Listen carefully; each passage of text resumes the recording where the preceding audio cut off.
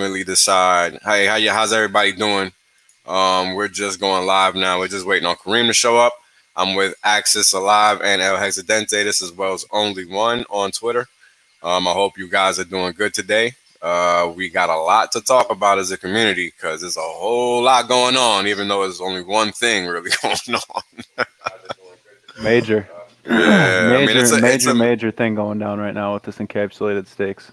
right. Yeah. I mean, it's like the biggest. It's the biggest topic right now because it could alter some things. It could not. In reality, this is just something that's kind of in the works. It's not finalized yet. The HEX.LIVE protocol, for example, hasn't even been audited yet. Their protocol works slightly different relative to what Karim is talking about. I think if I understand this correctly, the HEX.LIVE protocol is a tradable stake, whereas Kareem's is an encapsulated stake, which is similar to what the Gnosis guys are working with. But I'm not sure if I'm understanding that aspect correctly. But ultimately, I'm completely against it. I think everybody's aware of that. So you changed your mind a little bit after yesterday because you No, were off, and no, then you're like, no, yeah, no, maybe. no. Here's the thing. I'm completely anti it because all we're doing is copying the same bullshit that doesn't fucking work. Yeah, This is why crypto was invented, right? Like yeah, but people forget you that. gotta People you gotta forget that. remember though, like the substrate is good now. Substrate being the limited cryptos, like as a general idea. No. I get all that. I get But all you're that. always gonna have people building other layers on Yeah, top because with anything good, you can build on it. So there's always going to exactly. be somebody trying to take advantage. This is exactly my point of view, right? I mean, I'm anti the whole deal. I don't care for it. But again, it's just like you just stated, Axis. We need to get ahead of it and ensure that it's at least something that's palatable to us as a community and nothing more. So that's the message I'm here to relay today because it's I mean, important. I agree. It's early enough along in the process that voices can make a difference. So if you don't like it, then you need to Say speak up. something. Yeah, Right. say something. But this is the time because we're the ones that stepped to the plate first to interact with the protocol. We're the ones that are out here representing it. And representing it, I don't mean uh, being on a YouTube stream. I mean owning the damn protocol, owning the coin, right? Like it's Richard Hart's protocol, of course, but this is something that he's considering and talking about and mulling over. It's not something that's finalized. It's not something that's it's something that's in the works still. So people need to talk about it now. Now is the So time to talk yeah, about it. so to talk a little bit about this whole, because there's okay. So from my understanding, and when Kareem gets in here, it's going to be a lot more juicy to Correct. talk about it because he'll have a lot of these details. Right. But when looking at it from the outside, I'm wondering if not even more of the supply will get locked up. And then there will be this meta game being played on the Sorry future about that, guys. valuations of Right. Hex. But we're So gonna what? definitely talk about that because Right, but that's the that key that's a right key there. thing because look, that could bring valuation price evaluations up.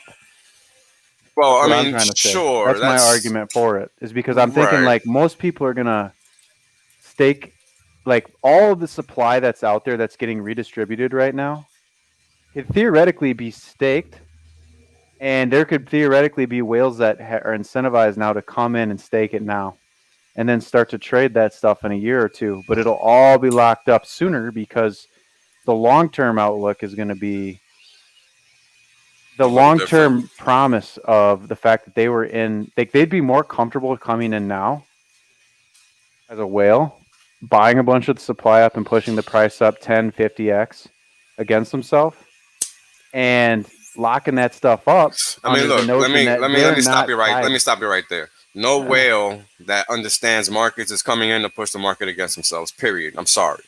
Like that notion just needs to get thrown into the trash. It's not gonna True, happen. because look, Only a and crypto this is something retard is good for doing that. people. Well, Let's look, be I think honest, there's a brother. point where there could be enough FOMO where people chase prices up. FOMO is one thing. That's not what I'm talking about. I'm talking about a single actor stepping in and Look, trying to Wales, price the you and I market can up. both agree that a whale that has money that's sitting on the sidelines right now that wants to accumulate hex. is not going to come in and fat finger buy a No, bunch of right. it. That's my point. Yeah. That's my That being point. said, if they accumulate, look at the chart, they're accumulating right now. If they accumulate around a penny, it's advantageous for them to lock all that supply up now and push the price up 10x. And then whoever comes after them, their situation is better off because they know that a majority of these coins are locked up. And they know they have the flexibility that the coins that they locked up can now be resold on future promises of future valuations. So the trick here is to make people believe that the long-term goal, the long-term valuation of HEX is like beyond 100x or 1000x or 10,000x. Oh, it's way more than that. And I mean, I think that's where all HEX But people here's could the agree. thing. Here's the thing. It doesn't need tradable stakes for that to be still the case. And tradable stakes don't alter that reality. In fact, tradable stakes might fuck it up, right?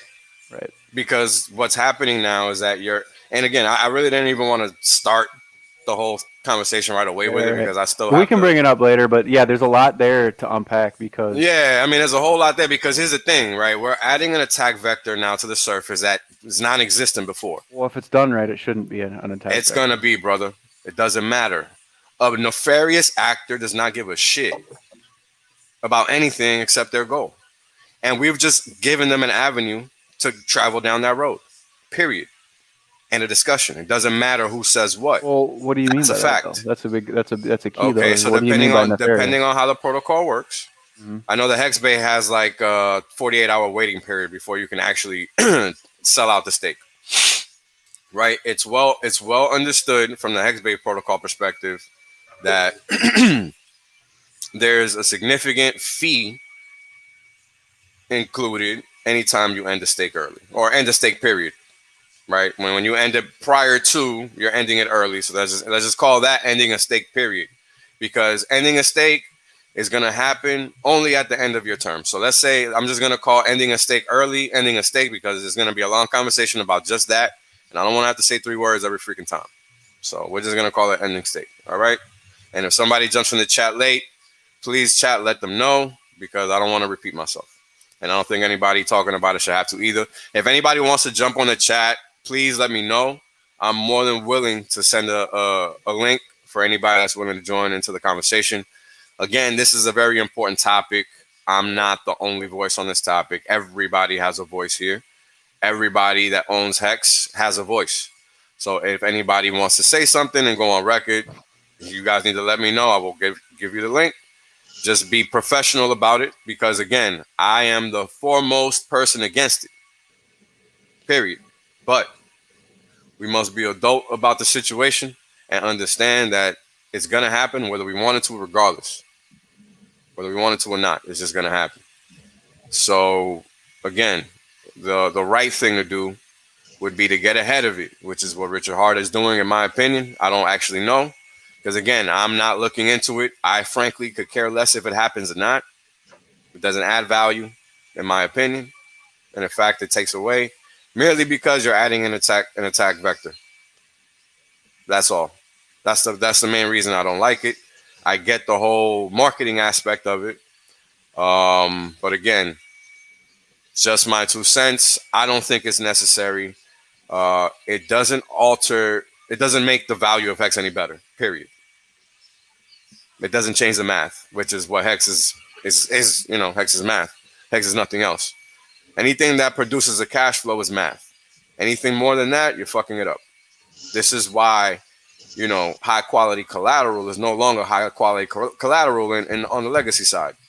Like, these are all advanced topics and I don't really want to get into the weeds, but my understanding is a little more advanced relative to the average Mexican. And, the fact of the matter is it's going to happen whether we want it to or not, but it's a bad thing, period. It's not a good thing. And that's my point of view on that. But again, if we're going to have to deal with it, let's get ahead of it and let's do something about it and make it something that we can stomach because guess what? It's going to come whether we want it or not. And that's the whole problem that we have to just deal with because, as much as it sucks, So bond math is another topic here that we're going to be going over as well. Yeah, yeah, because this is when it becomes important. This is when bond math comes into play. Right. This is when people need to understand exactly what's going on and why it's going on.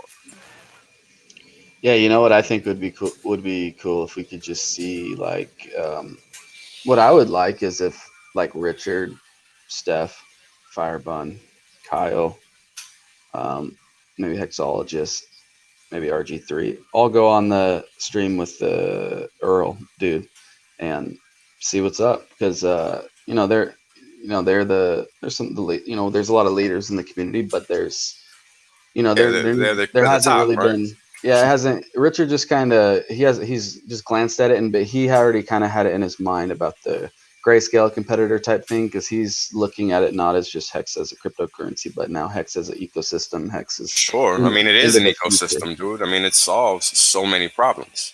Seriously. Yeah, yeah, and if if these other networks support or Solidity like Polkadot and Cardano and like you could. Right, he's talked about okay, we could get users from those places, but it's all so early, and you're basically what you're trying to do is flesh out the game theory and also what value, where's the motive one. Sometimes people have good motives and still make things that have vulnerabilities, but the motive, what is the risk versus the value that's added, like what is this making Hex better? Is the value of Hex going to go up? Because right now, the way I see it is, if certain people don't want Hex right now, Boom. there's I don't know What's if they're good, going to Karim? want What's up, Kareem? the encapsulated stakes right now, but I See. do. It's not that I don't. I like. What's up, bro? I like the future thinking. You know what I mean? Like we're thinking, we're talking, we're going over everything, and I do think people are just quick to, Hexicans are like we're used to everyone being against us. We're used to like basically, how it is. So I think we're getting better at that. But yeah, I just want to hear the facts, flesh it out. Is it going to benefit the Hexican today and for the next 50 years? I don't Man. know. What do you think, Kareem? No, absolutely. I think it's so important. By the way, sorry, I'm late because I was in the Telegram chat because No I was worries. telling Well the other day and It's this been a morning. hell of a day. It's been a Oh hell yeah, of a day. I take it so serious in a good way that we just have to educate. You know what I mean? I understand people upset, and it's okay because you have to be skeptical because it's crazy out there, right? But we have to be able to get the facts, like Accidente said, but also understand how we can make it work so that we can defend ourselves in a way. Because whether we like it or not, that's the key. And I started with that because some people lost that in translation. This thing is coming regardless whether we like it or not, right? It's not like, oh, today I woke up and hey, I want to do this. No, I heard it just like everybody else heard it when he was on that stream. You remember Hexagon? I even tweeted about it. Encapsulated state, this, that. And then I Mhm. just put my brain to work because people don't understand. I have a lot of money in the system. So I'm like, okay, how can I? Okay, it sounds like a good idea, but let me think about this. How can I game this? How can I? And this is actually how I even came up with the other thing and then the hex scale and stuff. But what people want to understand also is that give things the benefit of the doubt when information is presented and we're going to a debate. At the very least, right? Read the freaking thing.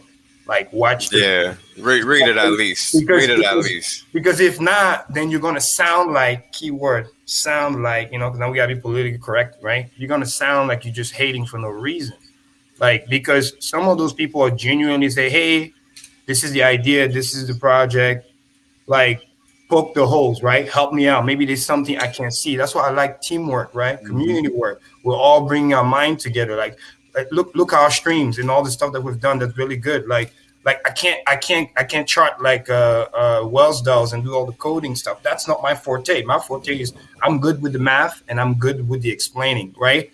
The same way something as simple as doing memes, which I think are cool and fun. I can't do that. So again, Yeah, me either. that's what community is. You can't just like gang up and say, "Oh no, this that bad," but like you're not bringing any facts. You just you know being loud. So that's not the point. And the reason why we need to figure it out is because it's coming whether we like it or not.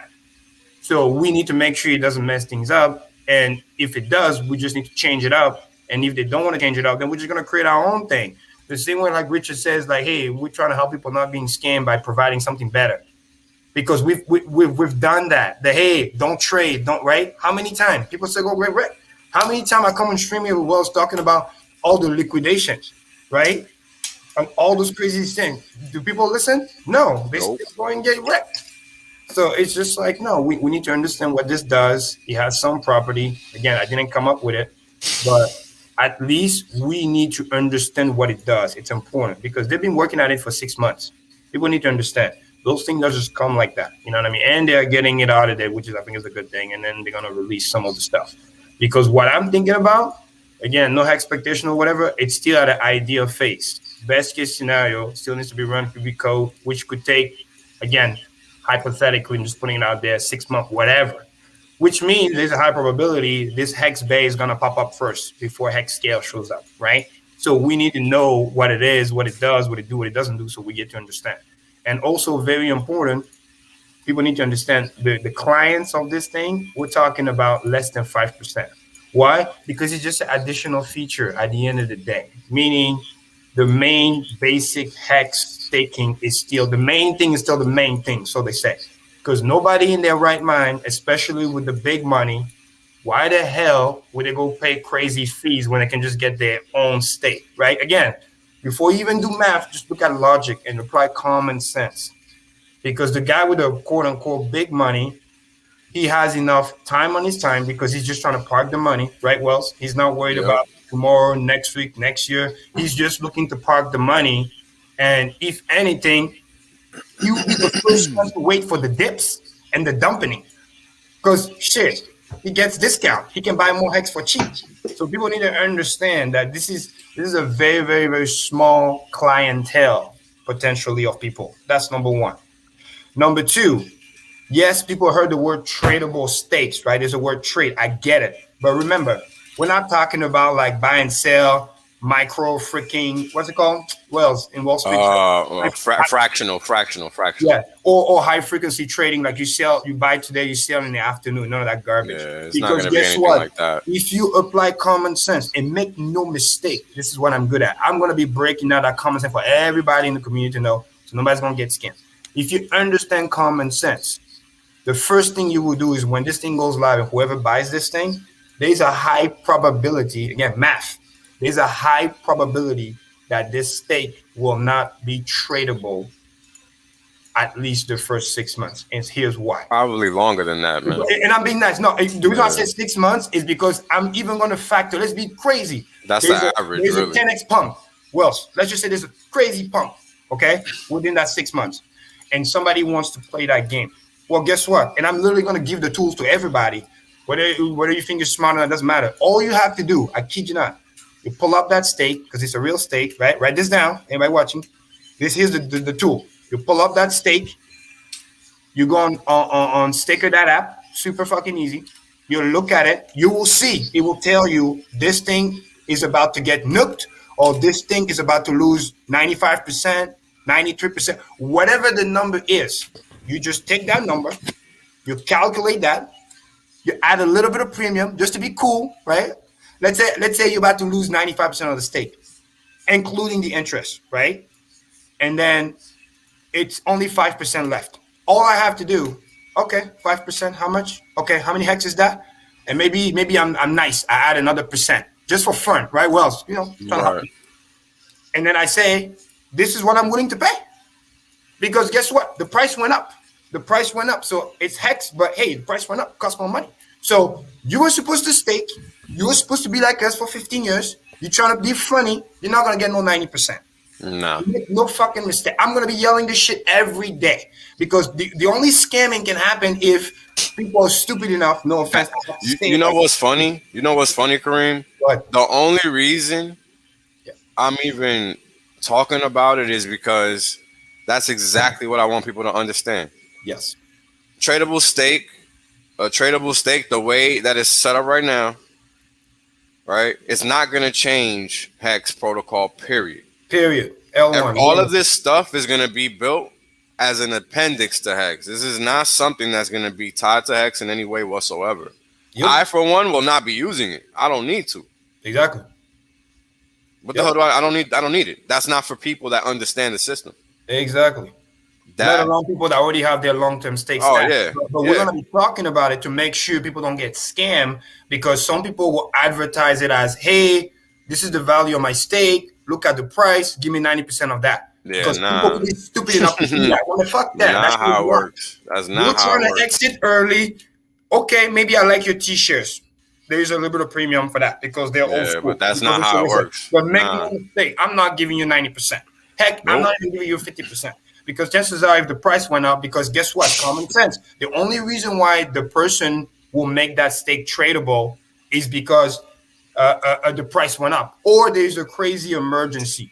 But again, listen, we're not a charity. You knew what the deal was. What if I Yeah, have an emergency? Are you gonna give me money? No, nope. right? So it's like you won't get nuked, but you not don't expect a crazy premium. And the Like value let's talk about. Go yeah. ahead. I'm sorry. Go ahead. Go ahead. And Finish. the Finish. value Finish. proposition, I want people to understand why it's slightly better is if you have another person that's really committed to HEX, a person that came late, but that's a potential real guy for HEX. Let's take myself for an example, right?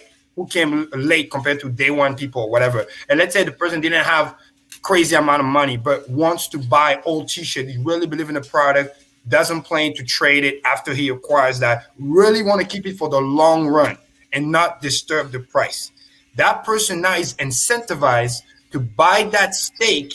Let's say he's willing to pay 10% of the value of the stake just because he can just gobble that.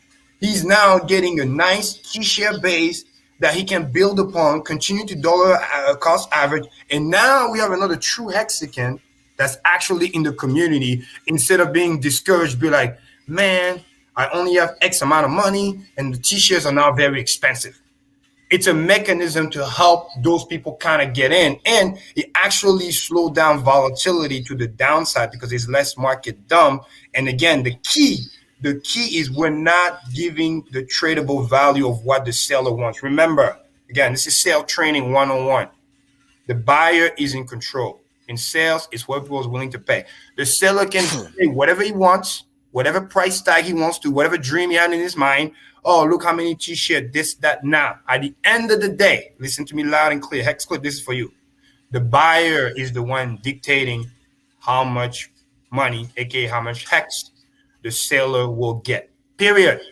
Because the buyer will have to go on the market, buy the hex, which is really cool, to then go and say, I want this stake. So technically, the money that got used to make the stake is not moving. Again, that's what people confusing. The stake is still the stake. What's being transferred is ownership. So if I spend 10, if person A, because I don't know, that's not me, I'm not gonna do that. But if person A spend bought 10 million hex way back when, whatever, staked it 15 years, and then now it wants to exit because the price went up 5x or whatever it may be, doesn't matter what it says. Doesn't matter if you say, oh, my stake is worth this much because the price went up. It doesn't matter.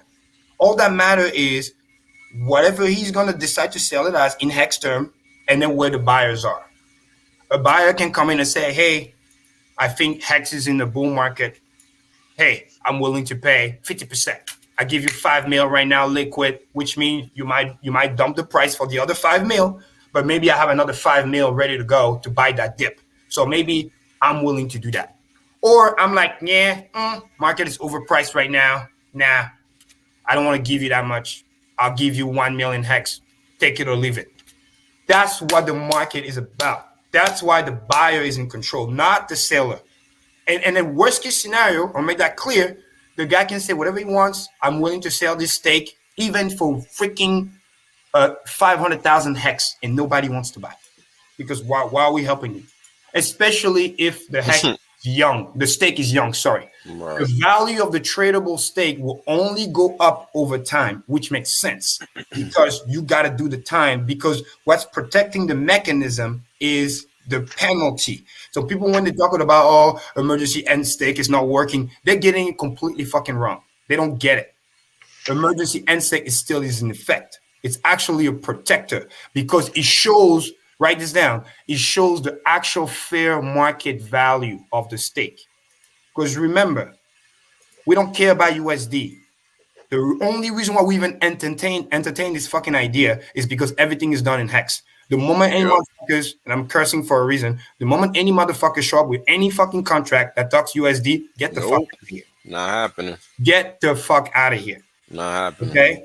Hey, let me remind everybody, right? Staking average right here. Happening. Almost 13 years. So we ain't fucking around with that. It's just not happening. Yeah, that's just not plausible. Happening. It's not you plausible. Know what I mean? We'll entertain it, but the moment we see that, we're gonna fork that thing so fast you won't even know what happened. Yeah, that's not plausible. I think one of the most interesting things about encapsulated stakes to me is more about the ownership piece and less about the tradable stakes piece, because there's interesting things that can be done once you can start doing that stuff with inheritance, or if somebody dies, or you want to transfer ownership in some way to somebody else, and you need to have a neutral wallet address that's in between you two, so that way nobody has the key and you need one party to agree to make the trade happen. There's just a lot of good things that could become of that, because the issue I see is, as the system stands, is there, if new people get in, especially all the no coiners getting in, if they all get into this, lose their private key, and it's all over. Like the whole idea of encapsulating your stakes adds another layer of security there in a lot of ways.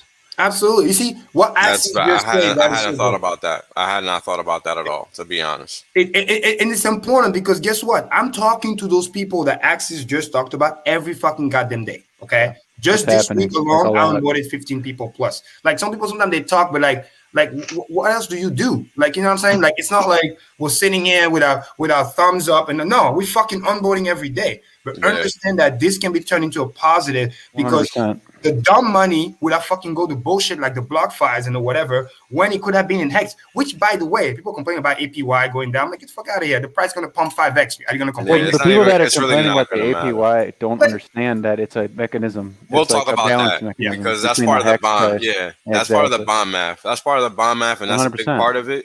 That's a big part of it. So we're definitely going to cover that, because that's the majority of it, right? Like, all right, yeah, we'll get into that. I'm sorry. Go ahead. I think people think Hex is so one-dimensional, and it's it's not. It's a fixed income product. It's a teeter-totter, bro. It's like one side goes up, the other side has to compensate. It's like you push so hard one way, there's going to be equal and opposite force. Exactly. This is why I know it's going to take time. Number one. This is why I want to start talking about it now, because guess what? The good news is they still haven't even been audited yet, and they are starting the process. They were talking about in the video end of the month or next month, depending on how busy the auditors are. Which actually, they're in the queue. Time. They're not even getting audited yet. This is of time to start talking. This is long days away. This is why I decided to have this chat today. Really, I mean, I didn't think it was going to be about this, but apparently this is what it has to be about. Because we just need to squash it and nip it in the bud in a good way. Again, we sign up for this. Right? I sign up for this because I know I can explain it. Because it's not, hey, let's be like the ostrich, put our head in the sand. And because I see a lot of people saying, oh, we don't have to just accept this. And you know what? You're right. We don't have to accept it, because what we can do is manipulate the outcome. Because the fact of the matter is that no matter what period of history you're in, humans are always going to, guess what? Human. And you cannot stop them from humaning. So stop it. I already spent 36 years doing that. I'm going to let you know it doesn't work. It doesn't work. I'm telling you, it does not work. I'm from the Bronx. I was in the military. I did all this crazy shit. It does not work. I've seen that in my country too. Oh, yeah. Tell him, Karim, I'm from the third world too. Yeah. This shit does not work. People leave our countries for a reason. Motherfucker comes in, do a coup. Yeah, we're gonna change. We're gonna help the people, and then fucking 5 years later, he's rinse, wash, repeat. Because people are too lazy. People will always just sit their asses down and fucking let everybody else do the goddamn work, and that's the fact of the matter. That's how humans are. So again, somebody will innovate. Somebody will have to fucking control that innovation, and that's what we're here to do. Simple as that. Exactly. So I got a question that kind of just came to mind. Like, what if there's, in the future when we get these, tradable stakes, right? There's like an indexed price of stakes, and I don't know if this is like options contracts where there's like stakes falling off in 2023, 2024, and each has its own pricing. I don't know if it's all conglomerate into one. Yeah, that's basically what it'll be. Best fucking believe. Mark my word. By that time, it's gonna be so figured out that me and Wells we're gonna have a chart doing that shit too. That's what I'm kind of saying is like there's gonna be a lot of added levels of. Yeah. And what you just touched on, let me give everybody a little hint. This is exactly the reason why on the HEX.VISION, it once Wells done doing the calculation about share rate increase based on the 555, and Maddie was talking about it. This is exactly the chart we will need, because we're going to be able to map out, assuming the people end stake on time, because let's not forget that, because that's also a factor of that. So it's an assumption, but at least you will start to chart, because what people don't understand is that exponential is a real fucking thing. Right now, moving like, oh, yeah. 7 years from now, yo, you know what? Karim, remember that snippet I shared? Remember that snippet I shared? Yo, people don't understand. We're still on the flat part of that snippet. We're very, because when it goes, every fucking day, you're gonna wish the share rate could go up $50 a day. Dude, there's gonna be a time when the T-shares just make such a quantum leap. And it can go up $50 a day without even the price moving. Nah, I don't think I should pull it up. That shit is too much FOMO, bro. That shit is dangerous. I'm sorry. That shit is dangerous, because we're still on the flat part. We're still on the flat part of that. This is the thing. We're still on the flat part of that chart. Absolutely. So what Axie said is important, because I want people to realize, and this is why I can really add value, is at the end of the day, it's still fucking sales and marketing and offering. It's just like, I'm good with analogy. It's just like going to a pawn shop. At the end of the day, you're the one in need, not the pawn shop owner. He's like, okay, you want a pawn? You need cash? Well, hey, you know the deal. You're not going to get fair market value. You're going to get what I think you deserve. And then, yes, some pawn gives you a higher value. If you bring a Rolex, it's different than if you bring a little jewelry that says, you know what I mean? But don't expect fair market value. You are tripping. You're not going to get that. You're going to get a discounted value every single time you sell a stake. Fucking discounted value. You will never, ever get present value. You will get a discounted value. And this is the main message I want to relate to everybody, because this is math, period. It doesn't matter what anybody else says. At the end of the day, you're going to be getting professionals from my side of the game involved, and this is how they do business, period. They're not going to do it in any other way. And a discussion, because this is billions and trillions of dollars we're talking about here. Potentially. Okay? So the way they do business is they sit their asses down. They look at how long has this stake been active. Okay, this stake has been active for 5 years, and it's a 15-year stake. Because another thing that's important to understand, the only stakes that will be tradable from what I've seen are 555 stakes. Cuatro Cinco stakes are the only ones. Or it's a waste of time. Or it's a fucking waste of time. So this is another reason you can't buy a tradable stake and sell it 10 minutes later. You're not going to be able to, because, for example, in the HEX.LIVE protocol, that one requires a 48-hour waiting period before you can even do anything with that hex that you're trying to cash out. So this is something that's very important for people to understand, because I don't care about the people buying the stakes. I care about the people selling the stakes. That's the side that I'm looking at. That's why I didn't even think about the security aspect. Sorry to cut you off. Here's the funny thing. That's what I'm bringing everybody together. Actually, right. But that's exactly why I want to have the conversation, because I know I'm not looking at everything. I know I'm not. That's why I said it out loud. In a funny way, the buyer is actually in fucking control. Because the seller has no fucking choice. They are in control. It's like in a bear market, you're trying to sell your house. You tell me, "Ma, it's $1 million house. Look at the pool. Look at the neighbor." I'm like, bro, it's fucking COVID. There's no cash. Okay. Exactly. I get you. Period. Take it or leave it. You don't want it. Hey, the rich man keep his cash, and then you deal with your problem. The bank may show up. You might foreclose. You can't pay the mortgage no more. This is real life. So what the base layer protocol does, which is amazing, because those are real motherfucking stake. You can literally track it. Super easy. Anybody know on average? Let me make that clear. Quick math. Simple. Hex click. This is your Q. Any 5555 stakes, the first 3 years, and I think a little bit more, you end stake that emergency end stake, you get fucking nuked. Yep. Which means somebody can just say, hey, I know that if you ES this joint, you're gonna get nuked. So I'm just giving you better luck next time. It's a big stake. I get it. You got a lot of T-shares. It's cool. But hey, I'm in no rush. I'm in no motherfucking rush. First 3 years, you will get 0. And I'm being nice. If I want to be an asshole, I give you 2%. Now what? Yeah, you ain't getting nothing. Because the person that is buying, you need to understand, the person that is buying, he's buying a fucking 15-year stake. That's the whole point.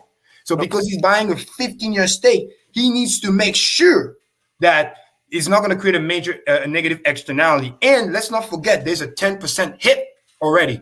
So which means if he decides to trade it later, premium. he's going to get hit another 10%. So he needs to make sure he's buying something that's going to be valuable. So why in the heck, again, common sense.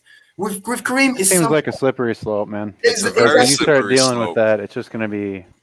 Yes, So it's why a the very. hell- That's why we're having this conversation, baby, because I want people to understand.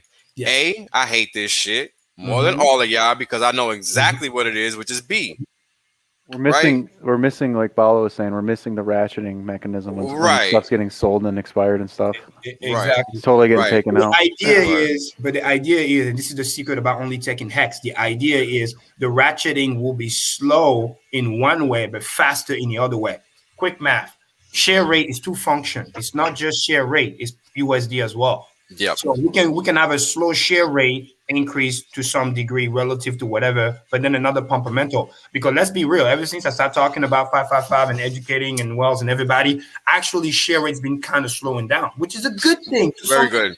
Because it's adoption. That's a function. That's a function of long stakes. Again, and duration has been going up. Oh, hold on, Karim. Yeah. We're 8 hex away from 17,000 hex per t-shirt. Oh, that's my tweet. I can't wait. I'm gonna do a tweet. That's tomorrow, boy. That's tomorrow. Because again, quick math, please understand this. Abundance. We can't just have a few making a lot of money and no, because we just gotta make the pie bigger. Like, let's be real. Because no matter what, when this thing comes out, whatever, like existing stakes cannot be used. It's only on the go forward, which means that's another thing. Let's actually talk about that for a second. You don't even need to touch this thing ever. So it's like you're tripping for over no reason.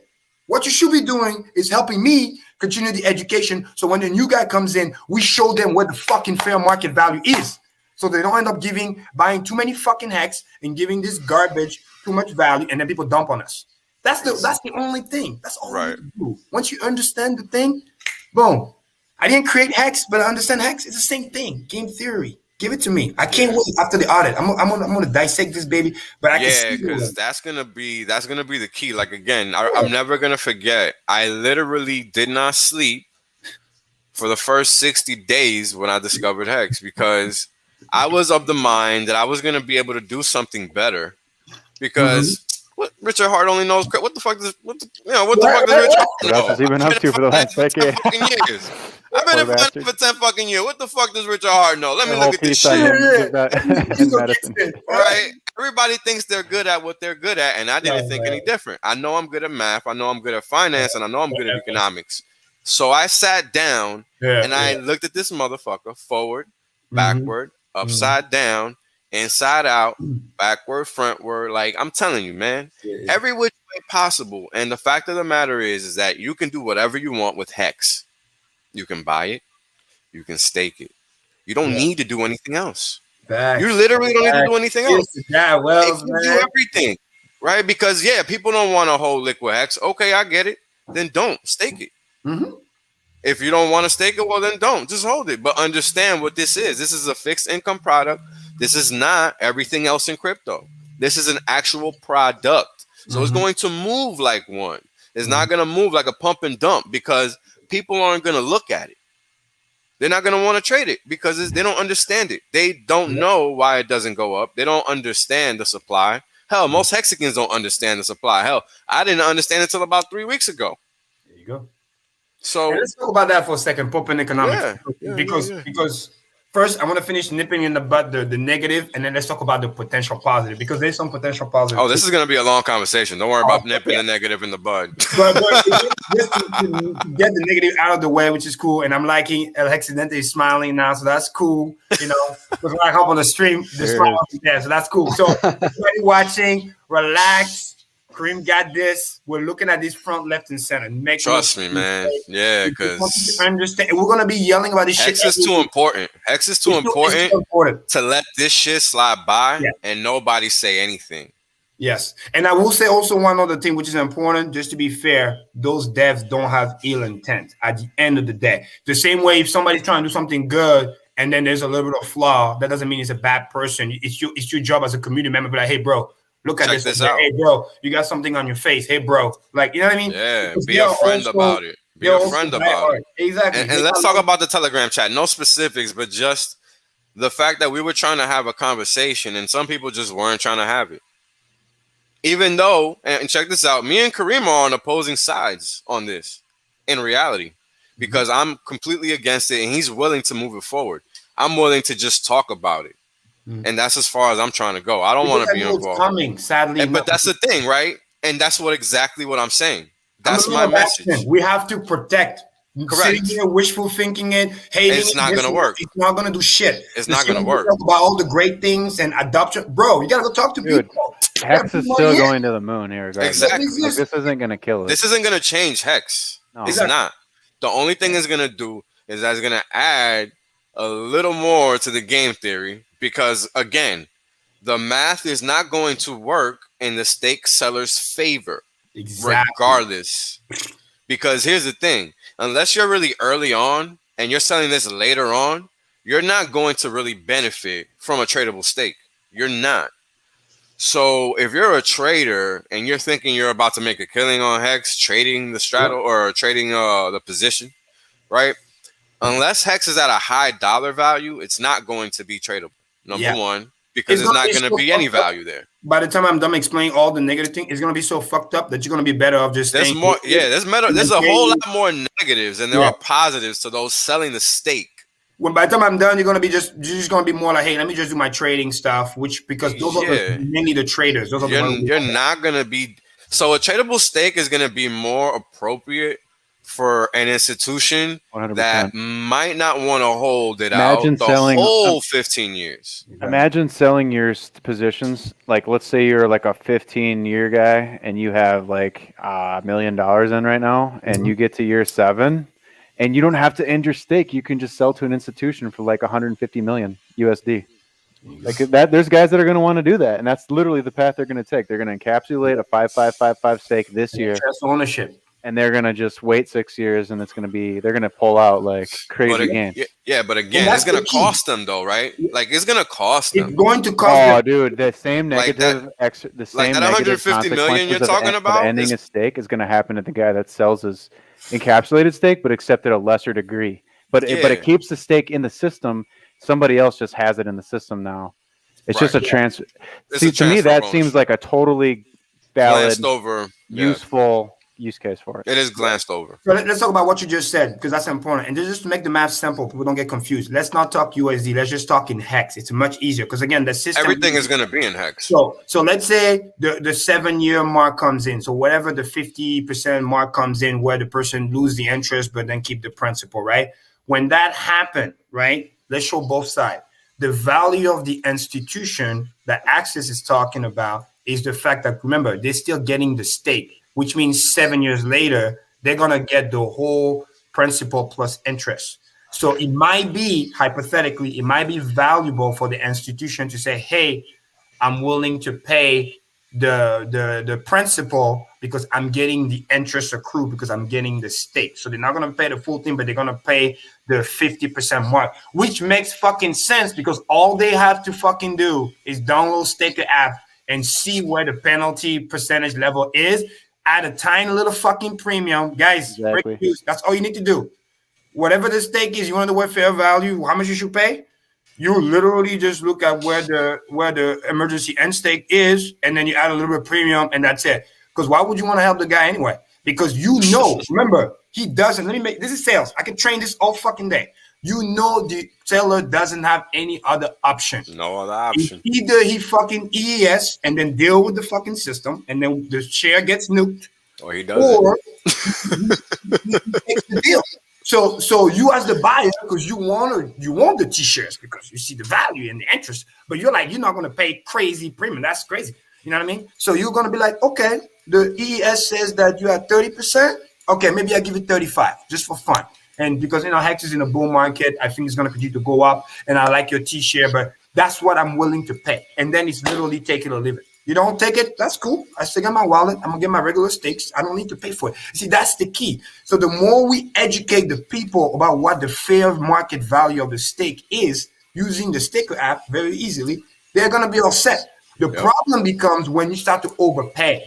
Because you need all this liquid, whatever, you paid 60% for something that's the emergency end stake. We have only give maybe 30%. That's the problem. That's when there's too much. Well, then the system gets even deeper, right? And now you have valuations on valuations and in predictions and stuff, and it can get.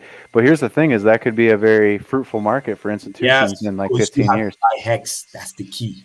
Yeah. It becomes a market in Hex, not in bullshit USD.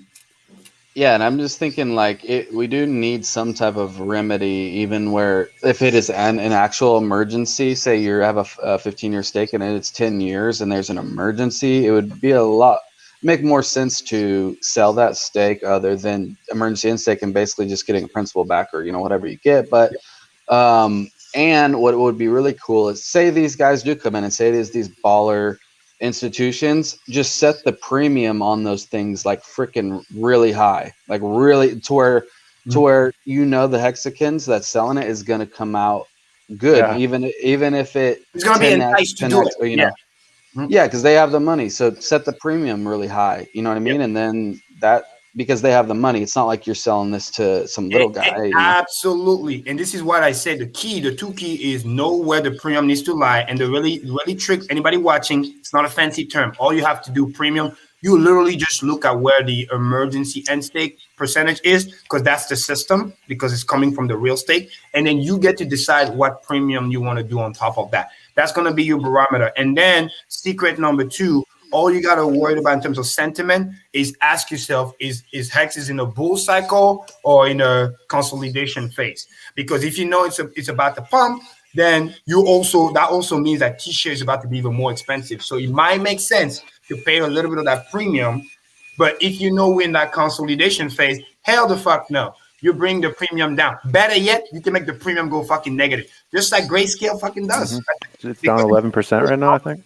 Yeah, somebody bought a stake for 10K, and then the thing did a 10x move. It's worth 100K, and then he wants $80,000. Hell the fuck no. You can say, okay, no, I'll give you 50, premium. maybe. Yeah, no, that's not 50. I give you 30, maybe. Because you were not supposed to end stake. That's the point. Right, depending on the time frame. Yeah. Incentivize. The premium needs to be low, not because we're rude, but because we don't want to incentivize that behavior of like, hey, price pump, let me sell the T-share so I can dump on people. Because remember, and this is the key, you the buyer, you are the seller. Let me say it again, very slow. You the buyer are the seller, because the person will dump 90% of what you're willing to buy. That's the key. People in the chat, they're still misunderstanding that shit. Super simple. It's not 90% of the stake. It's 90% of what you are willing to buy. If somebody has a 10 mil hex and then you're like, nah, fair value, I give you 3 mil hex for that. Boom, that's what you're going to be willing to pay. And they're going to receive 2.7 million hex. That's it. Because it's the 10% fee hits after the deal is made. It's kind of like a broker's fee, right? Hey, this guy wants to sell his house. You know what I mean? My boy Wells wants to buy a house, but he's like, hey, market's about to crash, interest rates acting funny. You know what I mean? About to go up, right? Yield curve, $1 million house, shit, 600K. I'm not paying 100 million, shit. I know what I can afford, what I'm willing to afford. So I make a bid, 500K on a $1 million house. Take it or live it. That's it. Because I was about to say the rich guy. The new guy can just sit on the fucking money and just chill. Because you don't want to overpay for no reason. Again, unless you're an institution, but then again, that's their prerogative. And in a way, because, and this is the key, because they have to buy Hex first, the higher the premium is, like Axis was saying, it's actually good for the price. Because the higher they're willing to pay, the more Hex they have to buy. Because remember, the stake is locked. If the average guy say I'm willing to pay 30% and the institution say I'm willing to pay 40% to get that stake, well, guess what? That means they have to go buy 10% more Hex. Yeah, I don't see that this changes like the T-share rate or anything like that. I don't really see that happening at all. Exactly. Because for those institutions, they're like, whoa, this big stake over there, maybe it's worth big institution, right? 50,000 T-share, when realistically right now, our current share rate with the money I have, maybe I can only create 15,000 T-shares. So the incentive for the institution is, let me put a premium on this bitch so I can get a hand on 50,000 T-share, which, by the way, when the fucking institution is in, they're going to fucking protect the price. They have no choice. It kind of feels like the AA lobby all over again. Incomes. They have no choice. So when people are worried about, no, and because they understand that what they're willing to pay is what's most likely can be dumped. So let's say they had 100% of the fucking money just to chill. They just put a bid over there. and then somebody bites for 40% or 50%. They're like, fuck yeah, they get that. So they get the 100% value for 40% of the cost. And then they fucking just literally wait the next 2 days when the deal goes through, whatever. And then the person literally dump, and the institution just buy that dip and add to the stash. So literally for 100% of money, they're getting like 150% value easy. Does that make sense? Right. It's literally, so that way also, you also create price stability, because the bigger chunk, that's the key people need to understand. Well, you know what's funny? I don't see the dips being bought ever stopping, right? Like I don't see that ever stopping. It's because just the stake moving to stronger hands, which Right. are most likely going to have more powder, because if they're smart, they're not going to pay a crazy premium, even if they had the money, right? If I have $100 and somebody is willing to sell it to me for 20, I'll give him the 20. But guess what? I still got the $80 ready to go. So when there's a dip, I can deploy that $80. That's the whole point. And then it creates stronger hands. It creates a better mechanism. And then the volatility to the downside is low and the volatility to the upside is faster. Why? Because even whatever I'm willing to pay, I have to go buy the HEX first, push the price up, grab that HEX, and then go give to the guy. And then not only he's getting less what the stake would have been, but on top of that, he's automatically, keyword, automatically losing 10%. It's a 10% net buy no matter what, irrespective of price. So again, example, very slow. 10 million HEX stake. Somebody is willing to sell it for 4 million HEX because that's the only best premium he gets, right?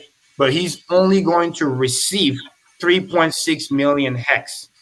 But better yet, Karim, he's going to dump the 3.6. But what people keep missing is whoever the buyer is, institution, had to first go on the fucking market, buy the fucking 4 million HEX, push the price up, and then the other dude gets the 3.6 million HEX to, let's say, dump the price down. But it's still a net buy 10%. Irrespective of how much you purchase the stake. This is the reason why the 10% fee is after the handshake, after the deal is made. Does that make sense? Yeah. That is the key that people keep missing. I mean, that's go ahead, Axis. That was sorry. Was go ahead. Yeah, and I think that like whenever we're looking at it like this, I think that, say like the audit, for example, it would be good to make sure that, I guess that's what you'd have to decide. Do you think it is right for an institution that can buy encapsulated stakes that can eventually own more T-shares than someone that bought in at a fair market price? Or, you know what I mean? To where that, I think that's a lot of people are worrying about, okay, well, if this goes on, they're buying very high T-shares. They're buying a lot of T-shares with these. And will they be able to have control over, with their amount of network that they have with the T-shares, and will they be able to basically outcompete the regular market and basically make this other market that HEX wasn't intended for, because they have so much money to float this stuff? That's kind of what that's a good question. Now, this is the part when the real talk comes in. This is where my mom and dad used to tell me, Karim, in life, let me know when you're done. And the money for the cookie, because this is a reality check. At the end of the fucking day, listen to me loud and clear, especially OG Mexican. You are the one fucking selling the stake. You can't have it both ways. You can't talk about no institution, but you're the first one to sell the goddamn fucking stake and then take the money and cash out. So there's that's bullshit. I'm gonna call out right now. If you want them to get the real fucking fair price, you keep your fucking stake. You don't interact with that smart contract. Well, hold on, no, Karim. Am I right in saying that no stake that's been made before this is going to become an encapsulated stake? Yes, yes. Only moving that's forward. That's a huge advantage, right? It's a fucking advantage. They don't even know what they're talking about. All the early people, they're about to get that already sets us up for success with this. But to Accidente's point, I'm warning right the fuck now. Some of those people complaining, when their account is going to start to look like millions, they're gonna be the first motherfuckers to be like, oh, institution is willing to a $2 million stack. They're not gonna be able to sell. They're not gonna be able to sell. Yeah. Let me transfer that real quick. And they're not gonna be able to sell. They'll be the first one to bitch about, they got too many fucking T-shirts. You motherfucking sold. You the sellout. Period. So we need to call a spade a spade. So he's bringing a good point, but that can only happen if you sell. That's how great the fucking system is. Nobody's going to take over nothing. Okay, always not fucking selling. So let's talk about that. Let me say my 2 cents real quick on that. Look, at that point in time, the value of Hex is going to be so high that it's not going to be as easy as it is now. And that's something people also have to understand. Like, we're at a unique point in time that's not going to exist it's not going to exist in the future, guys. Like, when this is possible, these people are going to be paying premium top dollar for Hex. It's not going to be them buying thousands of Hex like you're thinking. So you have to literally erase that from your mind. That's not going to be possible. If anything, they maybe have to buy 3 digits worth, but we don't know, because it again depends on the actual dollar value, because that's what they're transferring into Hex, unless they have some other crypto. So, that's step number 1 that you have to keep in mind. And that's pretty important, because it's not going to really price us out, because we've been here from the start. So we have first movers advantage. It's a fucking pumpamento. More money's coming in. And that's why, but hold on, and that's why we have to be very cautious with what we got going on here. Because again, I'm still not for this. I don't think personally the game theory is made any better per se, right? And it does add an attack vector to a degree, but at the same time, the way in which it's done is respectable, because it doesn't allow somebody to just come in and dump Hex on us. Exactly. And that's the whole point. That's the key. That's the only key. They really have to think about what they're doing. And they have to actually sit there and hold it for a while. Yeah, like, it's not going to be like they can just jump in and next month they're going to be able to dump it. Exactly. Like, in order for them to do that, they're going to have to pay a high premium, meaning something greater than 12 years, probably, maybe even 13. Like, this is what's happening. Because, again, it's math, and that value has to be there. So, the famous thing Richard always talk about. Motherfucker can hate on us all they fucking want. You can't fucking dump Hex. You don't have any. Yeah. Okay? Now, the person that's talking shit, if you're the fucking one that's a sellout, that sells the fucking stake, then you have no fucking right to come to me and talk shit. Because you're the motherfucker that sold. You're the motherfucker that took the liquidity and gave it to the people that potentially could dump whatever. Even though to some degree they had a net loss, they have to wait for the price to maybe go another 10x and then do another trade stake, because why would you sell at a loss, which is kind of stupid. But let's even pretend and entertain that for a second. This is how this works. You see people trying to mystify, make it look so fucking complicated. With Karim, it's going to be so fucking simple. Fucking simple. Number 1. God, this guy. Don't be fucking played. You say, you can literally fucking call me, go on live stream. What's Telegram? Hey, Karim, I'm thinking about buying this stake. What do you think? What's the fair market value? I say, hold up, pull up the link, STAKER.APP, let's go. Where is it? What's the emergency end stake? What's the fucking percentage? Okay, whatever you see here, loud and clear. Karim says the premium you should fucking pay is literally whatever the EES number is, and then maybe 2%. And if we're in the fucking bull market, maybe give him 5%. That's it. Anything more than that is fucking overpriced. Don't pay. Just say, hey, price too high. Change your price, or nobody pays for it. That's it. This is just making me realize how bulletproof Hex is, actually. Yeah. That's what it's making me realize. Figure that shit out, too. Because as we're talking about this, it's like I'm running my mind through all these situations of what could happen, and I keep seeing good things out of it.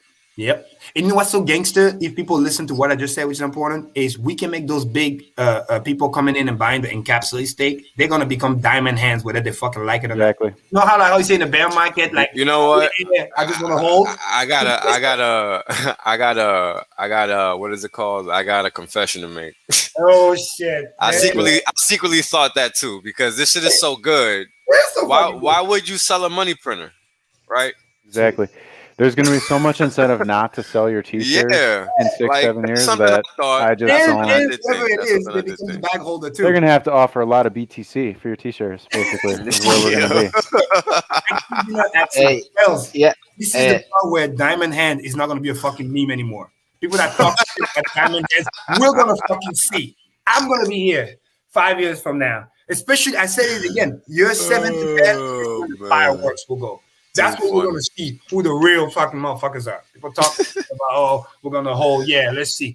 I'm going to be here. Yeah, we'll see. You're right about that one. We'll see. Hey, there's a super important point. Like, whenever you brought up they're not going to be able to price us out, that's like I was talking to Maddie and some of the other guys yesterday, and that the thought was that they might not be able to price us out, but as true hexicans that believe in this, not for just us but for our Everybody, family, children, Mhm. will they be able to price future people out?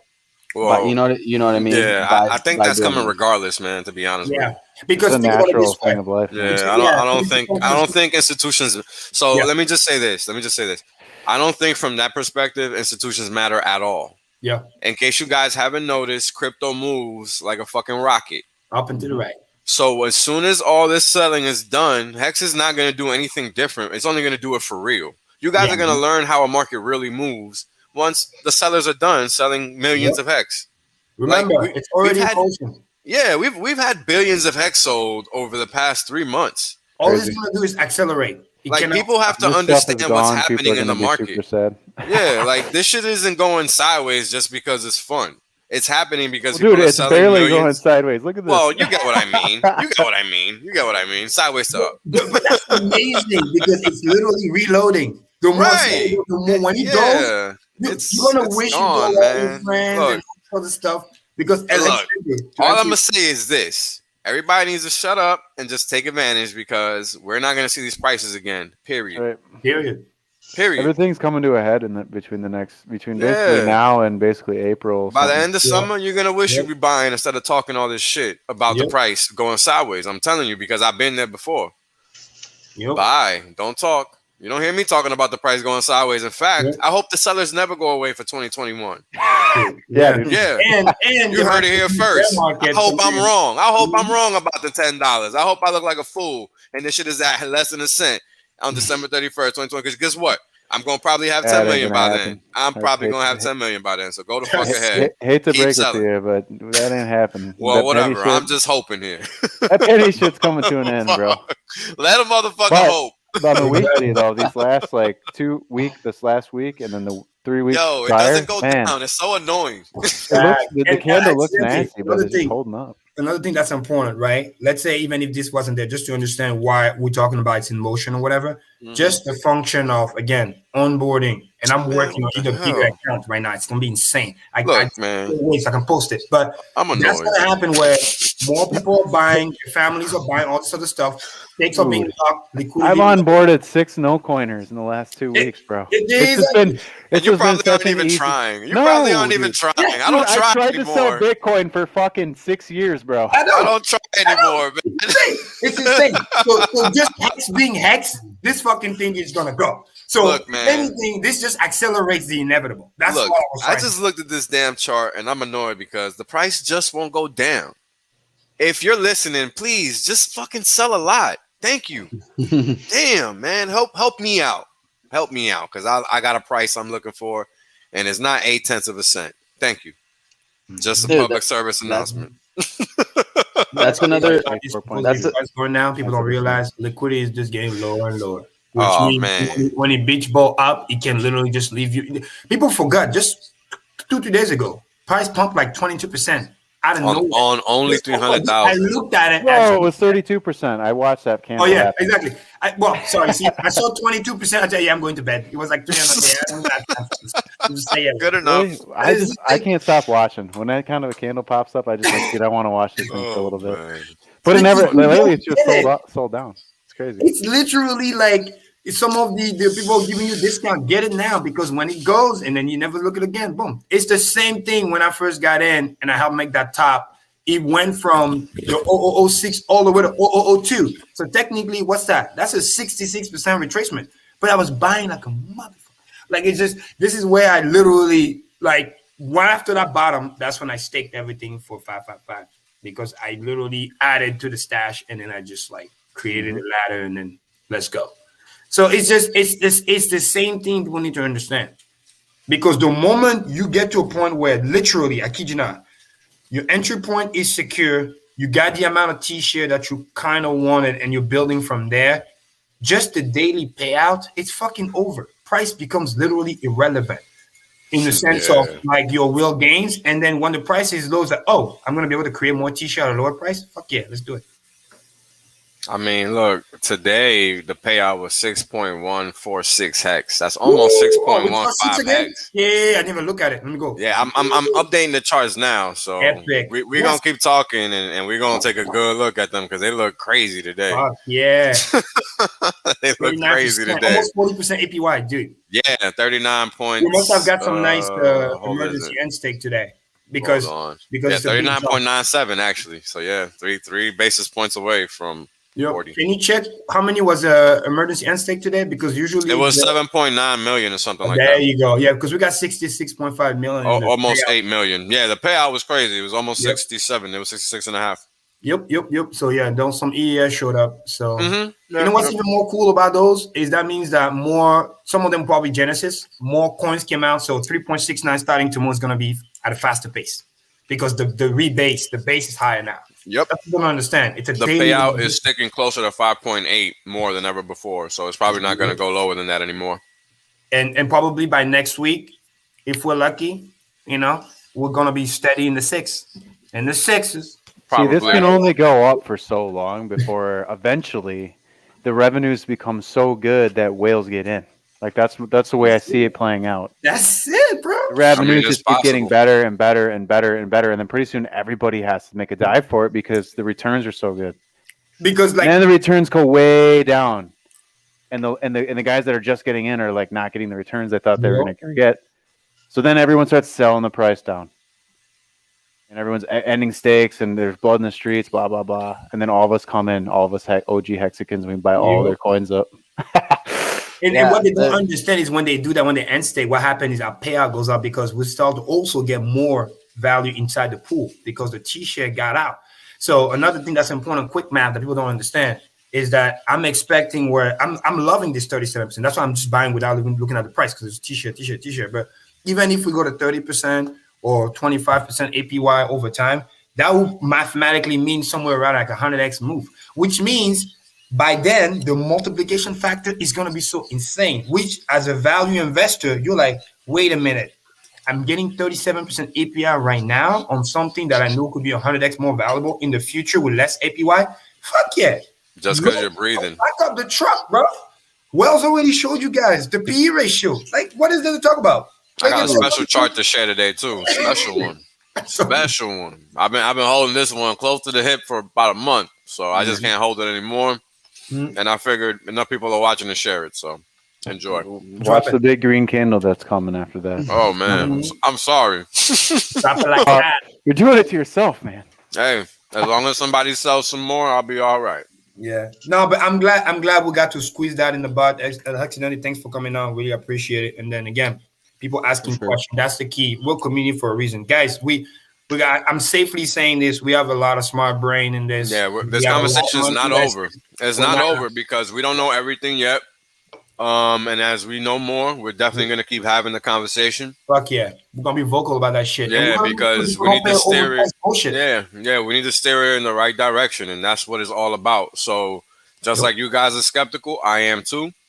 So I'm glad to give everybody a platform to say their 2 cents because I got 2 cents to share too. Yep. So that's all talk.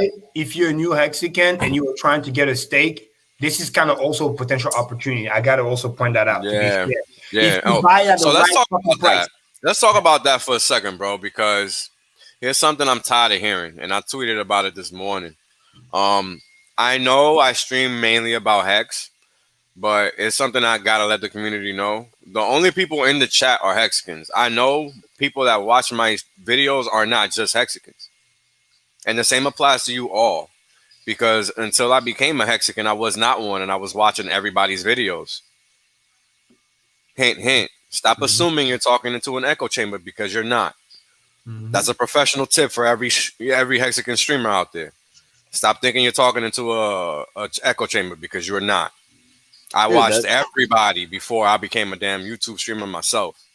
So everybody isn't a Hexican that watches. Not only that, but like even El Hexidente was pointing out today on Twitter a little bit about how the community is growing right now, and we actually have like the analytics to like back that up and show like there's people coming in. Is that what that was? I had just woken up, so I wasn't really sure. Yeah, it's just it's nuts, dude. Like Hex is getting more traction than like 20, like what is it, like 46% of interactions is with Hex over any other coin. Is there like Oh wow. Yep. Yeah, it was the engagement. Like, there's other coins and communities that, or whatever you could call them, communities that have more likes and bigger guys that have 100,000 or 200,000 followers. But that when you look at Hex engagement, every single one is like that's true engagement, not bot Yep. Or spamming bot. Right, engagement. right, It's right. like Wow. That's number interesting. one or number two on all, because you watch all these other ones, it's like they're strangers. They don't know each other, and it's just like Exactly. a comment here and there. It's not like, oh, I know you. I'm gonna comment on this specific thing because I know you. It's way different. It's like Right. I and learned once, that from yeah. a good streamer and a celebrity. He said ideally you want to make sure your interaction or like to like subscriber ratio is minimum. A good one will be like minimum 8 to 10%.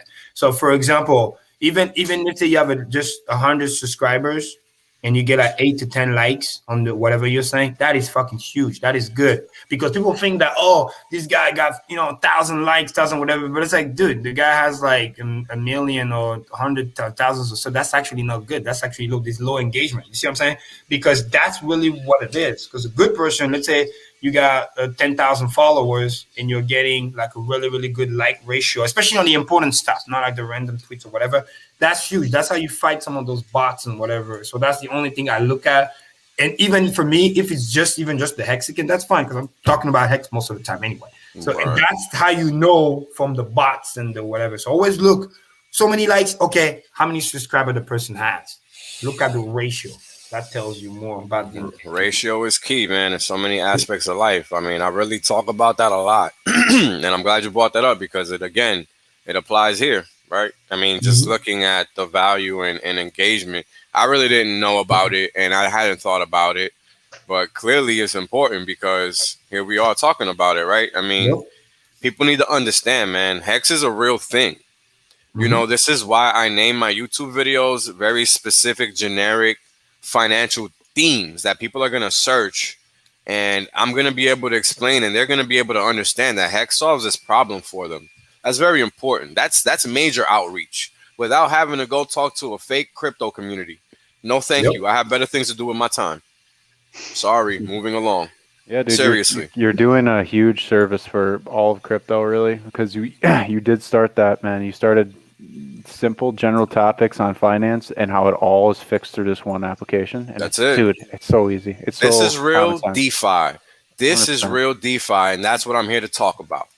Period. That's All that other stuff is just fun. That's gambling. You want to gamble? Knock yourself out. You want to make money and become a wealthy individual? Read The Richest Man in Babylon and come buy you some Hex. You're welcome. exactly. And You're part of welcome. that education is to understand that you have a role to play too. Again, That's going right. back to what El Hexidente said, we can sit here and talk about all the great things, but when the time comes, when we all like celebrities, so to speak, Hex is killing it, top 5, number 1 market cap, because I really believe we can definitely be there. The question is going to be, are you going to do what you said you're going to do? Are you going to be that diamond hands you've been talking about for years? Or are you going to be a sellout? Well, we need to talk about that now because when it most likely, look at track of human being might happen. I want to go back to that video. I want to look at those fucking people in there and be like, yeah, you were talking shit. You were talking about this one. Now, adoption came, and what did you do? You're talking about, oh, decentralization. That's cool. We got that. You're talking about, oh, no, this, that. Yeah.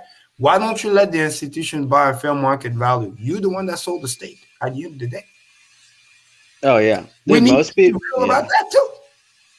Yeah, that's what I mean. Most people, you got to be careful. Like most people, they just do this. You know what I mean? Like, You can't have it both ways. Yeah. If you, and this is reality, you can't be some, these people. I don't know. You got to be careful when you look at like. Don't judge this thing off of like the social media side of it, because people act whatever type of way they want to act. And Correct. it's like It wasn't for COVID shit, dude. when That's why I like to meet people. I don't. Yeah. For lack of better option, at least we got the streaming. But that's important. That's important because if they don't do that, I mean, and by the way, I'm not condemning anybody for selling whatever. But if you sell, shut the fuck up. Like don't come and complain and this and that, dude. You sold, so you have no right to come and talk about all this other stuff. So let's talk about this for a second because we're all in crypto. Shout out to our Discourse Syndicate, RG, and Kinetics. Thank you guys for showing me love and having me on your stream.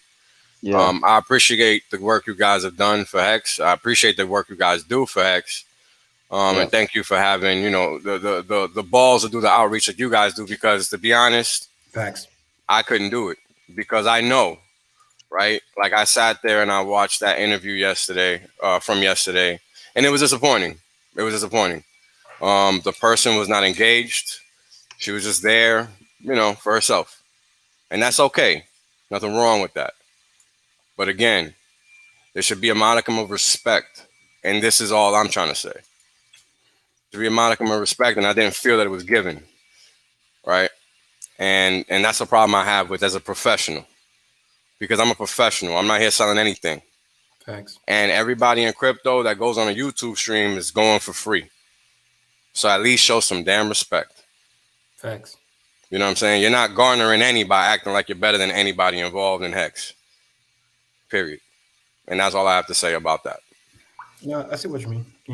I think that's where education comes in, because people need to be more educated to, again, understand and know what they have. Because there's always, respect is a two-way street. You show Correct. respect, you give Correct. respect. And that's exactly why you must give it. When you're entering somebody's house, you give it. It is not just automatically granted. You feel me? Mm-hmm. We're not nice because people. I don't step into anybody's house and act like I'm better than them. Exactly.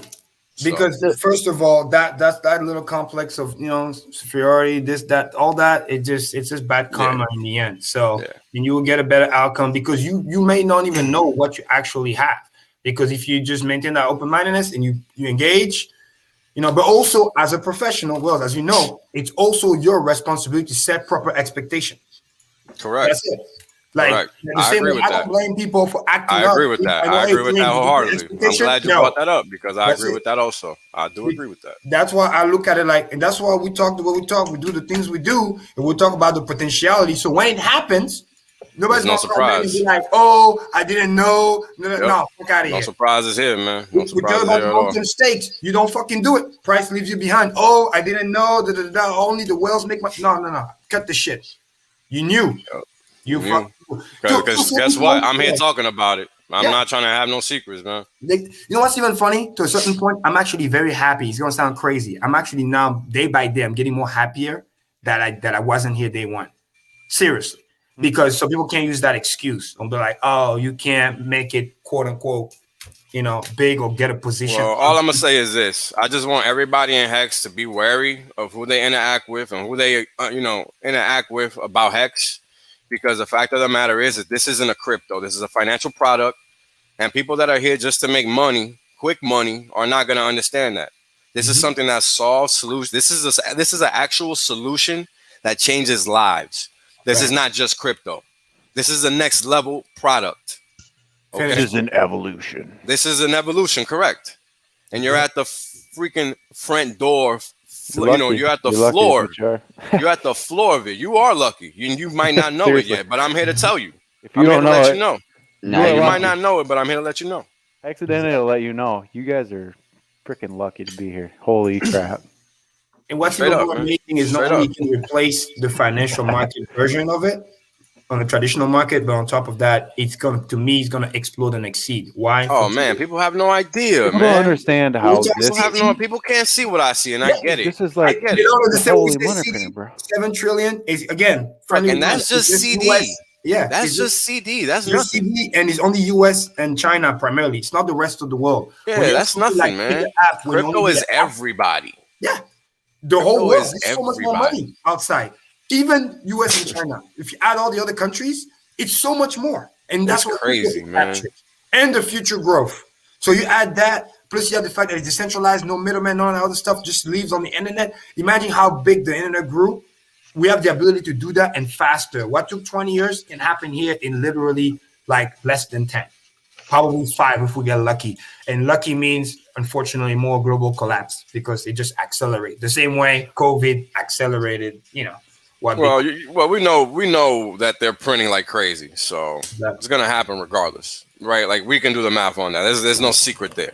Period. You know what I mean? You can call it what you want, But at the end of the day, our generation is going to experience Y more levels of inflation, period. Because you cannot print 20% of a currency in 1 year, 30%. Excuse me. Just to give it a palatable number, you cannot print 30+% of a currency in 1 year and think inflation isn't coming. You're stupid. Yep. Period. I've seen it. I don't give a fuck how many years. PhDs you got. I don't give a fuck how many millions you got. You're lying, and I know you're lying, Well, and dude, you're not lying to me. You can't lie about it, dude. But you can lie to I can whoever tell you wants to right believe now. it. I work at a retail store, right? And I when I started 5-6 years ago, not 5 years ago, the 8-pack of albacore tuna was 11 and a quarter, and now today it's 15.86. And I know that because I've been buying that for that many years. That's a lot of money. But my wages haven't gone up to compensate. Hell no. My wages are just barely. I know mine hasn't. And you have the audacity to talk about fucking, we're gonna raise minimum wage. Bullshit. You just read wage. You know what? You know what's funny? Let's talk about minimum wage. Let's talk about minimum wage. Let me give you guys an economic lesson. God, here we go. And only Let's give you guys and here are the facts. Here are the mathematical facts. Minimum wage is a scam. Yep. That's how you're underpaid. In case you did not know. That's a mathematical fact. You're gonna have to go into detail on that. Oh man, let me be a little bit more break it down, crystal clear. So when you have somebody telling you what the minimum you have to take is, guess what? That's what you're gonna have to take. You cannot make a stand and say, "Hey man, my time is worth more." This is bullshit. Well, guess what? This is the law, motherfucker. Enjoy, no matter what. Flipping burgers, cleaning floors, whatever. It could suck ass, but guess what? You're only gonna get 15 for it, even though the cost of living average is $30 in a regular city, and that's just to share a decent room. Yep. Just to share a decent room. Not even to live by yourself. And these are the mathematical facts. So you keep thinking minimum wage is good for you. You keep lying to yourself. You keep believing that bullshit that's told to you. And so everyone's over leveraged because we have this idea that we need to continue to grow and grow and grow without fake recourse. Bullshit. You know what growing is? Growing is fucking. Well, growing is good from a interpersonal perspective, but growing out mechanically, like the building and city structure forever, does not make sense. You're going to kill all the wildlife. Just use it that simple. Here's the three major problems with minimum wage. Number one, when they talk about increase, the problem is they're only talking in dollar. They don't talk in readjusted inflation. I mean, look, I wasn't even going to get into that. Exactly. So a lot of the time when they talk about the rates first, they value the currency up the fucking ass. Yeah, the problem is so the actual problem is the currency, right? Yeah. You can't continue to live off of shit and expect to fucking but dude, you can't just generally say shit. You got to explain why it's a piece of shit. Okay. Because when the dollars are printed. Let me give you the explanation. Well, when the dollars are printed, it's really simple, dude. If the U.S. Treasury is in control, that's our government. But they need to purchase Federal Reserve notes from the Federal Reserve. So that means that no matter what, every dollar that hits your hand is owed back fundamentally at the root level. To somebody, and that somebody is anyway. So there's also that going on. But the more important thing about this minimum wage crap is like, let's just say percentage. Let's say minimum wage goes up by 15%. Hey, everybody's cool. But then if that same year inflation went up by 20% or 25%, you're actually net negative. That's what people don't understand. They print first, they devalue first, and then they come up with the solution. It's that same Hegelian dialectic. Like they give the problem. You want to explain that? You want to explain that? Because a lot of people don't even know what that is. We've been dealing with for fucking decades. People from South America, Hegelian dialectic. Yeah. They act like they're the fucking savior. Oh, world debt, we're going to take away your loan. They give you the problem, but they already have the solution, and they come with it. You destroyed everything, and we're gonna be so nice, we're going to let you borrow money after you fucking crashed everything. Like the level of disrespect. And that's exactly how. So that's number one. So this supposedly raise that you're talking about is not readjusted inflation. Number two, more important, and that's my fucking field. This is the reason why, unfortunately, whether you like it or not, salespeople or people that do commission, they always win at life faster. Because understand this, and it's going to sound a little bit mean, but it's for you to be waking up. A company, by definition, doesn't matter who it is, will always, I'm going to say slow, will always pay you the least Less. amount of dollar they possibly can for Never you to get the fails. job done. Yep. Make no fucking mistake. You think you're smart being disengaged at work, doing X, Y, and Z, business on the side. They already priced that shit in, bro. They already did. And I know that very fast because even me at my level, commission, every now and then I reevaluate my contract. Every now and then I'm like, now. Because I do the math. I know how many business I come in. All this solar, dude, you guys are making X, Y, and Z stocks going up. Like, no. We need to reevaluate. What's up with the commission? Like, no, it needs to go. Okay, that's the standard. That's cool, but I'm different. I need a bonus. And then I don't need a handout. Give me a structure. How many do I need to hit? Okay, the normal guy do like, okay, 5 deals. Okay, well, I'm going to do 20. I'm going to do 30. What will you give me for that? So you literally create your own base because it's based on actual results. Shit you have to fucking do. But as you average, more than everybody else on average. Don't scare people, Karim. Stop scaring them. Stop scaring them. People don't want to work that hard, Karim. Relax. I'm sorry. But you get what I'm saying? So when they're like, when you think like you're smart, oh yeah, I'm disengaged, make no mistake. It's all priced in. And the sad part is this, because I've experienced it too. If they know that you're a hard worker, oh shit, and you're driven this and that, it's a wrap. They're gonna milk you even more, and they're gonna give you a sample. Like, oh, look at this race. Look, oh, I'm gonna do that. And this is cool, but make no mistake, your value, your true value, not in a disrespectful way, not the motherfucker that, oh, look how much I'm worth. Shit, when it's showtime, where are the fucking sales? Where are the results? You're just talking shit. Oh, I'm gonna do X, Y, and Z. Yeah, go fucking do it. Where's the result? Fact check people. Don't just take face value. The reason why I come on stream, it's not just for fun. I want you to see it. The reason why I talk about 555, I pull up the dream account. I want you to fucking see it. It's not to brag. People, the hater will talk shit like that. Okay, yeah. Validity. Hey,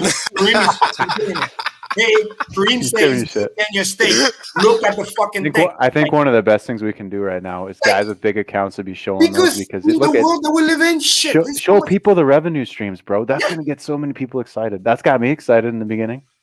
I'm like, dude, look at this guy's making like a G every few days. You know what's funny? But that's what I'm saying. Well, in the world that we live in today, there's so much fakeness out there. Yeah. It's so sad that I have to do it. I have to do it because if not, it's attack vector. It's not sad, man. It's a reflection of your character, man, and we need that. And a lot of Hexicans are like you, dude. Believe it or not, a lot of us just want to grow the system quicker. Yeah, that's all we want. That's very true. Bottom line, and that's when everybody. You share your intel and your screenshots of your stakes and stuff. I mean, it's motivating. Let me tell you what. Oh, dude, I only got 5 now, baby. Let me tell you. Yeah, dude. And it's a protection mechanism because the haters will come. Make no mistake. And remember, that's a function of success. As crazy as it sounds. No, if anyone's ever read my Twitter handle, man, slander is the signal. And like, and when I say that, I mean that like literally. Like, if you ever wanted to know some of the best investments in history, they were always hated. Amazon was hated on for us. Oh, and it's gonna be Tesla. That is the signal, hater. Like Tesla hater. That's like, all right, somebody's slandering something for like a year straight after it goes 326x. I'm pretty sure that is not watching at all. Just talking pure shit, baby. You know what's funny? They're thinking about us every goddamn day. Oh man, what's up, Presidente? I said, clip it, Hex clip. Yo, clip it. For real, man. Damn. Fire on a Saturday. Shit.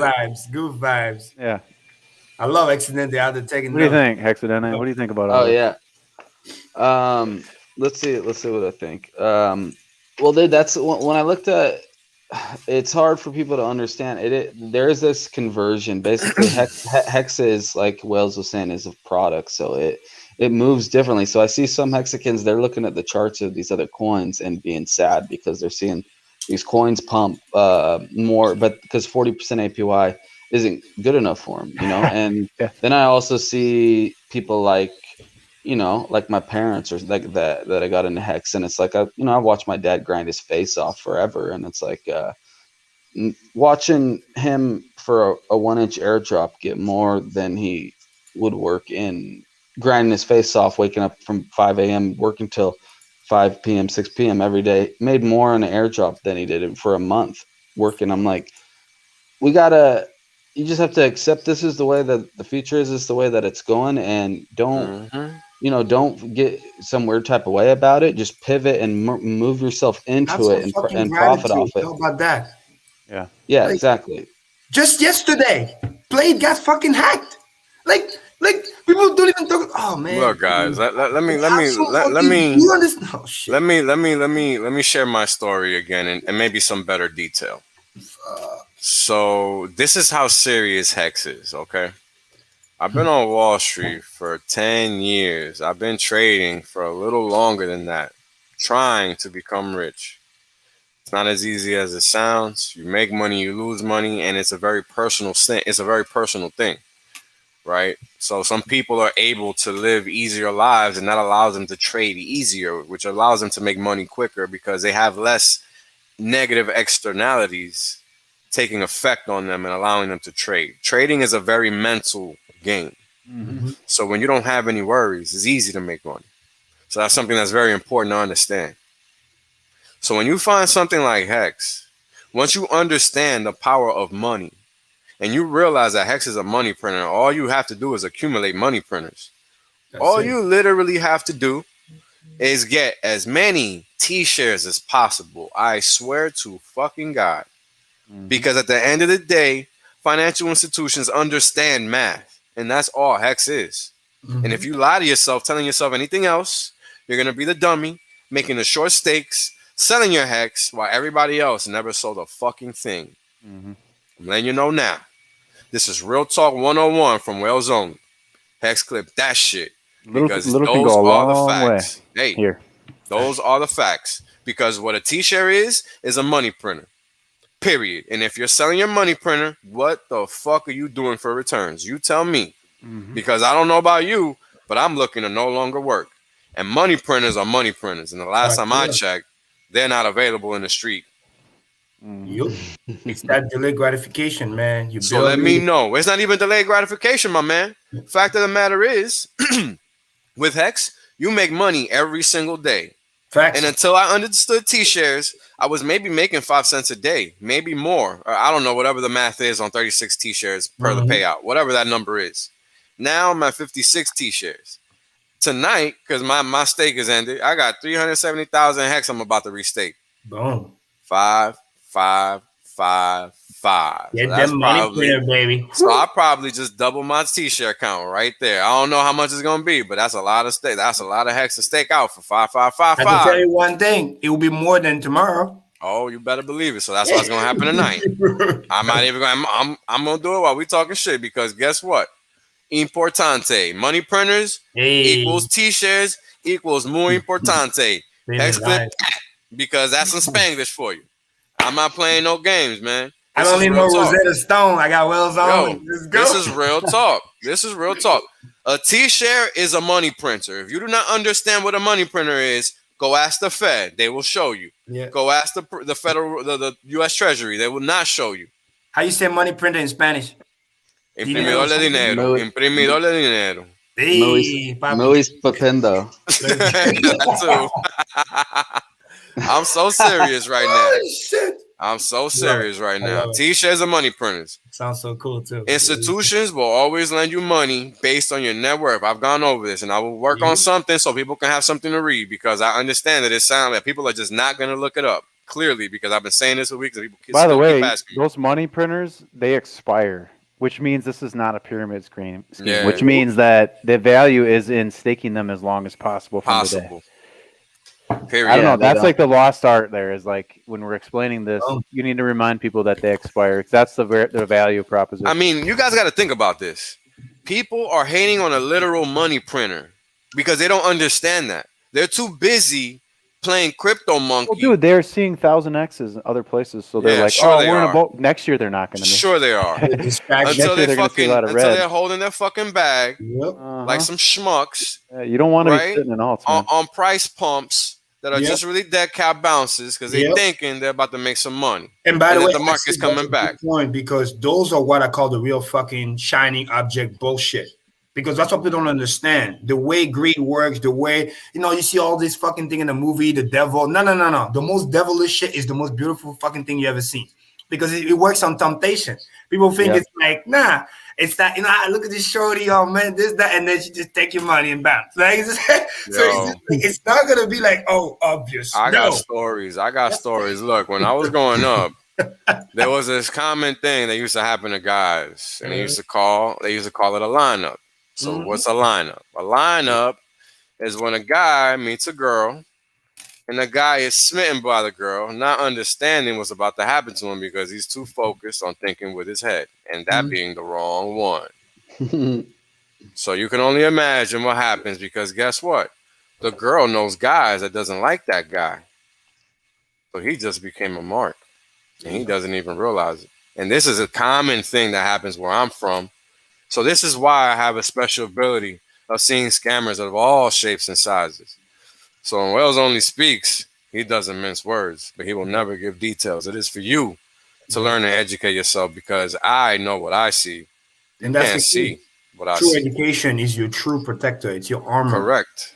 Not imagine, running away, not yelling. Yeah. Fucking Imagine if all me and Karim did was come on stream and ask us and say, "Hey, just buy Hex." Oh, dude, that would be sick. Let's do it. Buy Hex. All right, everyone. We'll see you later. Good day. Have a nice fucking life. Story. Buy Hex t-shirt done. That's not what we're doing here, guys. We're giving out valid information that you need to look up yourself and verify because it's important. I'm not saying it for my health because guess what? I'm already good. I don't need to share any of this shit with anybody. I know the fucking facts. You don't got to believe me. You don't got to believe me. You don't got to take a single word I say at face value. But guess what? You better look it the fuck up because you might be mad if you don't. Don't listen to a word he says. Just look at the charts. They explain themselves.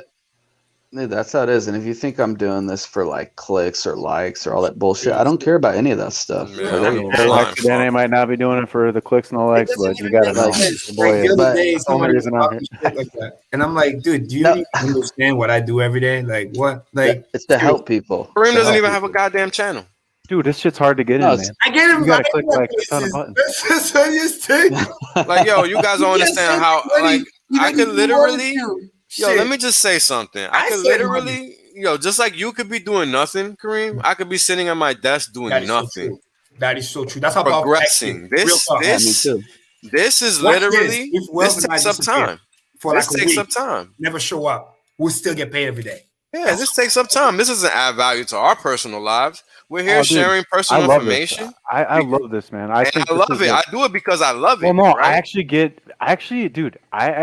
value out of doing this because I always seem to come away with an added perspective, and I think that is true of pretty much everybody in this party right now. You know what I mean? Yeah. But I'm trying to say, don't undercut yourself, Wales, because what you're doing is hella valuable. But that's the point. What I'm doing is relaying what I know to be true. Some Hexicans don't know what I know to be true. Me showing a chart is me helping you understand, hey, you need to look a little closer. This is my point. Me knowing doesn't mean shit for anybody else. I know some really on that thought. I know some like really, really smart traders or just crypto people or market watchers that have done really well, but they just don't see. They've heard that Richard is a scammer, and so because of that, it totally like shrouds their ability to see through and see the value proposition. Sucks to be stupid, brother. Well, I don't know. It's not really. That's the dude. We should group think on this and figure out how do you. I know what you're thinking. I've already been there, man. And let me tell you something. Like hitting them softly and different angle. Example, it's like, I can even use myself. Back in 2015, when I first heard about Bitcoin from my friends, I was in my situation. I'm like, nah, stay away. I just started making 6 figures. I'm like, I'm focused. I'm trying to get out of debt, all this other stuff. So I ignore it because at the time, because that's what you need to understand. Just like in sales 101, customer can say no. Don't get frustrated. It has nothing to do with you. It has nothing to do with your presentation, your pitch. You could be really, really good. It's just sometimes in sales, there's something called timing. Yep. You don't know what the person is going through. Timing is everything. Going on, this, that. So the money is limited or the money is committed elsewhere. So there's a lot of timing matters. So you just got to come back slowly. And then over time, just wait. When they're ready, they'll come. That's the only thing you can do because obscurity is your only enemy. So don't make unnecessary enemy. Don't make people hate you for no reason. And then just keep coming softly. Say, hey, do you have time in 5 minutes? Can I explain it to you? Because you know what? Just to interrupt you real quick, Karim. If you guys haven't seen Discourse Syndicate interview from last night, definitely do. I shared it specifically I should have shared it from when Karim was speaking, but just definitely watch it. Karim spoke with Wendy O. He made a very professional presentation. So it's worth watching. Again, I want everyone to have their own opinion about the crypto folks. I don't represent them. I don't claim to. I have no interest in conversing with any people that don't understand mathematics or the importance of creating wealth, because this is what I talk about. I don't talk about crypto gains. Like, that shit is not real. That's a fleeting Paper gains. That's a fleeting gain. That's not a real gain, because guess what? In a bear market, what are you going to buy? Stable coins? First of all, before you buy anything, what do you have fucking left? Yeah. Because you might even get washed up. Whatever. Yeah, that's what I don't understand. Imagine bear market. You got all those JPEGs at least. Oh, right. Those NFTs. Yeah, they're good. Yeah. So you could be down 80%, and then you realize what the real thing you're supposed to be in, and you're not. And then once the time you transfer whatever's left, it goes up 10x, let's say, to be conservative.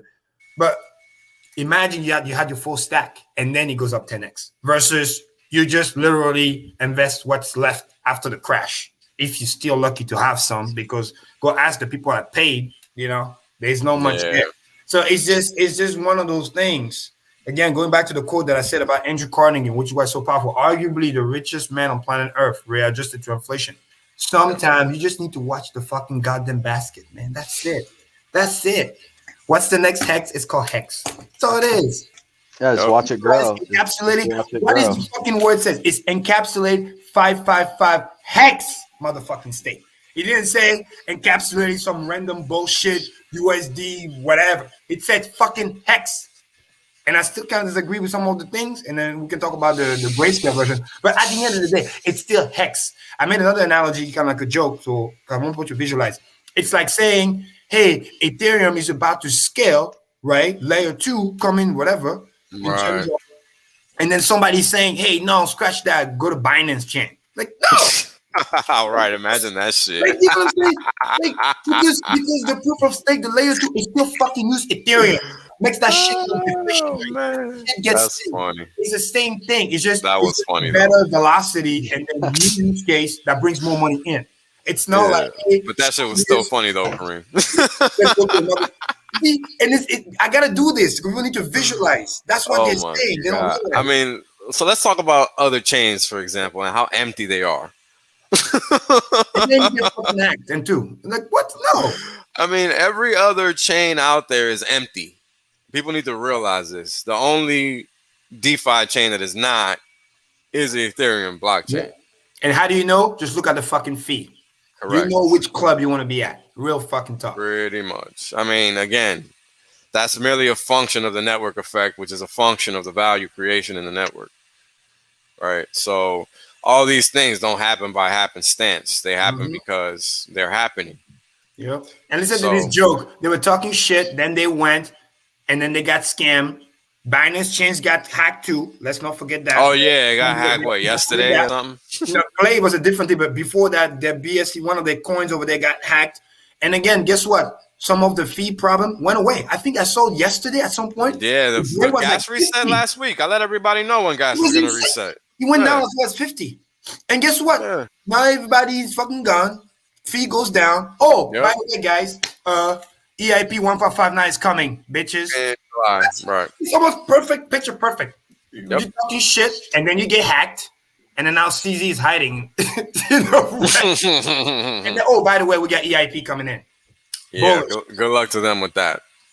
And watch how they're gonna all crawl back. Good times. Yep. So yeah, good times ahead.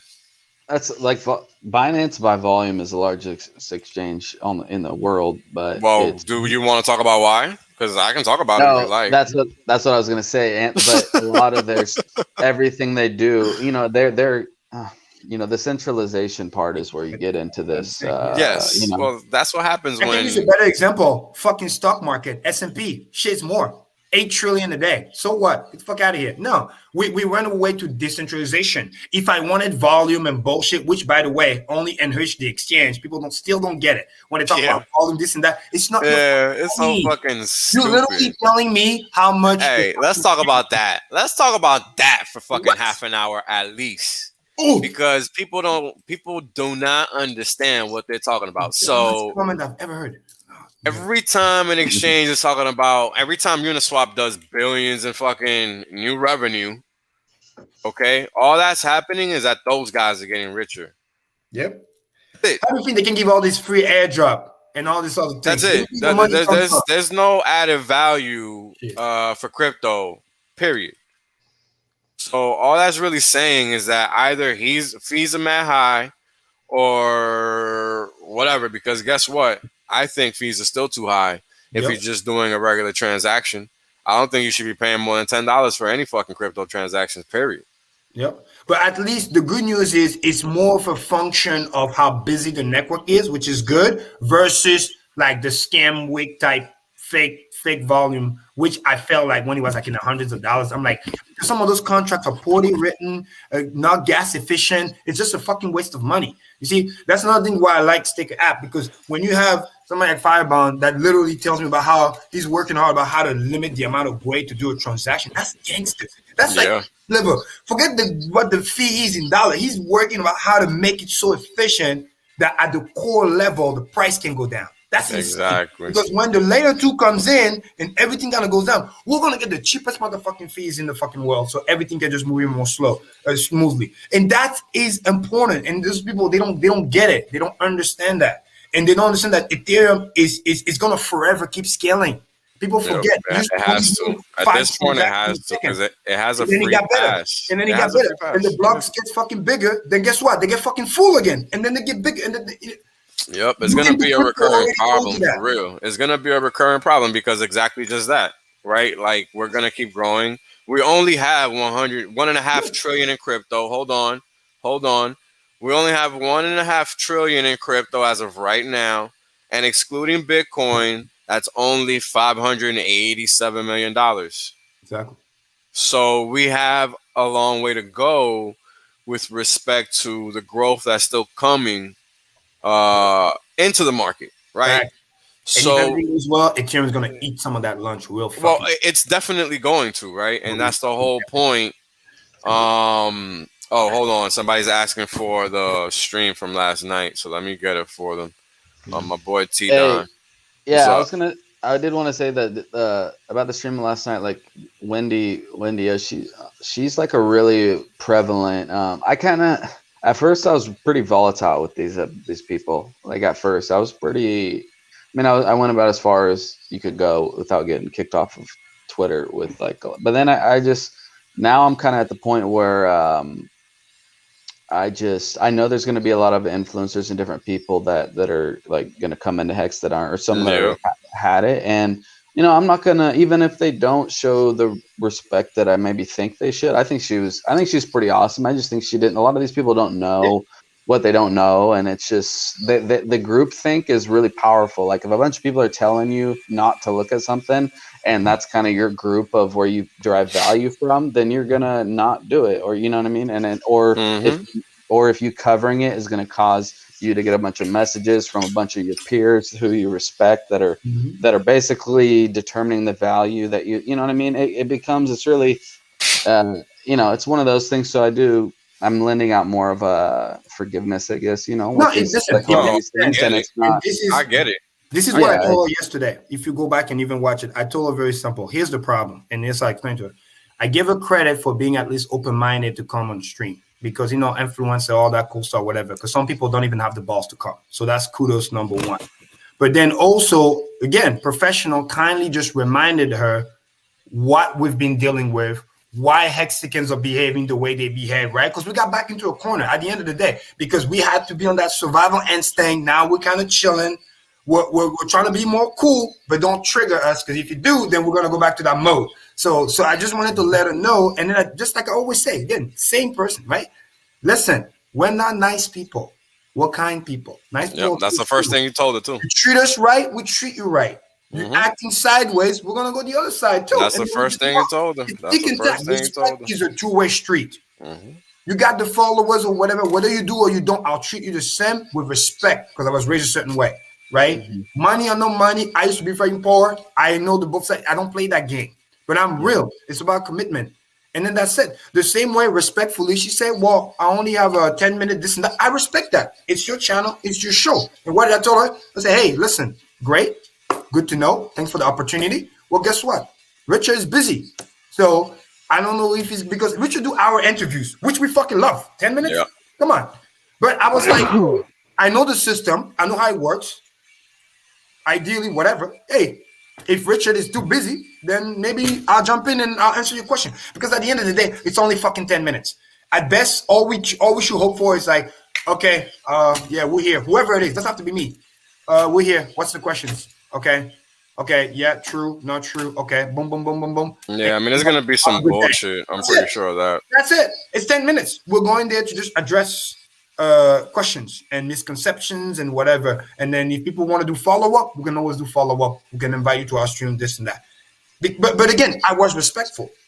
You see what I'm saying? Yeah. She definitely got more than 10 minutes in our show, but she said I only do 10 minutes because she also said, to be fair, the other guy or whatever, I'm not going to name it, whatever, the copycat, only got 10 minutes. So I said, I understand.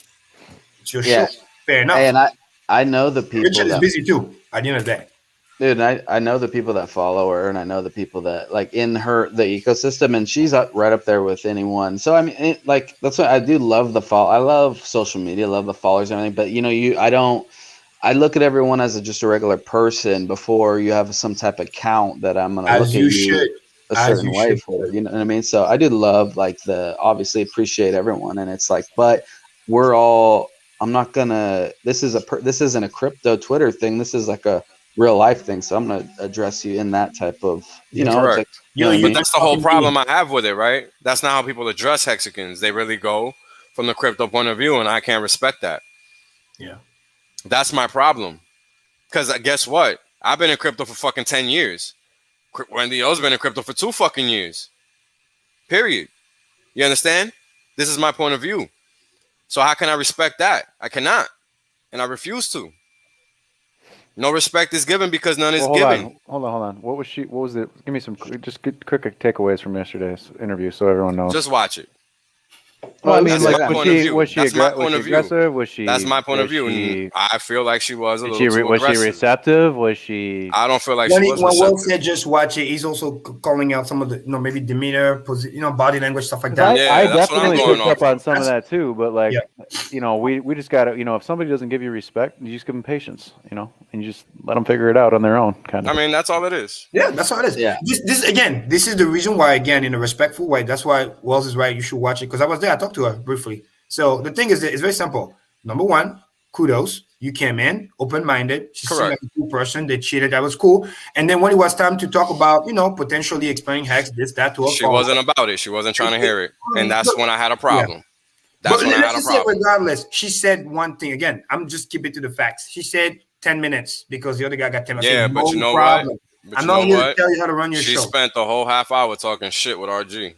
Yeah, but let's say 10 minutes for whatever it is. All I said is this, and anybody can go rewatch. I just said, okay, cool. Well, guess what?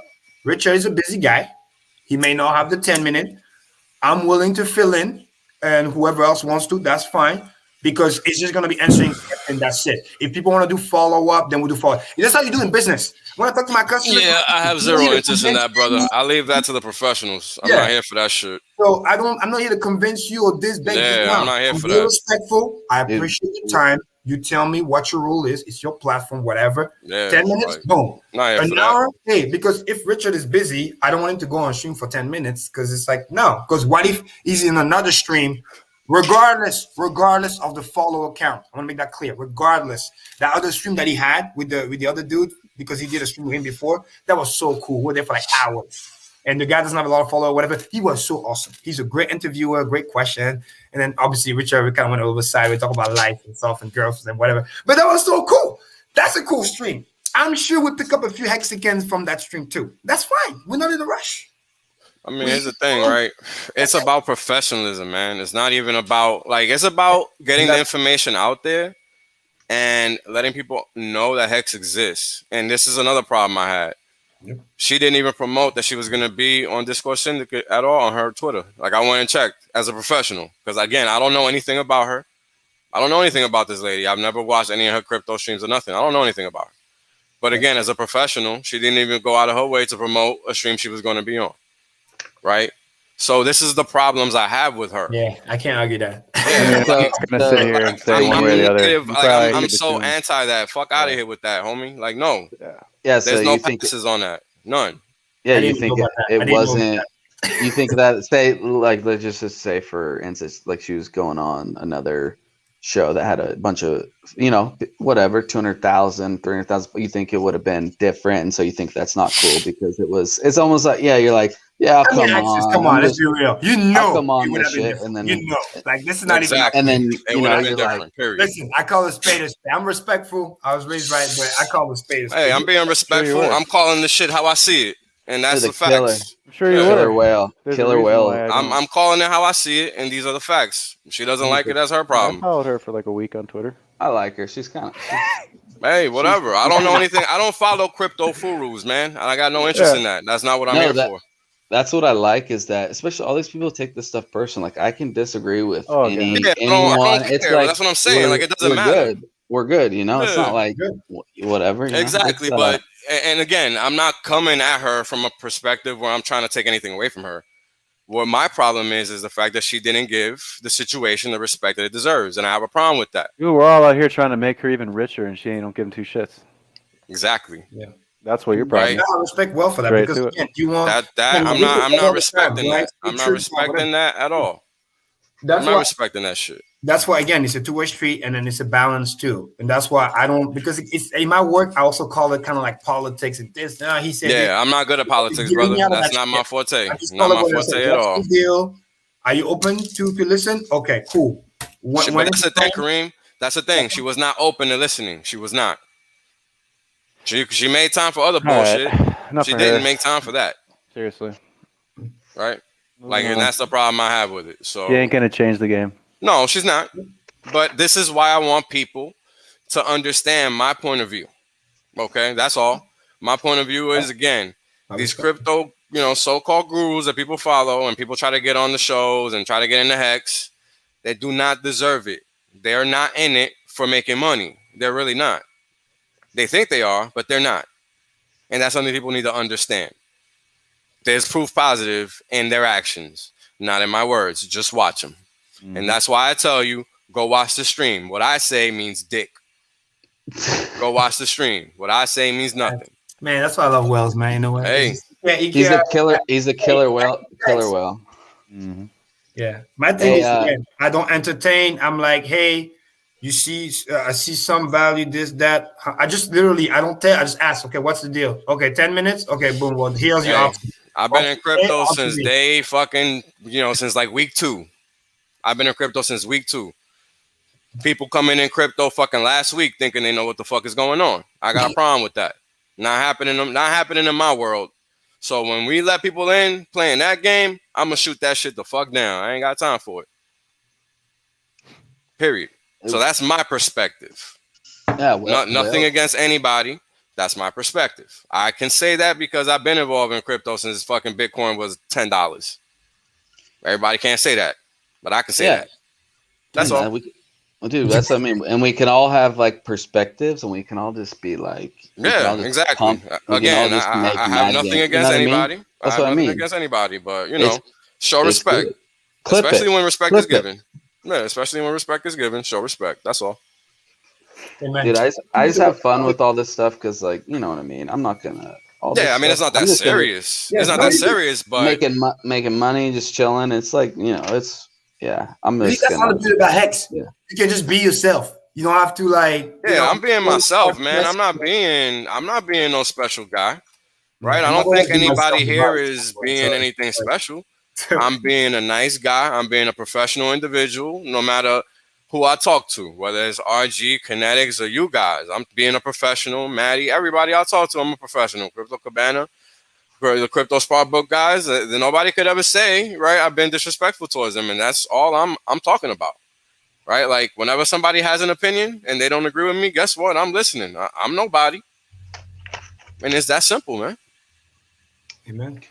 No, it's good. That's You all. have to have those opposing viewpoints. That's where you really You extract do, some yeah. good value from, because that's where you start 100%. you start thinking about why are these things opposing themselves, and then 100%. And Yeah. again, this goes back to the fact that even though this is a supposed hex stream, this is not an echo chamber, right? Because anybody here can disagree with anybody else. And this is why I don't believe in that echo chamber argument, even though everybody here is a Hexian.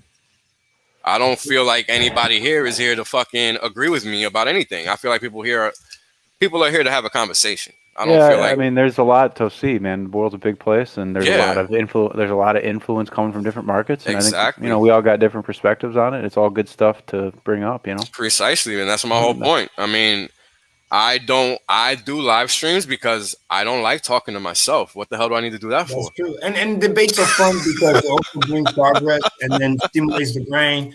And like how we started the stream, which is a better Yeah.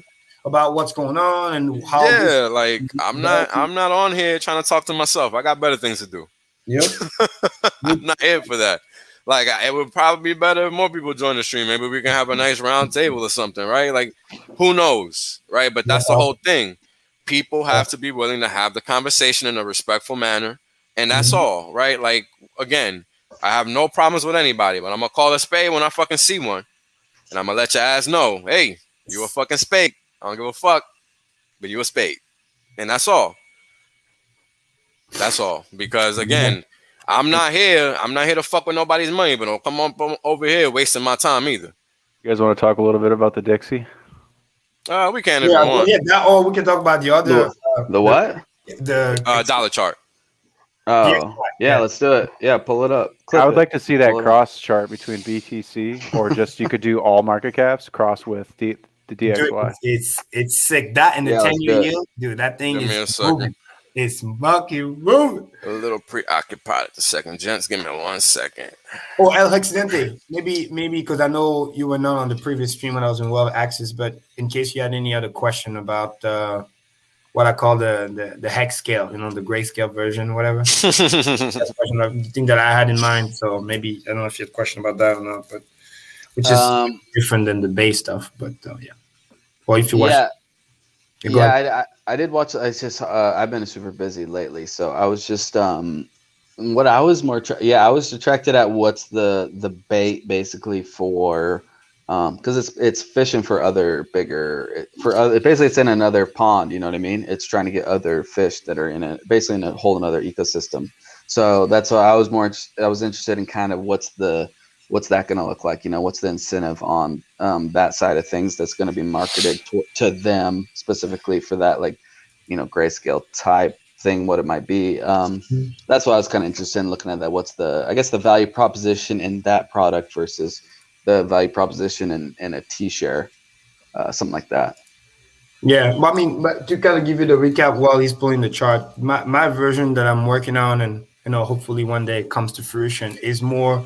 Again, is to address the market of the people, irrespective, big wallet, small wallet, doesn't matter. But there's about, I would say, roughly maybe 5% of like hex stakes that are just on rotation. They rotate every 15 days, 30 days, things like that. And some of those people, I'm not saying I talk to them every day, they want to stake longer. But again, the fear of crazy emergency and this and that. They really believe in hex. I want to make that very clear. They're not here to, day trade or whatever, but it's just the fear of what if, So let me ask you about that, because go ahead. I'm a person that again understands finance and all this shit, and I get the whole, wanting to be able to access cash and all of that. Mm-hmm. But why not just stake for the amount of time? Why give them the optionality of staking for 555? I don't think that makes anything any better. That's a good question. Yeah, that's like my honest feeling on that. I don't agree with that. Like, no, it is a good point. So, and there's two answers to that, and that's a good point because I want to address that too. And two answers. One is a little bit philosophical. Again, that's just the way I feel. People don't need to believe it. And then the other part is something that can turn into a business. So, example, and I've said this before, 5, 7, 10 years from now, I know for a fact if something like that is not potentially created, some of the early Somebody else is going to create it. I agree with that. there's Look, that, but and also I want to say, just to interrupt you real quick, I want to say that's the only reason I'm willing to have the conversation, because we need to have it, right? exactly. So I just And want then to say that. Yeah. no, and I appreciate that. That's important. And Yeah, it is important. also as a potential incentive mechanism, I don't want certain people to turn too salty, like, oh, I was early in Hex, but I just progressively just got priced out. Because at the end of the day, because I understand the system so well, that if you're not staking long, whether you like it or not, you could be a day one Hexagon, you will just mathematically be priced out. Yep. Because every time you roll over and you're not 555 in, you're getting priced out because you're getting less and less share rate. So the idea was to create a methodology, again, to counterbalance what is definitely coming, but doing in a way that it creates some type of safety for the game theory. So again, number one, to make it simple, it's a little bit similar to the other one. We're only dealing with Hex, right? Make it simple, no fiat, no garbage. That's also another reason I'm okay with it. Exactly. We're only doing 5 stakes. They maintain the integrity of the system. Exactly. We're only doing a long-term stake. And then it's kind of what I call, we're doing like kind of like the epochs, kind of like a bond yield curve. So right. every first of the month. So imagine 12 a year, right? Oh, yeah. Actually explain that. I would like to hear that again. Exactly. So imagine kind of like, again, that's why I mentioned grayscale, but more in the terms of like beginning of the month. It's like, again, advanced 401k, whatever you want to call it. But instead of bi-weekly, it's once a month. Right. So every month, there's going to be a big stake that's going to be created, 555. So we give everybody 30 days, get your fund together, whatever. And then, hey, this baby is going 555. And number one, it's never coming back. It's not getting ES, none of that shit. It's not traded like that. But like the stake is it's just locked away forever, and you can only trade the claim. And that's it. Exactly. Just like how Grayscale does. So and you create the kind of like natural cliff to also create that positive FOMO. But it's only once a month, like, hey, you better stake before the hex scale does the big stake, right? So it kind of gives you that little positive reminder that, hey, staking is more important, right? But right. what that does is that, again, the stake is not coming back. It gets locked. And then based on the appetite of the market, because remember, we're talking about 5% if we're lucky, maybe 10, but 5%. Because again, the other products are already there. You got your own wallet. Why deal with fee? Just stake, and that's it. And based on whatever the market is appetite is, that's going to determine how many T-shares are going to be locked. So just to give a basic stupid example, let's say it's about 500 T-shares. Okay, just an example. So rule number one, people, we already commit the whole money, which means it's over collateralized. We don't need nobody's money to create the stake, which means we have to go on market to buy the hex. Right. Positive externality number two. It's just like Grayscale. You can only stake hex that you own. You can't stake hex that doesn't exist. Exactly. So let me harp on that, because that's a very important point, right? That's a positive externality that we need to focus on, because we all don't like it, but it's coming. So here's a silver lining. Yep. Just to highlight it. Hey, but I was thinking how Grayscale works is like, if you buy that Grayscale, you can't redeem your Grayscale stock for coins. But so look over at this hex thing. Are you going to be the owner? Hold on, I'm going to explain. Yes, I'm only using the analogy for Grayscale for people who never heard about it to kind of grasp it, so they don't get lost and they don't confuse that with the hex bay. Because the hex bay, although it's a slow version, but you're still technically trading. It's like buying a house. There's a buyer, there's a seller, there's the dance, there's how much you want for this and that. This is different. This is not that. The stake goes, it goes. It's like a Grayscale, but it's not exactly like Grayscale. It's just for you to understand the mechanism. Okay. Okay. Yep. Real stake is being created. The money is already put together. It's over collateralized, no systemic risk, buying the actual hex, and then boom, on that day, we're putting in let's just say 500 T-shares created, okay? Which is going to be determined by the appetite of the market. So that if some crazy guy is trying to game the system, let me buy just before the hex sale goes, right? Well, guess what? You might get screwed. Because if that month nobody wants to do it, you FOMO early for no reason, right? So everything is game theory, right? So you gotta look at all that stuff. So based on the appetite of the market, on that first of the month, let's say for this example, 500 T-shares created, we'll pull all the money together. Okay.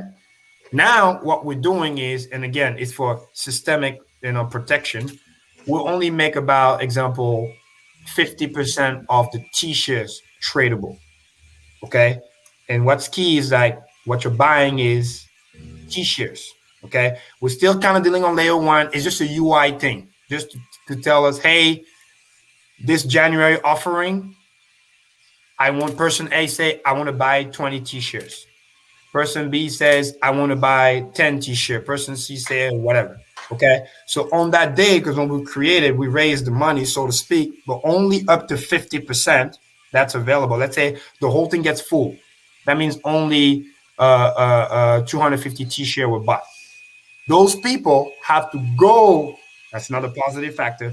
They have to go on the market, buy the actual HEX, right? Because the HEX sales can only take HEX. We don't care. We don't need your fucking dollars. We don't want it. We want HEX. You want this? Bring us HEX. So let's say you're lucky, you already have some HEX lying around, whatever. But let's say you're not. But then you're like, oh wow, I'm gonna get the APY of a 5555 stakes, which I otherwise wouldn't have got, because the regular way, because I did the math, the regular way 30-day stake gets you about 13%. That's it. Versus this one, you will get, close to 37%. So it helps some of that little guy, whatever you want to call it, or those who are interested about the rolling the stakes, so more money can come in. So we bought the HEX to create the stake. Then the person that wants to buy this has to go buy HEX too. So that's another positive price pressure. And then what's going to happen is he pays us to then get the stake. And this is where it gets really cool. It's literally following what the mechanism is on go.hex.com. So example, person A has 20 T-shares. He came in, he bought it. He gave us the HEX based on whatever the share price is that day. That's the key. So that way there's no, oh, you're making the extra premium. No, we don't care. It's whatever the system tells you. And that's, again, protecting the integrity of the protocol in conjunction with the system, so not deviating from it, which is important to highlight. It's important to highlight that. Because when you hear nonsense, bullshit, we're talking shit. No. There's no premium here, whatever. It's whatever the system says. Right.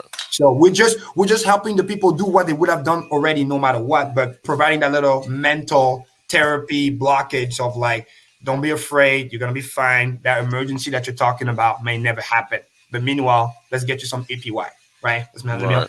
So the price is all done by the system. We don't even do anything else. So if today is 17 HEX per T-shirt and you want to buy 20 T-shirts, well, that's the price, because you would have got the same thing at the system rate. So there's no gamification. There's no, you got a special deal. No. So this is actually kind of cool, right? Because what you're saying is, just to make sure I'm understanding this right, and excuse the banging of that metal in the background. You're buying HEX, your entity, right? Your entity would be buying HEX. That's step number one. Mm-hmm. The step number two would be your HEX would be staked. So you're then step number three, selling a claim to that staked HEX to an outsider, but they also have to buy HEX in order to receive a claim in that stake. That's pretty crazy. Okay. That is the key. Again, protecting the system. No USD bullshit. Okay. And the reason why we only give away 50%, again, mathematically, to protect systemic risk, right? Best case scenario, everybody behaves perfectly the first year and nobody does a 30-day rotation, which they historically always do, right? But let's say we can literally still pay everybody, no problem, with the interest. Make sense? That's the key too, because again, we pay in HEX. And of course, another thing too, it's over collateralized. We're going to have another stack of bunch of HEX sitting around in case there's an emergency, somebody can stake like crazy and there's a crazy payout that's happening, because you're following the system payout. Right, like right. And that's the key, right? That's really the key. The key here is that we're not. Got to make sure we can pay the people. Yeah, exactly. Right. And then it's a function of APY too, which over time will go down, which makes it easier and easier because it, as more stakes are happening, so it becomes more programmable. So going back to, let's just say the stake is going to be over collateralized to the point where we're always going to be able to pay the people no matter what. Mm-hmm. Okay, so now you bring in your HEX, and then we got you the claim, so to speak. So we're holding that HEX, and then you're just playing the day. Literally, it's almost identical as if you were doing a 555 stake. Right. Well, yeah, because again, you're just using the system. Exactly. It's not any different. It's just a different UI. Everything is the same. This is where it gets cool. Let's say 20 days goes by. Okay, irrespective of what happened to the price, you need the money today for whatever reason. Okay, you wanna exit. But the cool thing is, because you have a function, you can choose how many T-share you want to exit. So let's say you got 20, maybe you only want to sell 5. Or let's say you want to sell the whole 20, whatever. Okay. Right. This is where, obviously the fee will be there. I can't disclose what the fee will be, but let's just say, because again, it's a service, right? Because we already funded the money. So we will it's literally that stupid. Listen to this. We literally said, okay, you got in on day 460 or whatever. Okay, boom, to that day, 20 days. Okay, how many hex per T-shirt? Okay, we'll literally go to the fucking system. We'll just calculate. Okay, you got 6 on this day, 5 on this day, whatever. We add it all up, right? Multiply by the number of T-share you have, because we know how long you hold it for. It literally, it's what I was telling you. It literally mimics the compounding sum T-share. It literally, it's like, when did you get into the bus and when did you get out of the bus? Right. Because you're riding that route. That's the route, regardless. Right. Boom. And then we paid. So for 20 days, 20 T-shares, and let's just say, for example, you got paid like 6 per day. Okay. So 6 per day times 20, right? 2 times 6, 12, add a 0, that's 120. Okay. So you got 120 hex plus your principal, right? And then you pay a fee because you're exiting, so to speak. And then we literally pay you all in hex, and then you go about your day. Right. Which is awesome. And you got that APY for that 20 day as if you were in a 555 Right. State. So that actually leads to my next question, which is a question that came from the chat from Marco the Hexican. Shout out to him. It sounds like the amount of hex that they'll be able to sell is really just whatever that they can afford. So it'll be like a regular person just. Exactly. Hallelujah. I'm just helping some of the little guy get a little bit more APY because they're afraid. And chances are, again, this is where we go psychology. Chances are that little guy over time got a little bit more APY. He gets a little more comfortable. He gets a little bit more money. Right. That's another upside. And guess what? He fucking does his own fucking 555 states without using the fucking system. That's the whole point.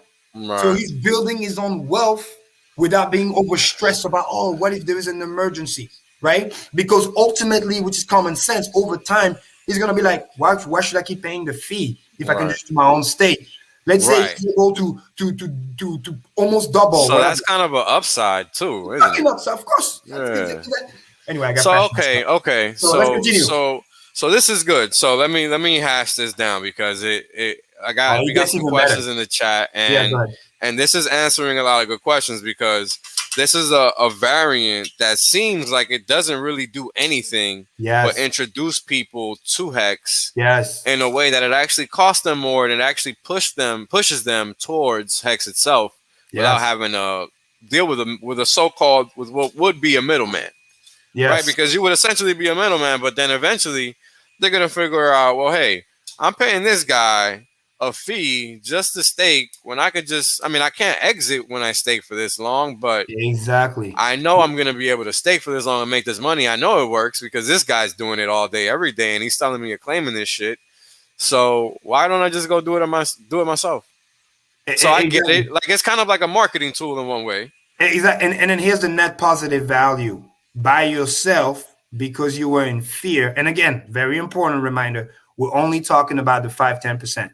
Because the average Hexican will already park his own 555 without even using the system. Because again, it's just an additional feature. The basic functions still remain. You can stake your own shit. Right. This is only for the money that we already know you were keeping on rotation. Or the money that you were just keeping liquid for whatever fucking reason. I'm just trying to create more stakes. So let me ask you a question. Let me ask you this, because my biggest thing is the attack vector that this kind of introduces, right? Because I'm gonna get into that. Because because that's like the biggest thing, right? Because now let's talk benefits first, and then we'll talk about the attack vectors and all. Right. Because that's the thing, yeah. Okay. So let's keep talking benefits then. Let's keep talking benefits. So whoever guy is, girl, he's happy about this product because the fee that he's paid after the fee, whatever the fee is, he's still going to yield more than if he were to stake 30 days by himself. You understand? Right. So it's a net benefit for you, but then it boosts confidence because remember, we only pay you in HEX, which then as you receive more and more HEX, eventually, again, common sense, especially if you're a long-term guy, eventually over time, you're gonna use the system less and less and just create your own 5555 stakes because you're now having more money that you can put away without having to look back and not being fear of like, I need this money tomorrow. Again, I'm doing this for also the true Hexicans that I believe. But again, I talk to them all the time, but they're just afraid, like, dude, what if I put this money over there and then some shit happen and I need the money and I can't afford to be emergency end stake because I'm going to get nuked, right? So this is why he's getting this benefit. And of course, he pays a convenience fee because obviously it's something special that nobody else has, right? So you get that. And then this is the kicker. This gets really cool. In that hex scale monthly whatever, the system is going to say, hey, guys, anybody, there's 20 T-share available right now because somebody exited, right? Got it. So now a new person can just hop on the bus. Right. So this is, to me, the game changer. We're not emergency end staking. We're not doing all that other stuff. Passing a claim around. I'm locking up X for good. Yeah, that doesn't change anything. It's still happening. Yeah. Which is price support. And again, because we're only taking HEX. I mean, it's actually added price support because it's not even. It's not even. I thought about it 3 days straight, bro. Yeah. Anyway, I continue. I digress. But this is where it gets really cool, and you can't fucking game the system. Anybody want to be too smart, right? This is where it gets cool. Let's clip that. I thought about this for 3 days straight. Oh, fuck yeah. I can't sleep, bro. When my brain gets stuck on something, I gotta figure it out. Going. I mean, this is a serious thing. So my brain's just like that. So here's the cool thing. Out of the 500 T-shares, let's say he's the only guy that exited after 20 days, right? So now there's 20 T-shares available to the market because this guy exited, right? Right. To whoever that wants to come in, hop on the bus. If nobody comes in, that's fine. The stake's still accruing because remember, we already put in the fucking money. We fronted the money. You see what I'm saying? So we have ownership of the stake. So let's talk about that, right? Because that's an important part to hash out because that's the infrastructure of the business that you're trying to start, right? Yes. And the infrastructure is really what it's doing is that it's creating a capital pool to acquire T-shares. Yes. And then with that capital pool, because I got a couple questions here that and I want to answer them. And this I think is going to lead to that question. So you're buying, you're creating a capital pool to buy T-shares, which is it's just going to force you to buy HEX. Boom. Yes. You're locking all of those HEX for 555. Regardless, period. Yes. Got that. So we got that. Okay, everybody, that's a regular process that if you're buying HEX and you're staking it long term, that's just what you're doing regardless. So we all got that. Yep. So what Karim is now saying he's going to do is he's going to sell a claim to anyone that is willing to buy one for a T-share or however many T-shares they can afford. If there's more than one or whatever the case is, depending on the price. Available. Yeah, depending on what's available, because of course there have to be someone because it depends. Because even for Grayscale, right? Just because you got money doesn't mean you can buy a share in a Grayscale trust, regardless of the product. There's certain points in time in which you can access. Because we need to avoid systemic risk. We can't let you FOMO buy too much and then we can't pay because the interest start to accrue. That's important. That's why it's locked at 50%. So this is a question that came from the chat. They were asking like so there's not going to be, they're asking if there's going to be any penalty pay differences. So here's the thing. This is why I wanted to talk about the structure. There is no penalty. We're not emergency end staking. When this stake starts, it goes. That's it. It never comes back. Let me make something clear. If that month nobody buys and we just do the minimum, it's a 15-year stake. It's nothing gone. Happened. Just keep it for us. That's it. Yeah, nothing happened. It's just here for those who want it. If they don't want it, that's fine. We're just locking up HEX. That's it. Yeah, that literally doesn't matter. That's what I said. The positive second FOMO good was every month there's going to be a 555 stake that's going to go live. So you're incentivized to make sure you stake because next month the share is going to be, because the pool is going to have more T-shares in there. So the more people are going to be buying T-shirts. The T-shirts are going to be getting more expensive on the back of people ending them. Because we're trying to lock up the HEX. So let's say, again, back to what I was saying, which is important. The guy with a 20 T-shirt exited, got paid, super happy because he literally mimicked that 37%. for however many days he had, or 39 as of today, right? Of course, he's going to have to pay the fee. Very important. It's a convenience fee. But bottom line is, he's going to be net positive compared to if he has just staked 20 days by himself. He would have get less APY. So he can't fucking complain, okay? Because he's getting a higher rate. But we have to do it in a way that it doesn't create systemic risk, because somebody has to front the money, right? Now, this is where it gets really cool, to also incentivize that guy not to do that too often. When the 20 T-share exit and is paid, now say, hey, 20 T-share is available, right? This is where it gets really cool. The person that comes in to buy, let's say the same guy, he wants to come back next week, and let's say 20 T-shares available. When he rebuys, who else is going to love this? He's rebuying at whatever the new share rate is. Well, yeah, he has no choice. So if share rate went up to whatever it went up, let's say 17,200, guess what? You need to bring more HEX than what you had before. Right. Share rate went up. So in other words, all I'm doing is I'm trying to help you get a little bit more APY. I mean, here's the thing. This is the cool thing, right? Because it sounds like that's what's happening, but in reality, you got to come with more money every time you leave. But that's what I'm saying. So it's also a protection, to your point earlier, to avoid the gaming of the system. Hey, let me just get interest, come back and buy the same T-shirt. No. Yes, you not going to be possible. It's not going to be possible. Share rate is going to be whatever share it is. And again, there's no bullshit. There's no game. We literally pick it up from the system. Whatever that HEX says that day, that's what the 20 T-shirt is going to be. So let me ask you this. I got a question. Let me ask you this. So how does this person receiving interest actually, if the T-shirts are locked up, like how are they getting this additional HEX? Or like, are you taking that HEX and keeping it in a pool yourself? Like that's what's happening? Yes, this is what I mean by over collateralized, which is going to bring you to safety mechanism number 2. Because I show you safety mechanism number 1. When you come back in, you're getting whatever the share rate is. So you got to think twice before you exit. No bullshit here. Karim is trying to help you with your so-called emergency. But if you just show up, like, no, we're going to increase share rate. So that way, when you decide to exit, it has to be for a real reason, not some random bullshit you just came up with or whatever. And if 30 days is your only fucking thing, that's cool. You're just gonna keep doing that. But because it's a 5555 stake, which has bonus T-share, even when you re-enter at a higher T-share price, you still get better rate than if you had to stake that same money by yourself. Because again, I am mimicking the system. Oh, Karim, T-shirt went up to 17,300. Why am I gotta buy it more expensive? I'm like, bitch, you don't want it? That's fine. Go back to the system. What does the system say? He says 17,300. But if you do it over there, you're gonna pay more because you get less. I'm sorry, you're gonna get less APY.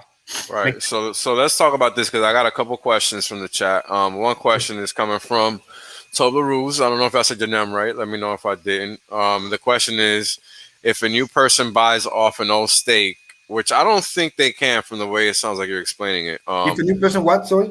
Let me just read the whole thing. If a new person buys off an old stake, they get good value for their T-shares, but aren't they buying new T-shares? That means more HEX purchased by total T-shares remain equal. No, okay. Is he talking about my thing or is he talking about HEX Bay? I just want to make sure I don't confuse. I think he's talking about yours. Hold on. Yeah. Okay. I think you answered this question, so it doesn't matter. Let me know if you're good, because I think you did answer the question because it sounds like it's something we did cover. Basically, what he's asking is what happens when a person sells and when a new person comes in after that person sells. Basically, that's what he's asking. And if it's just a paper claim, you're just paying for the time the person's been in. So that's it. That's all they get, right? Yes, and the value for them is they're getting the value as if they did 555. Right. Even though that's the only thing. Again, the secret is this. The secret, because mathematically, I know people missed it. The 555 has bonus T-share. So technically speaking, I'm going to do a simple basic math, quick math. Let's say at a regular 30-day, you barely get any bonuses or whatever. Right. So you were buying, I'm just giving an example. You're buying T-share at $100 worth. When the 555 stakes was created, it's like buying T-share at $33, right? Because it's divided by, because you got more bonus share. I mean, hey, I got to say something. So let's clear something up because, so T-Don, let's just answer that. Because this is an important question. We're talking about Karim's idea right now. Okay. HEX Bay is something completely different. That is a separate protocol as well. Yeah, we talked about And that today. yeah, and we Gotta talked go back. about that one earlier. We talked about that one first, guys. We went over that, and like I think probably for the first whole hour and a half, maybe we went over that Yes. one for a while. So if you missed that, please go back because we can't go Yeah. back And to that. we're gonna, and by the way, we're gonna talk more about it too, anyways, in the future, because mathematically, all you need to understand is the hex bait thing is gonna come first anyway. Because Right, my and we thing don't is know my enough nice about idea. it. Yeah. Yeah, we don't know enough about it to really have an intelligent conversation like we can have about Kareem's, where we can like I would like to have Earl come on. I'm talking with him in a Telegram chat, so hopefully we can work that out because I would love to talk to him personally Yeah. and you know just The because main again yeah. I understood like I just want to say this because I want to continue talking about you because I actually like yours better. Yeah. Because again, what you're doing makes sense. It's not doing anything but adding a pump of mental. It's Yes. not really taking anything away, and it doesn't add an attack vector in reality Yes, sir. because those shares are already locked. That's it. Exactly. That's it. It's so genius. You're gonna be That's like, it. You already have the capital pool. All that. Yeah. No worries, T Don. You're good. Yeah, you're yeah, good. but quickly because I like T-Don. Yes, man, T-Don. In the summary is just this: the tradable stake is literally like buying real estate. It's just you go, you want to buy the stake. There's a buyer, there's a seller. The buyer is in control because he's the one dictate what he's willing to pay for the stake, whatever he wants to do. And then when that happens, then the 10% penalty hits. So there's always a net buy pressure. And then there's a transfer ownership from person A to person B for the stake. That's Right. basically that. And they can trade as many times as they want back and forth. And because it's literally like, hey, how much for this house? How much for this watch? How much? It's just literally that. And Yeah, there's it's the same thing. and then the referral program is like just a founder's fee. Oh, you Right. put the buyer and the seller together, boom, here's your finder's fee. So that's kind of the trade dance. Mine is different. Mine is actually for the stakers, which is the people I represent. Right. I'm just trying to help them get a little bit more APY for that money that they have on rotation. And the reason why there needs to be a fee is just so that they don't abuse the system. Because again, if there's no fee, then it's like, yeah, There's no incentive to think about it. Yeah, exactly. So it's like, no. So that's what that. So back to what we were saying, a recap. So we create the stake. Example that I use, let's say we create 500 T shares on January 1st. Okay. And then we'll do it once every month. We'll make 50% of it available for people that want to buy it. If they want no claim to it, whatever, only 50%, right? There's 250 T shares available. And then, person A, B, C, and D comes in and trying to buy it all the way to that max. And we're talking about person A bought 20 T shares. He ride it for 20 days and then decided to say, hey, I have an emergency or whatever, or I need it now. I like the daily APY that I've been getting. He wants to exit. We'll literally just calculate from the system how many T-shares, you got 20 T-shirt, how many hex per T-shirt for those 20 days. Right. And that's what you get back. Times your T-shirt, and literally is minus the fee. There's always going to be the fee. Right. But it's literally mimicking the 555. You pay the convenience fee, which you're gladly paying because you're still getting a better APY than if you just have stake for 20 days. That's the key because that's the people that this targets. Okay. Right. And then when the new person wants to come in, which let's say it could be the same guy because he likes it so much, he wants to show up next week and do the same thing again. Well, because he has to be fair, next week when he comes in to rebuy that 20 T-share, let's say nobody else buy was just there, he's gonna have to buy the 20 T-shares based on whatever the new share rate is because he did exit at the end of the day. Does that make sense? Right. So yeah. now he re-enter. So let's say T-share went up 2%. Just make a basic example. T-share went up 2% during that time frame. Well, he's just bringing 2% more hex in order to create those same 20 T-share, and then he's back on the bus, right? He's back on the bus, and then in and out like that. And then what's cool about the funding is the fee is just hex that we collect that just sit there, so we can create the next month big stake. So the net value for us is we're just creating T-shares and locking hex. Make sense? Because we have our own personal stakes anyway. The goals of hex. Yeah, so I got another question from the chat that I like to address because it touches on what you're talking about too. Because this is something we have to understand, right? Like you're talking about a finite capital, like a finite pool of money, right? Like you don't have billions of dollars, right? Yes. So the only way, again, there is a whole lot of T-shares out there right now. So somebody has to literally come in with dollars in order to buy them. Okay. So that means they can't just walk in, press a button, and they have all the. Because let me read the question. The question is from Total Rules again. Let me just read everything he wrote verbatim. The other question I've seen asked a lot is the impact on average stake length. If everything becomes 4/5, then the average stake length goes up, which is true. This means APY will extend over a long. Does this mean APY will extend over a long time frame? I would guess the answer to that is yes. APY will naturally go down because more T-shares are entering the pool. Remember, APY Well, is yeah. But the thing fraction. about that is it requires people to stake before the Yes, APY goes down. So that has to exactly. happen first. So Which that's then going to gets happen by rebalanced. default. Yes, and And which that's then what I gets want to say. rebalanced because price goes up. People don't understand. If the APY Right, is but that's where to going to go, also. So let's talk about that. This is bond math, and this is why Hex works the way that it does. When yield goes down in any fixed income product, price goes up. How does that work in Hex? The way that works in Hex is that when somebody stakes, those Hex are disappearing from the system. They no longer exist. So the supply, the outstanding supply, actually went down, thereby making the Hex available a little bit rarer and harder to get, which in conclusion increases prices.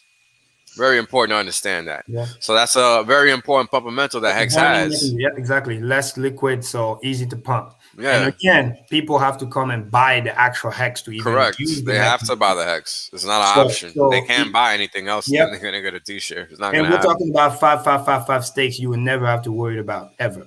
They Right. just literally just disappear. So when APY kind of goes down, which it will over time due to adoption, price will go up. So actually your net benefit's gonna go up. If you lose 5% in APY, but then the price did a 5x move, you're actually better off. And your daily interest actually is up, not down. I Because mean, it's kind of crazy because we're so early. It literally doesn't matter what most people happens. gotta do the math. Yeah. Unfortunately, I mean, and this is a kind of a negative thing to say long term, but it's true, right? If you look at all the other cryptos in the space that have some kind of utility, even though they're kind of rigged, they're worth double digits, 3 digits, 4 digits, some of them 5. Hex has an actual economic value proposition that no crypto has, and it's only worth a cent. Yeah. I just want to highlight that for a second because people need to understand that people are going to be priced out regardless because they were not early adopters. They did not do the research, and you guys did. You guys are here watching this stream, listening to us break this stuff down because we care collectively as a community. So we're watching, we're educating ourselves. So, we're taking advantage of the time to talk about it, and that's important. I'm going to go get a beer real quick, guys. Keep talking. I'll be right back. Yeah, perfect. So to go back to where we were, which is important, is the guy that has these 20 T-shares, got paid, got out. Let's say he comes back next week. When he comes back next week and he wants to rebuy the 20 T-shirt that's available or whatever, assuming nobody else already bought it, he's going to buy it at whatever the share rate is. And it's a function to avoid like gamification, like, oh, I can just go in and out, whatever I want. Now, you will lose that early opportunity that you had 20 years ago because share rate will go up. So that's important too. So again, the goal is to help somebody get a little bit more yield, but we'll literally mimic what the system does and understand that if you have to exit, know why you need to exit so you don't try to game the system, which is very, very important. And then same thing, you're back on the bus. Let's say another 20 days goes by. You want to exit, it's the same thing again. And then if you want to re-enter, whatever the share rate is at that time, that's the amount of Hex you will have to pay. So in other words, the 20 T-share could constantly be available every time. You just need to pay whatever the new share rate is to re-enter to avoid that gamification. But then again, those 20 T-share will still be available to you. And then whatever the daily APY is doing every day will be literally what will calculate and to give you as a payout. But the cool part is no matter what it is at any point of time, you will always get paid more than if you had to just do that same 20-day stakes by yourself for 2 reasons. Because share rate also obviously constantly goes up, but the T-share that are inside the the T-share who are inside the 555 encapsulate the stake have bonus T-shares. So they will always be costing you less money versus what you would have got by yourself just by, you know, paying through the regular system, because the 3x factor is still helping you. Does that make sense? Mm-hmm. Yeah, you think it'll be how difficult you think the coding will be for?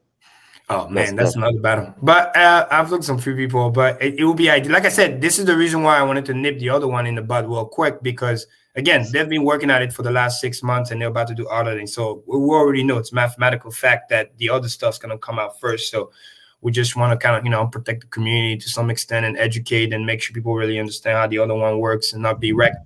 But also, I wanted to talk about the other stuff because that can be a perfect replacement to also add value, and whoever wants to do what, they get to choose, right? Like Richard always say, which I like, you know, do something you think is better, so that way people could just go do that instead of the other stuff. So, but yeah, it's gonna be a while. But again, right now, like I said, I'm very clear, no expectation, right? It's mainly an idea right now. Now, if things accelerate, they accelerate. But again, no promises, none of that stuff. It comes when it comes. That's it. But at least people can understand the idea behind it, so they'll get to see what I call the difference. And that's really, really cool because they get a higher APY. They have that flexibility. Hopefully, over time, as they're earning more, because everything is in hex, then they actually use the service less to let the new guy come and use the service. And then they literally just stake their own 555 because now they made enough money, right? They're less worried. They love hex. Price went up. They're not as desperate as they used to be in terms of like, oh, I'm afraid to do my 555. And then they will just do their own 555. And the reason why they will do that, which is common sense, is because why pay the fee if I can literally do it myself? Makes sense? Because it's pretty much the exact same thing without the fee, which is why it's important. It's just to help and then help some people get a stronger hands because they really believe in the product. But again, listen, I used to be poor, right? Life circumstances. We can talk about how great things are. I talk to those people every day. There's people that just can't take certain risk. Yep. So we got a question in the chat that I think is a good one, but it also goes to show that the integrity of the system is intact and that people can't deviate from the commitments they've already made. Yes. And this is particularly with respect to HEX.BAY, because your product wouldn't work like this. Yeah. And the question is there a disadvantage to legacy stakers who won't have these buyout options? And the disadvantage is that they don't have it. They staked, they committed when the protocol was what it was. There is no grandfathering into these new protocols. Yep. So you're just stuck with what you got. Yep. And that's the whole point. Which you should be happy about, because those other stuff is going to most likely help pump the price too. So it's like you should not, again, don't try to over milk the cow. This is the reason why, like I said, this is a product that's going to help a certain type, which is the people that have that money on rotation that need it just because they got to pay bills or whatever. So let's talk about that, because there are institutions that are in that position. So for example, I used to work on the defined benefit side of Wall Street. And what that is just if you have or a defined contribution. So if you work a job, I know Access works a realtor job. Maybe you guys also have this kind of stuff, and it's basically retirement plans.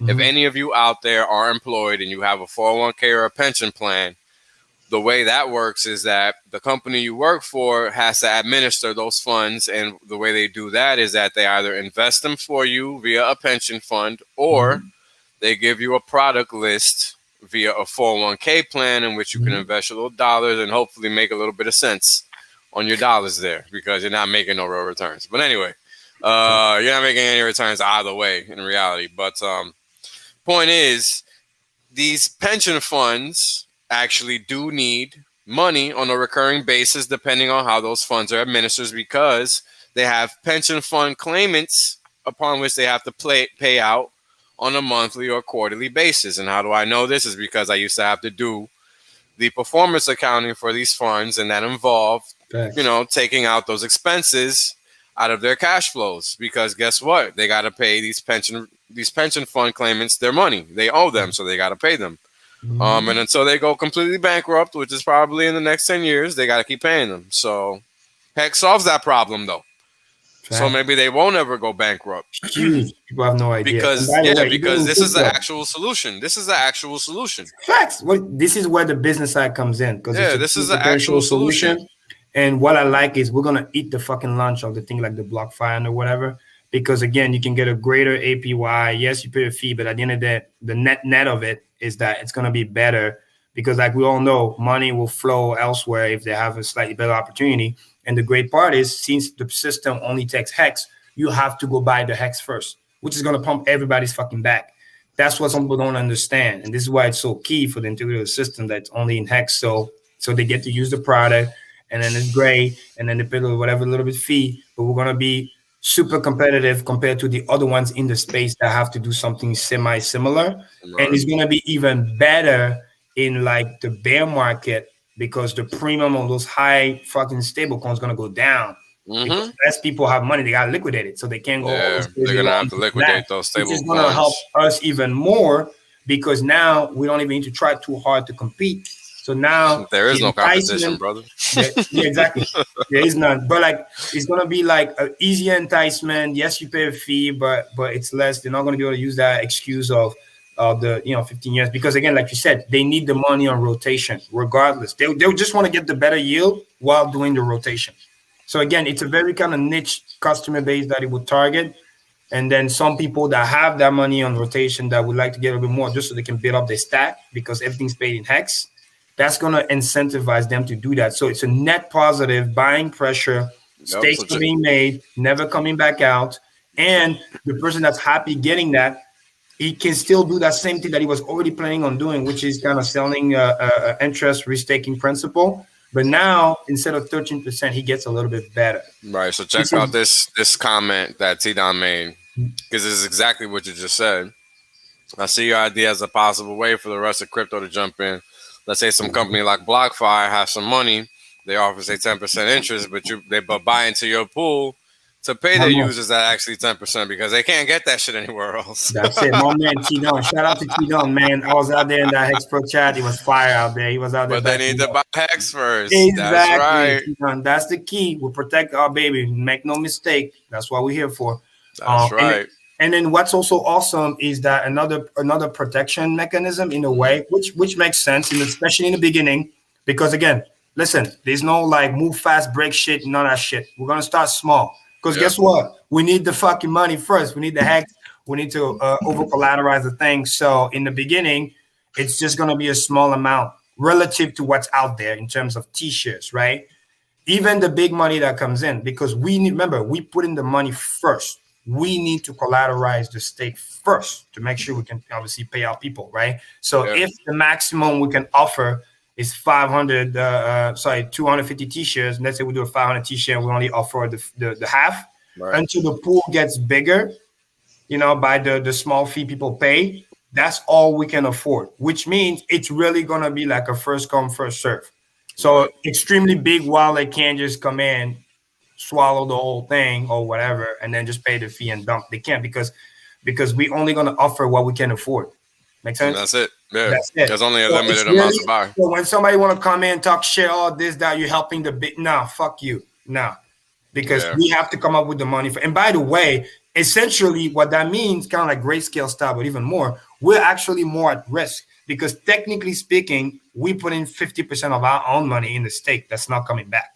Yeah, that's why it's 50% because collateralized. Remember, only the other 50 is tradable. It's tradable, right? So it's literally, it's like we're all going in together, but we're like the semi-big backer for half of it. Right. And everyone we're doing one. And even if we have to just do 100 T-share because that's all we can afford, and that's that. The same way where I can have millions of hex, but if nobody's buying the thing or not needing it that month, then we'll just do for the minimum, because we like to just do 5 stakes. So that way, there is no risk. Let's say 1 month, there's a big demand because there's a big stake that's coming undone. People want to leverage that. They want to hop in. Another month, there's less demand because the original demand, they like the interest so much. No emergency came in, so they didn't actually exit, right? So we'll just do the minimum because there's no demand, right? So that way, it just mimic market demand. So every month is going to be based on demand. There's going to be a minimum we're going to do, but it's going to be based on demand. And this is where it gets really, really cool, because the share rate constantly change and the APY also constantly change. The older stake will always be more valuable than the newer stake in terms of 555, which is Yeah, a, of course. which is a protection mechanism, because the old stake will always be more filled with buyer than the new stake, because you will always get a slightly better APY because Right. those were done where the share rate was lower. There's more bonus attached to it.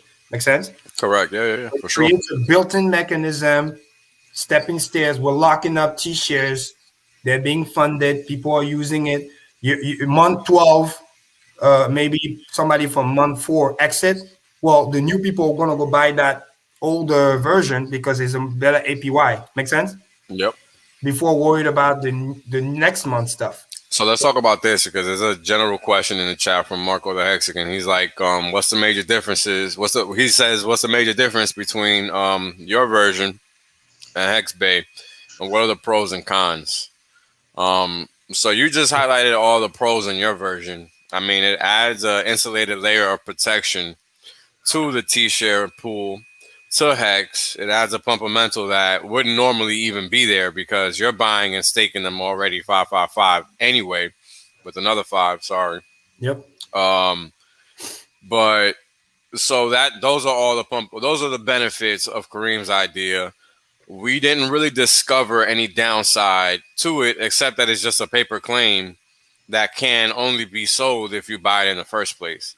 So it's exactly. not like and let's talk about that for a second. It's going to be Mhm. done via smart contract, Gnosis safe style. Again, just like how, hey, you have a staker wallet, right? But technically speaking, right, it's your own thing. It's just an interface to the smart contract. It's the same thing. Right. So that's going to be the bigger battle, whatever, figure out custody, whatever. But ideally, do it via atomic swap. So that way, it's like literally it's safe in that aspect. And this is also why I want people to understand that we basically kind of own the stake because we already front the money. Make sense? With this, so that way there's no like all this and that. The thing's already paid for. There's no rehypothecation bullshit stuff. It's already paid. It's literally say, hey, we make this available. It just mimic what the stake is doing. You want this product, you get it. We'll pay you based on when you want to exit, minus the fee, of course. So that way, and the fees collected to just do the next one. Because again, the goal is to just lock up HEX. Our own personal stake is already paying us anyway.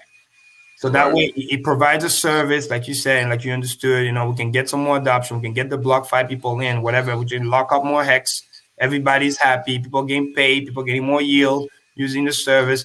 The one downside, that I see right now after everything, I mean, it's not really a downside, but it's just how you start, is that it's going to start small because we have to make sure it's over collateralized. We can only do what we know we can safely pay.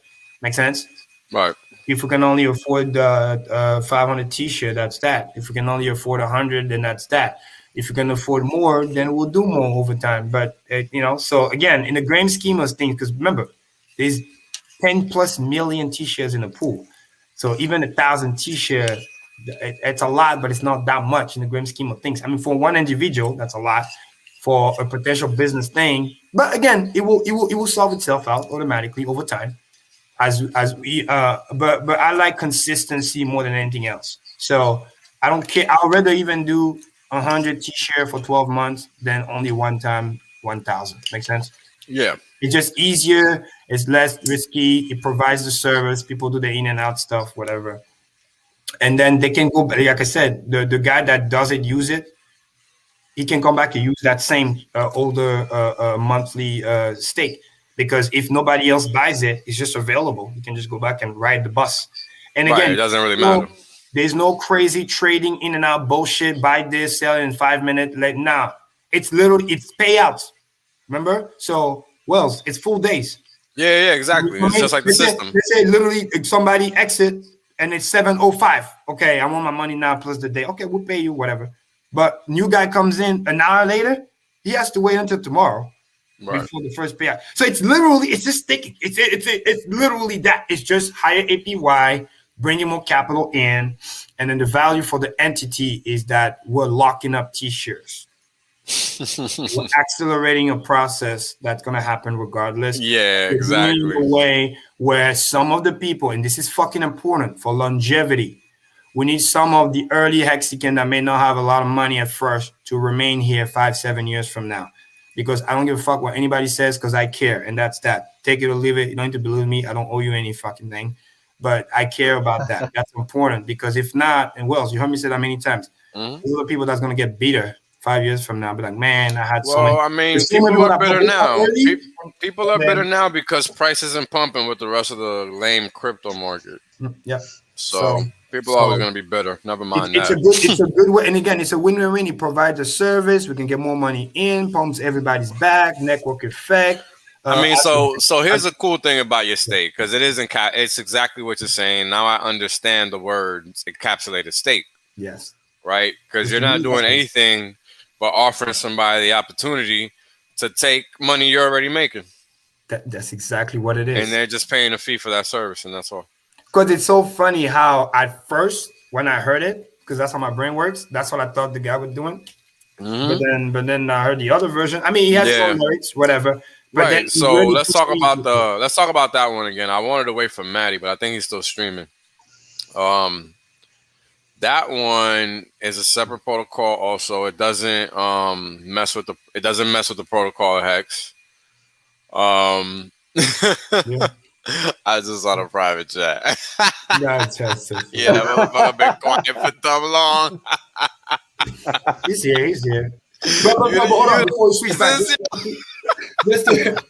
just to finish up on that. So it just literally another really cool hidden complemental that it does, which is cool. Yeah. It adds that another really cool urgency, because now, assuming everything goes out well or whatever, over time, it's like every month you're like, oh, there's another one coming in. So you want to get your stake in before then. So, and it's really cool. And it adds more stability because, again, well, just locking up more hex over time. Yeah. I mean, look, let's talk about 3 arrows again, because we talked about it on Tuesday for a little bit. But let's talk about 3 arrows again. Hey, I just want to add real quick. If you guys want to follow the 3 arrows guys, there's Kyle Davies and Sun Shu. I don't know how to pronounce it. I see the guy. Karim is in and out. The camera is acting funny. Look, I don't know what's going to look. Yeah, you frozen now, but we hear you. No, I'm here, but the camera is frozen. I don't know how to. Yeah, we hear you. We know you're there, but the camera's I'm just turning off the camera, because if I turn it on, it does this. Yeah, that's all good. You can turn it off. Only Hesitante is showing his face anyway. Come back in the stream or whatever, but I don't know how to. Yeah, you could do that too if you want. Up to you, brother. The camera can't even keep up with you, dude. It's trying to download all this shit. Like, it's trying to download everything. My bad. Too much. But real quick, seriously. No, it's good. What do you guys think? What do you got now that you're kind of understanding the full thing? What do you guys think? Your idea is good. It's literally encapsulated. That's it, baby. And these things have to be fleshed out in, like, that's where the long form conversations kind of has to be available, because these things are like they're brand new ideas on the forefront of a brand new industry in itself. So it's this is why we needed to have the conversation. Correct. This is why we needed to have this conversation. We can't just be upset and kick our legs like some babies. Imagine with me for a second, and if you go into the future like 10 years, okay, and there was no encapsulated stakes, and you had basically an event happening where all of the world's wealth and money was piling into crypto. In particular, it was coming into HEX, but there was no flexibility or movement dynamism with the ability to trade or do other things or have these encapsulated stakes. We are going to severely limit the pipeways in which the money can flow into the system, because here's the deal: we're working with a money printer that prints more money for earlier guys. So essentially what you're asking new people to come in and do when that event happens is you're asking them to come up and put all this collateral up in order to buy enough hex to make a meaningful stake in the system. And if you weren't to have these options, it'd be harder to offload all of these. Like, imagine some of these stakes that are going to be coming out in like 15 years. How much they're going to be worth in like 5 years, man. Well, but there could be. But I'm taking it even further. Like, imagine in like 7 years that there's stakes that are worth billions. Well, there you go. I'm just saying. My point is that you don't want to be limited.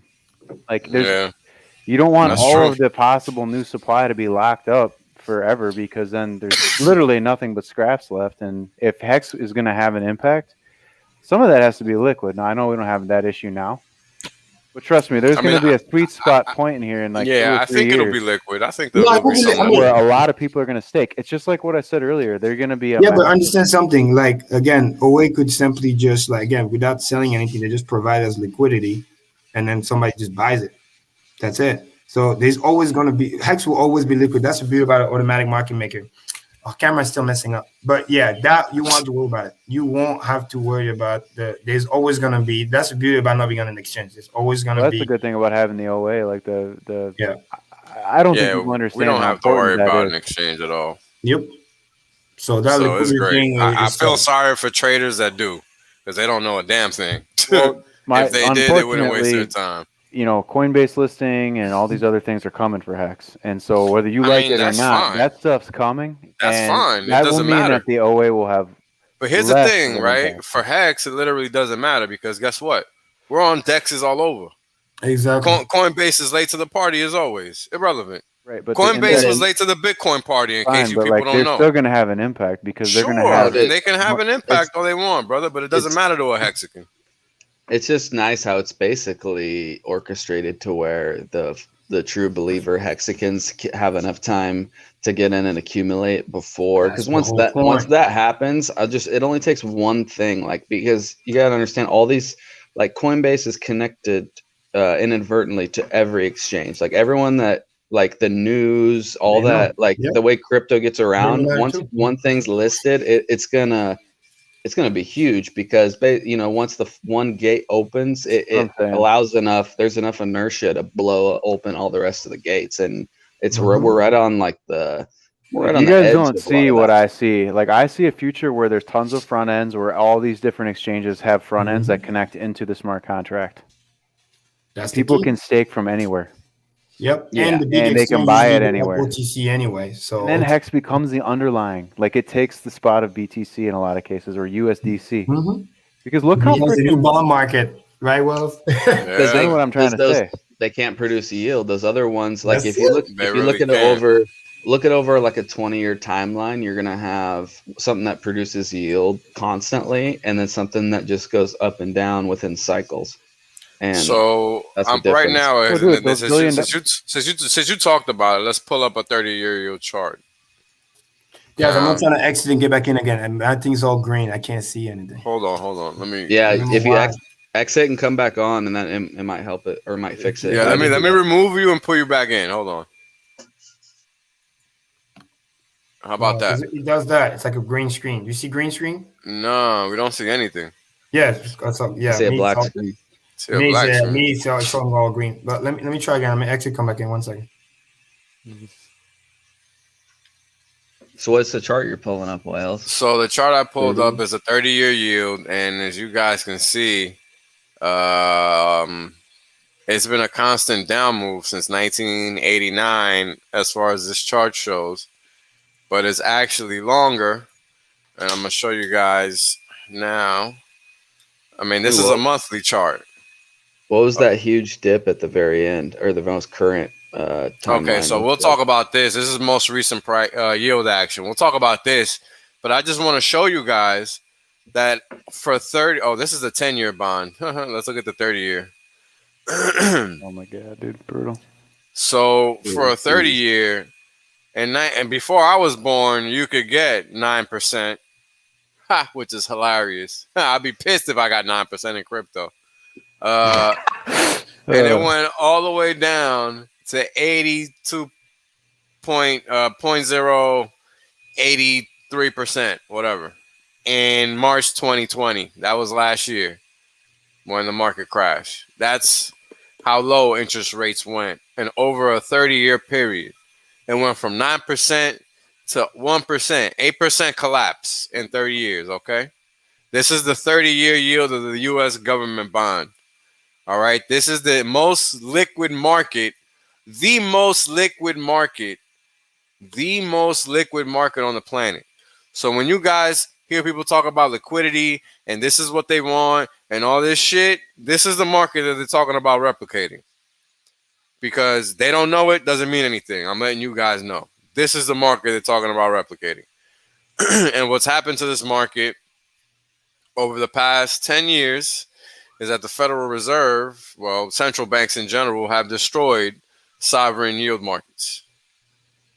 So, hold on. Hey Wales, What's up? Karim is in the green room. Oh shit! I couldn't see him because the screen is white. What the hell? Well, how about now? Can you see me? Nah, bro, your screen is white. That's why I couldn't That's see crazy because I can see myself now because I lowered the resolution, but I can't see your you. screen. You didn't have a problem at all before. What the hell is going on? I know, it's just weird. The Like screen- it just literally went green on me. Yeah. It happened out of nowhere. You were Probably fine. just have to restart your machine, bro. Yeah, you probably gotta restart the restart it. computer. Yeah, you probably gotta restart it. See, I'm being attacked. You see that? Or at least reset the app, StreamYard or whatever you're using. Yeah, refresh the page or something. You gotta refresh something. Seems I like did. it's I literally driver closed it issue and then with your reopened camera. it, and then the sound is great, but I'm just hold on. Yeah, I think you just had a driver malfunction with your camera, but I'm not sure. I hear Yeah. somebody's computer fan, so somebody's computer is working hot. Well, that's probably mine because I got a lot of shit running on this boat. Yeah, it's something that obviously with your video or audio, probably a card or It's a something. video because hot. I lowered the Either way. Yeah, way. let me try again. Yeah, I don't know anything about that. I'm not a streaming pro. Give me a back. All right, 1 second. You're getting there, brother. Not at all. I just know how to stream on StreamYard. But yeah, so this 30-year yield, right? Basically what's happened is that central banks have destroyed sovereign yield markets over the past 10 to 12 years via their bailouts and bail-ins and whatever other nonsense they want to make up. You want to explain that for a second? What happens when they print more money and why that brings yields down? Yeah, so let's go over that.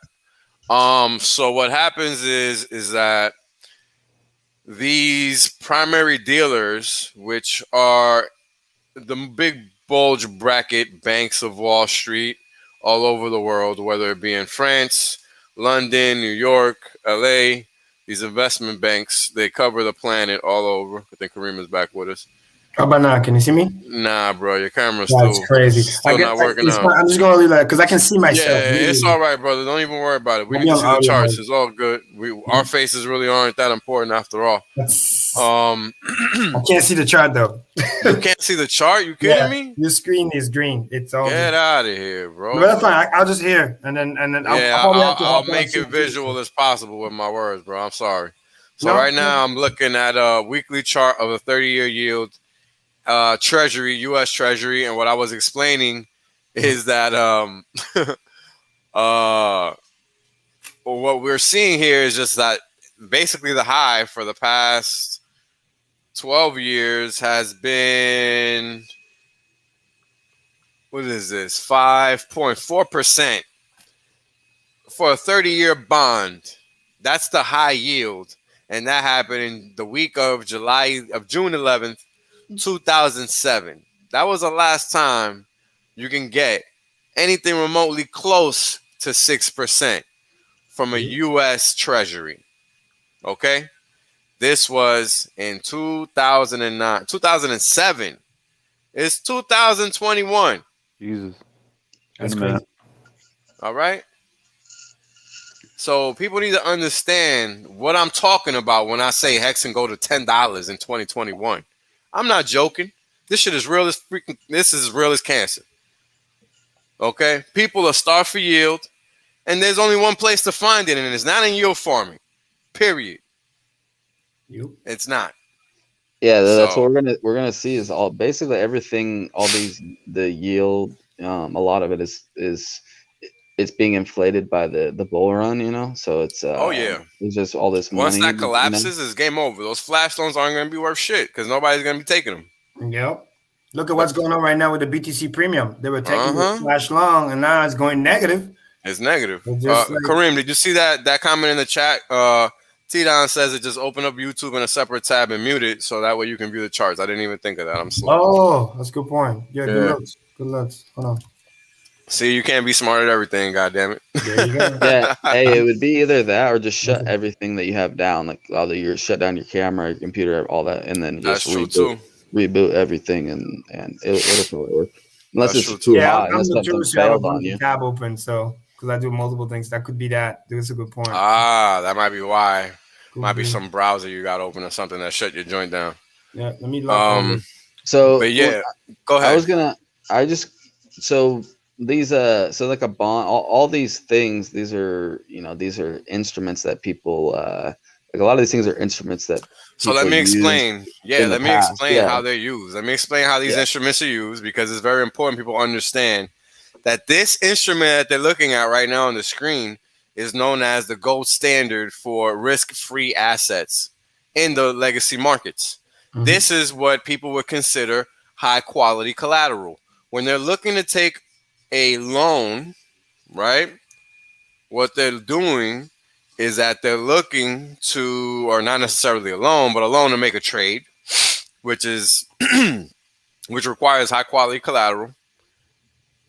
You're gonna give up something like a U.S. Treasury or something close to it in that arena because that's the only thing that's accepted.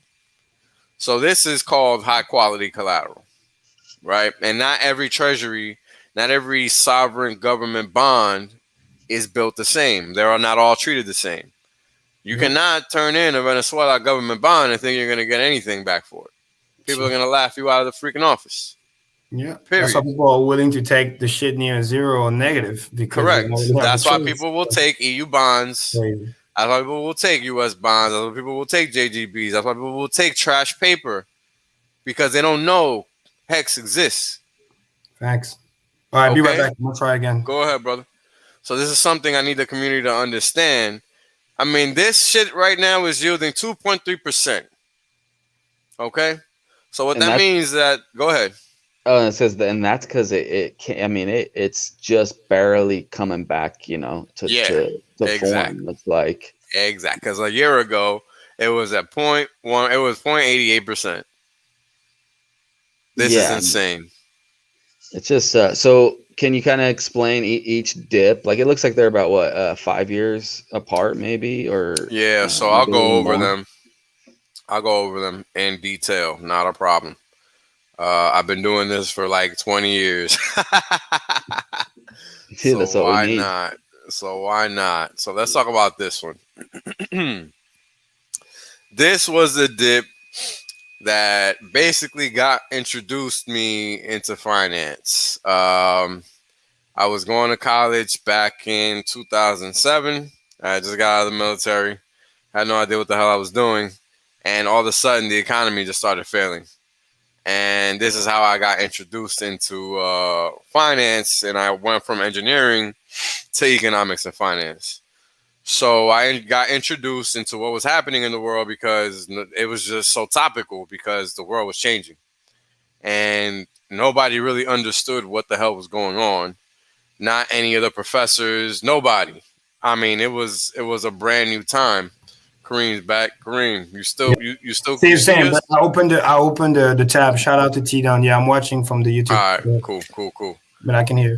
All right. So basically, I ended up learning what caused a financial crisis, and it was just a simple fact of people over borrowing, people making markets that they couldn't afford to make, and that's really the crux of it. And that's why things failed. That's why people had 5 houses and they really couldn't afford them, and things like that. People just didn't respect their pocket.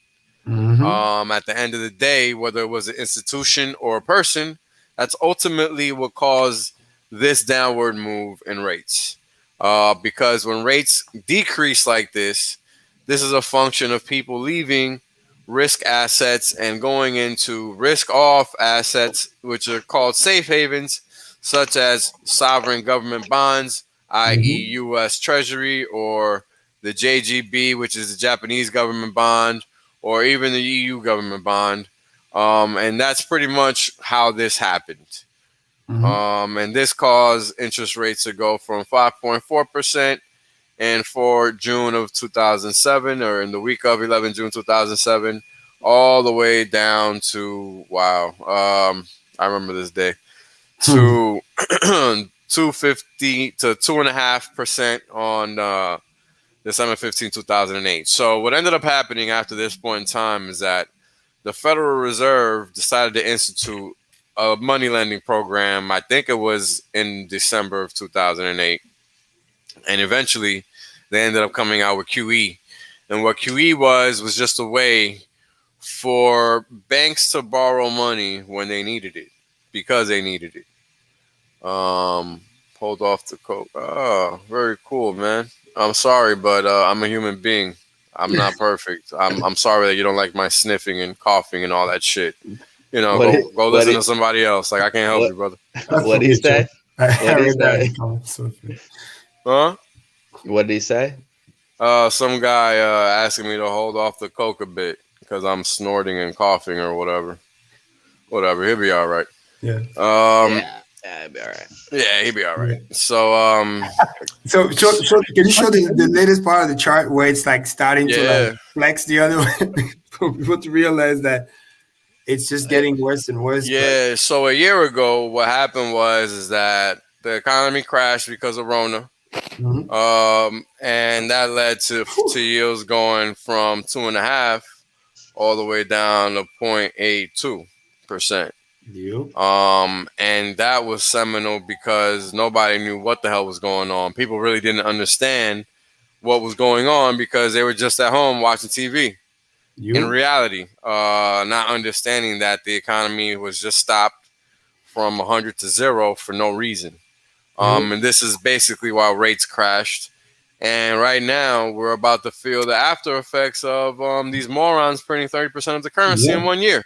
And this is the 30-year yield, okay? Insane. So I want to show people how much this yield has moved in 1 year so they can understand how much of a problem this is going to be because this is just the beginning.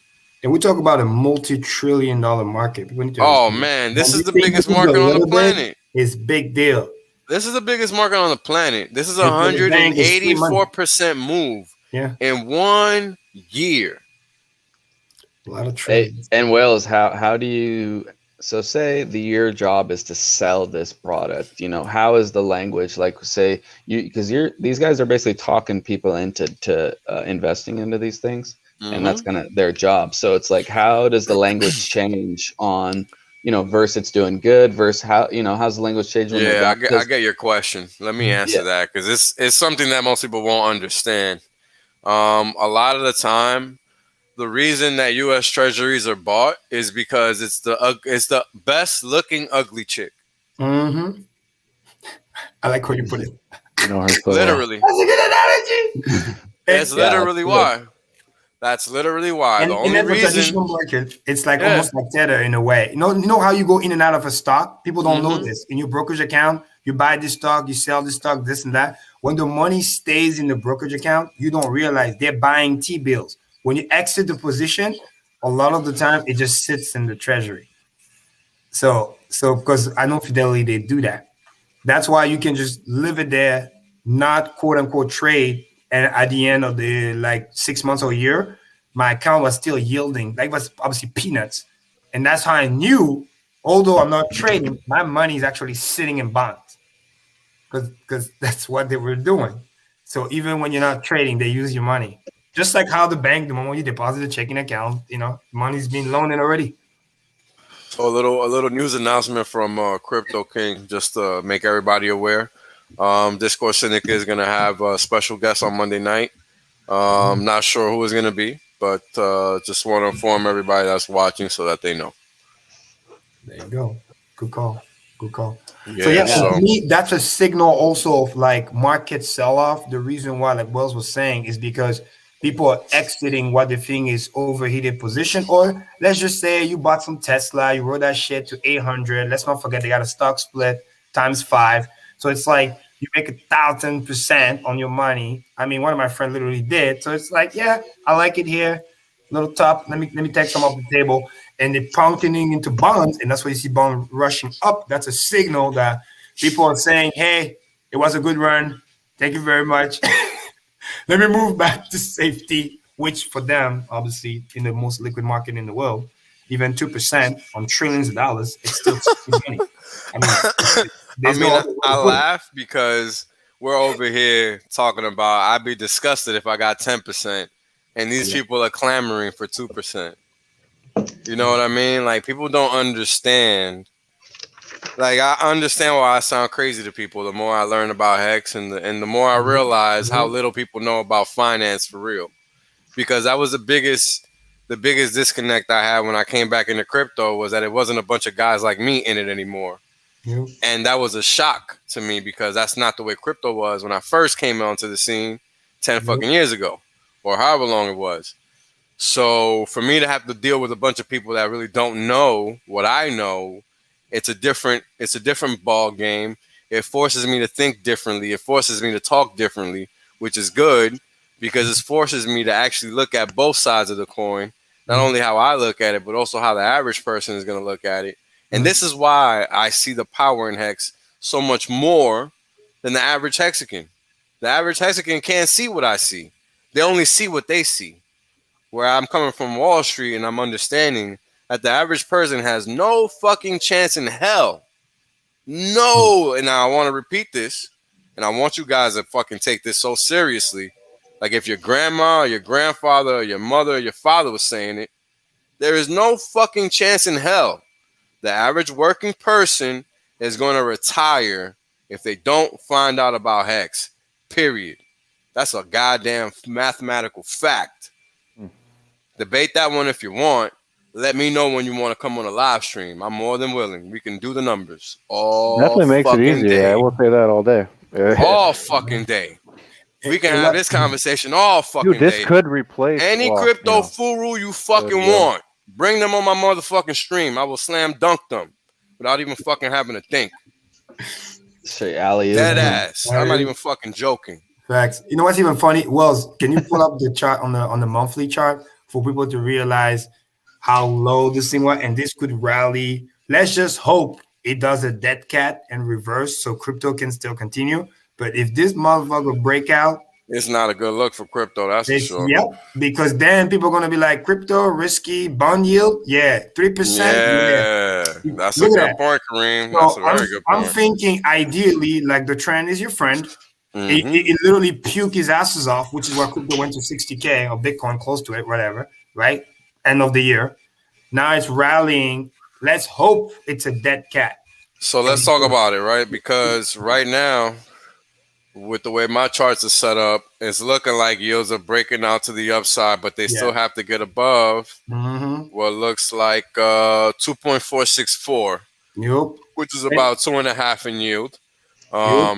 Because if that bitch broke past that 3 zone, it's over. Yeah, and exactly. That's exactly what I was gonna say. Ideally, it needs to break this value here of 3.5 in order for this move up to really be sustained and for us to really worry about it long term. And when I say worry, I'm just more about because traditional market will crash, would then get to the crypto. This is why I did my tweet storm literally 2 days ago when I was trying to say, hey, this is what I'm seeing, what's alarming, because it's only a function of a mechanism. But funny enough, if that worst case scenario happened, Hex will pump. Funny enough. Yeah, that's the thing, man. Hex is built that especially no matter the 10-year. What happens. Can you show the 10-year yield?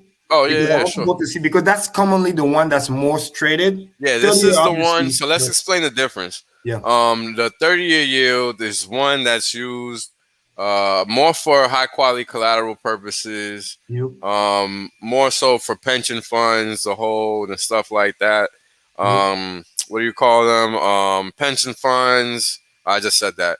Institutional investors and stuff like the 10-year is used more. Yep. Yeah, insurance companies, they buy the 30-year yield. That's what I meant to think of. I'm sorry. Thanks, Kareem. The 10-year yield is used more like price assets, like mortgages, auto loans, like 5-year yields and stuff. Stuff like that. 2-year yield, depending on what the instrument is. And all of them also kind of follow the movement of the DXY, which is a great way to put to that chart because they're all connected. What I'll do is I'll throw it on here. Yeah, please. It's almost like that Twitter post that we have because they're all connected. And then because if DXY becomes more valuable, so to speak, because like you were saying, since the first day stream, it's all fake money in a sense of it's just a ledger and a ratio. So when the dollar gets worthless, your unit in your stock, whatever, looks higher, like it's worth more, but reality is just because the dollar went down. So this is a good thing to note. Right now it looks like, where the hell is this thing? What is this thing doing? Ugh. Hold on, guys. Let me get this chart right. I really hate it should be DXY. Let me put this on a new scale. Boom. There we go. Let me get this price regular. Yeah, All right. that's so important because it's it's more than just hex. It's like hex kind of challenges the whole like System. financial education and what you Yeah. didn't, what you actually weren't taught. All these because these are kind of very small. There's only a finite amount of people that even were in legacy, like old school finance. And there's an even smaller amount of people in crypto, and then you're teaching elements of those two things. It's like there's a sliver of people that Yes. are but it needs to be a lot more so that everyone can gain from it. Especially these like 50-year-old plus, they have no Mhm. idea what is going on. Like, Yeah, it's funny you it's mentioned that. sad. Interestingly enough, I look at my YouTube statistics from time to time, and it turns out that a small portion of my audience is actually, people older than me, which I found interesting because I couldn't imagine myself really just sitting here listening to somebody younger than me.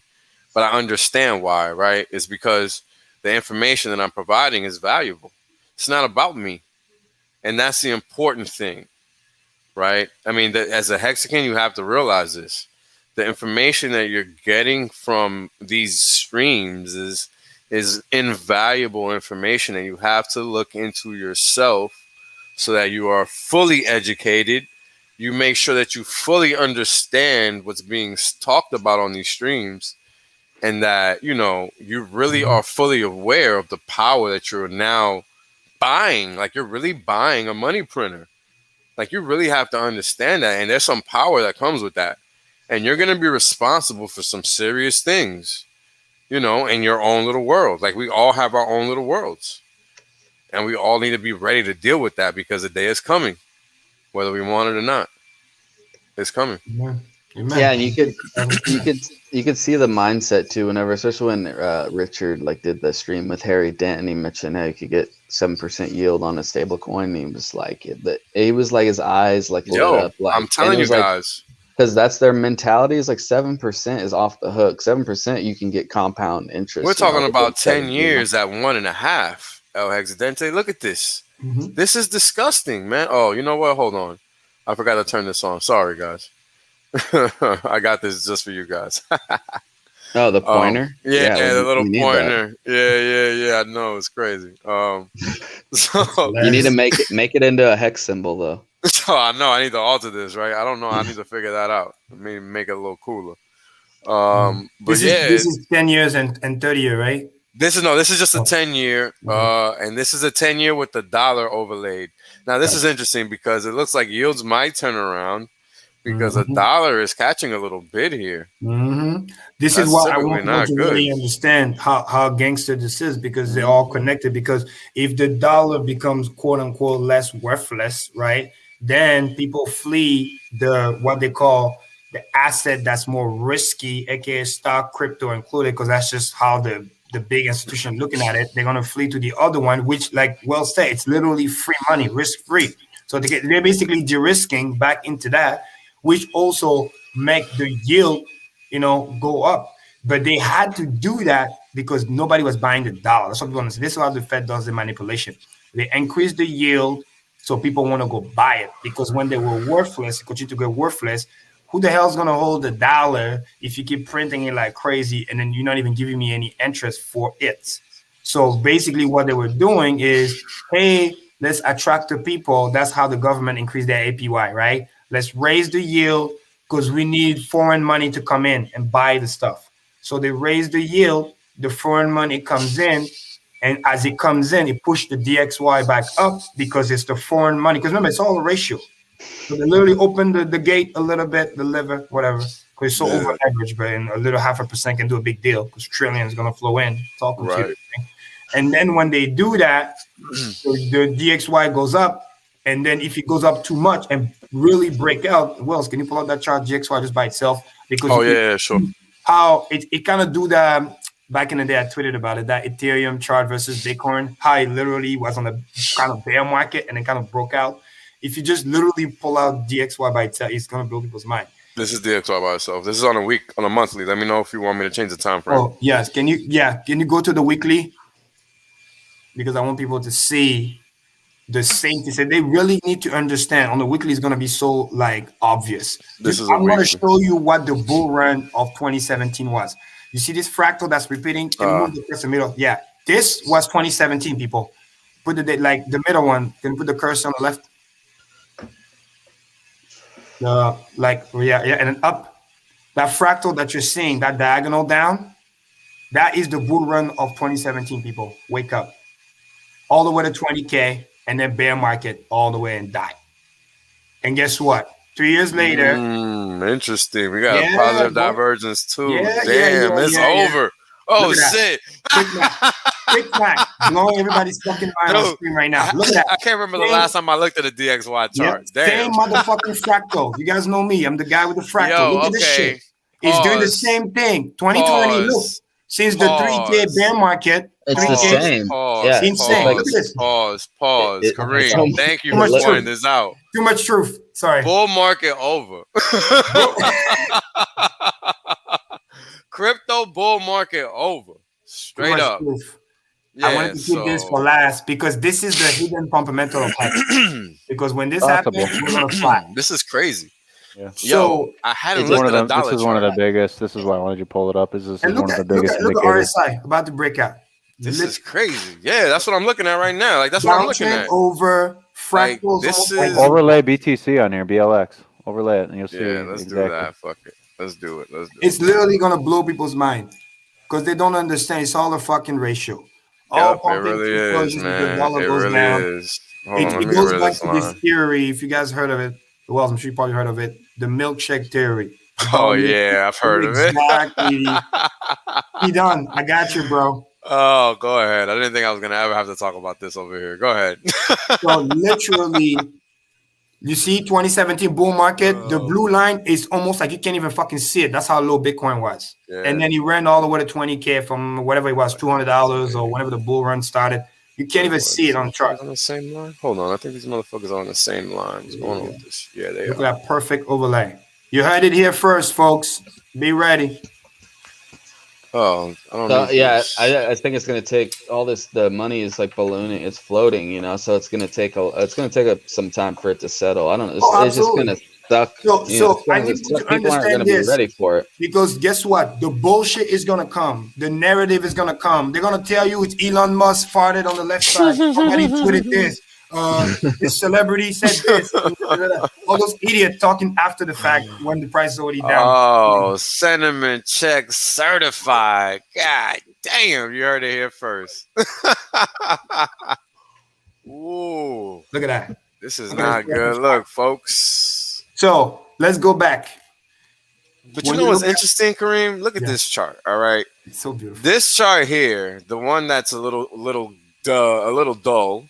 This is BTC, right? Mm-hmm. This is, excuse me, at the end of the bull market, right? So it literally just went down a little bit. Like it doesn't even look like it did a whole lot, but it did because it seemed like a whole lot at the time. Yeah. It's just interesting to, just to highlight that. Yeah, so this is what people need to understand, right? Let's go back even all the way to 2014. This shit just rinse and repeat. Again, I love this. It sure does. So zoom out a little bit. Let's go back to, we'll go to old school. Just zoom out the chart so we can go see 2014 in the picture. Yeah, I'm gonna go to okay. So if we go all the way back to 2014 for people to understand, when this thing started to kind of go down from that kind of bull flag, like just what you were seeing. Yep, that's exactly what it was, a bull flag right here, right? So like 2013 and the 2014. Like I got the arrow, the cursor, I got it right on 2013, November 1st. Yes. So when DXY was going sideways and kind of down, that's when Bitcoin was pumping.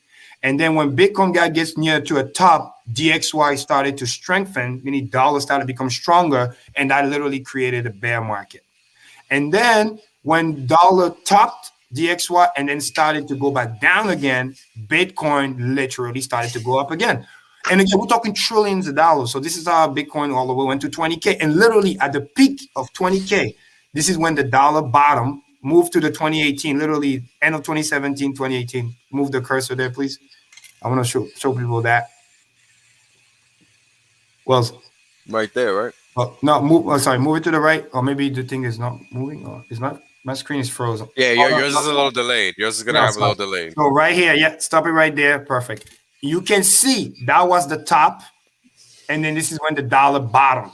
Dollar bottom, and then guess what? Dollar started to strengthen, and that was a fucking bear market. All the way to motherfucking 3K. And guess what? It danced it around, up and down, and then COVID dip happened.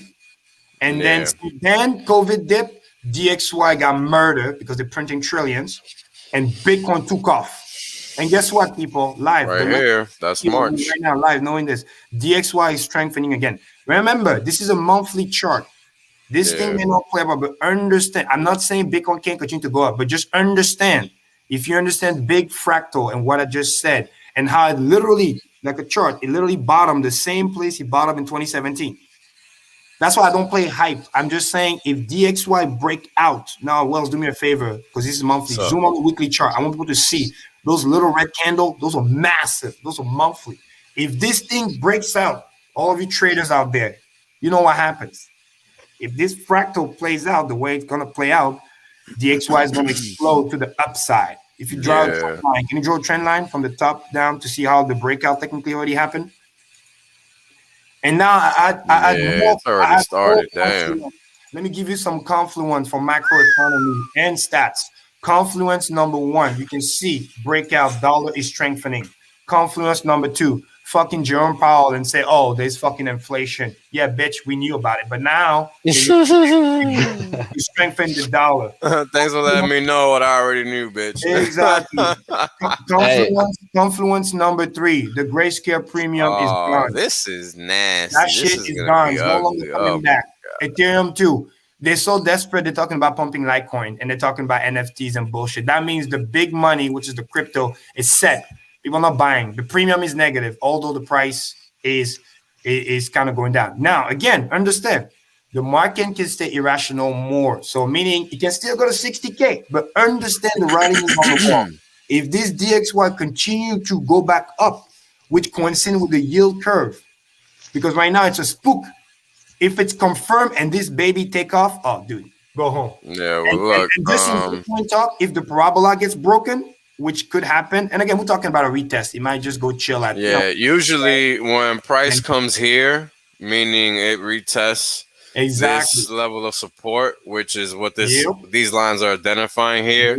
And it bounces. And I'm using 2017 as an example. Even though the GXY was strengthening, we started the bear market, but again, it's process decay. The scammers, they're not gonna make this one from 20, right? This one from 20 to 3.5 or whatever. Exactly. But for many months, it was dancing between 20, 15, 14. Yeah, like it went sideways or down. They gotta shake you out. There was no more easy money for a couple of years, and that's what people in crypto are used to. The exchange wants the trading volume. So even though they know it's going to end up at 30K, why are they going to do that right away? They got to give you the opium.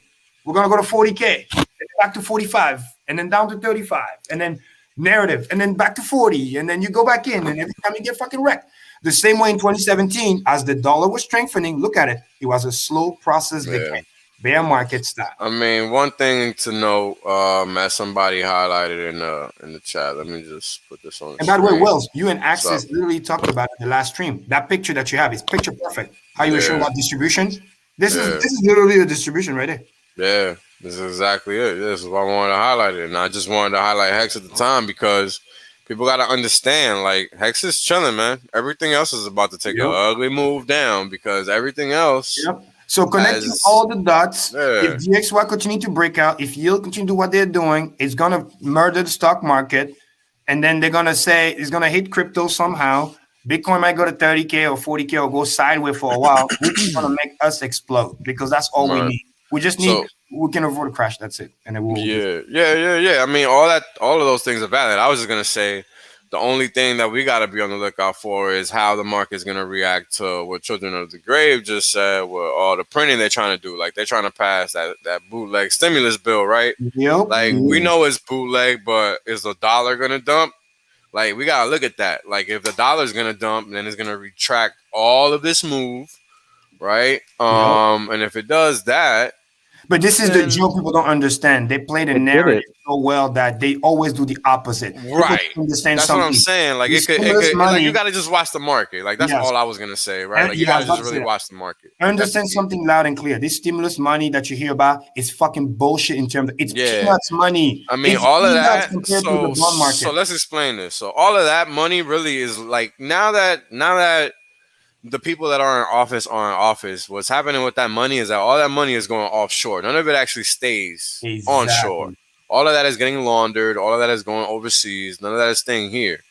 So And you help know, all the other countries that need dollar to pay their debt and blah blah blah. right. This is what they So what understand. what could ultimately end up happening is that the dollar just ultimately ends up turning around and it starts moving lower again because the people that are in charge now are about dollar destruction. They're not about Yep. anything else. Like if you look at a dollar chart, that's what you see.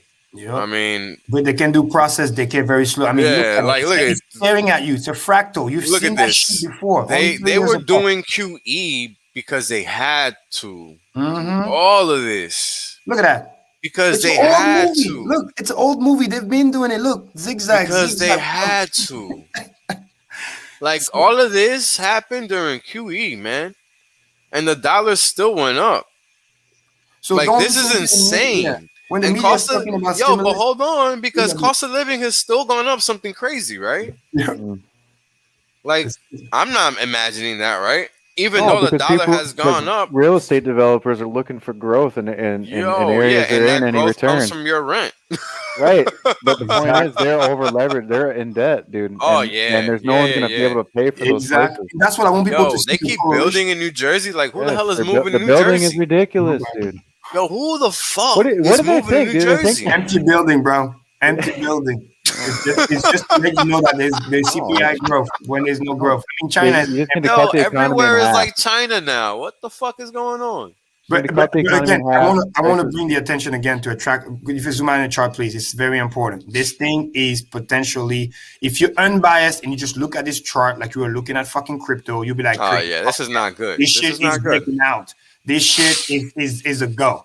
But understand that's DXY, which means Yeah, that. I mean, look, it's already breaking. It's already Yeah. broken the 50 mark, right? So Like at it's the already very at 58, Yep. basically. At the very least, if you zoom more, it's gonna go touch that yellow line. At the very least, that's what I'm thinking. And then Right. if we're lucky, a reverse. That would be cute. Because if it does not, oh dude, just get ready.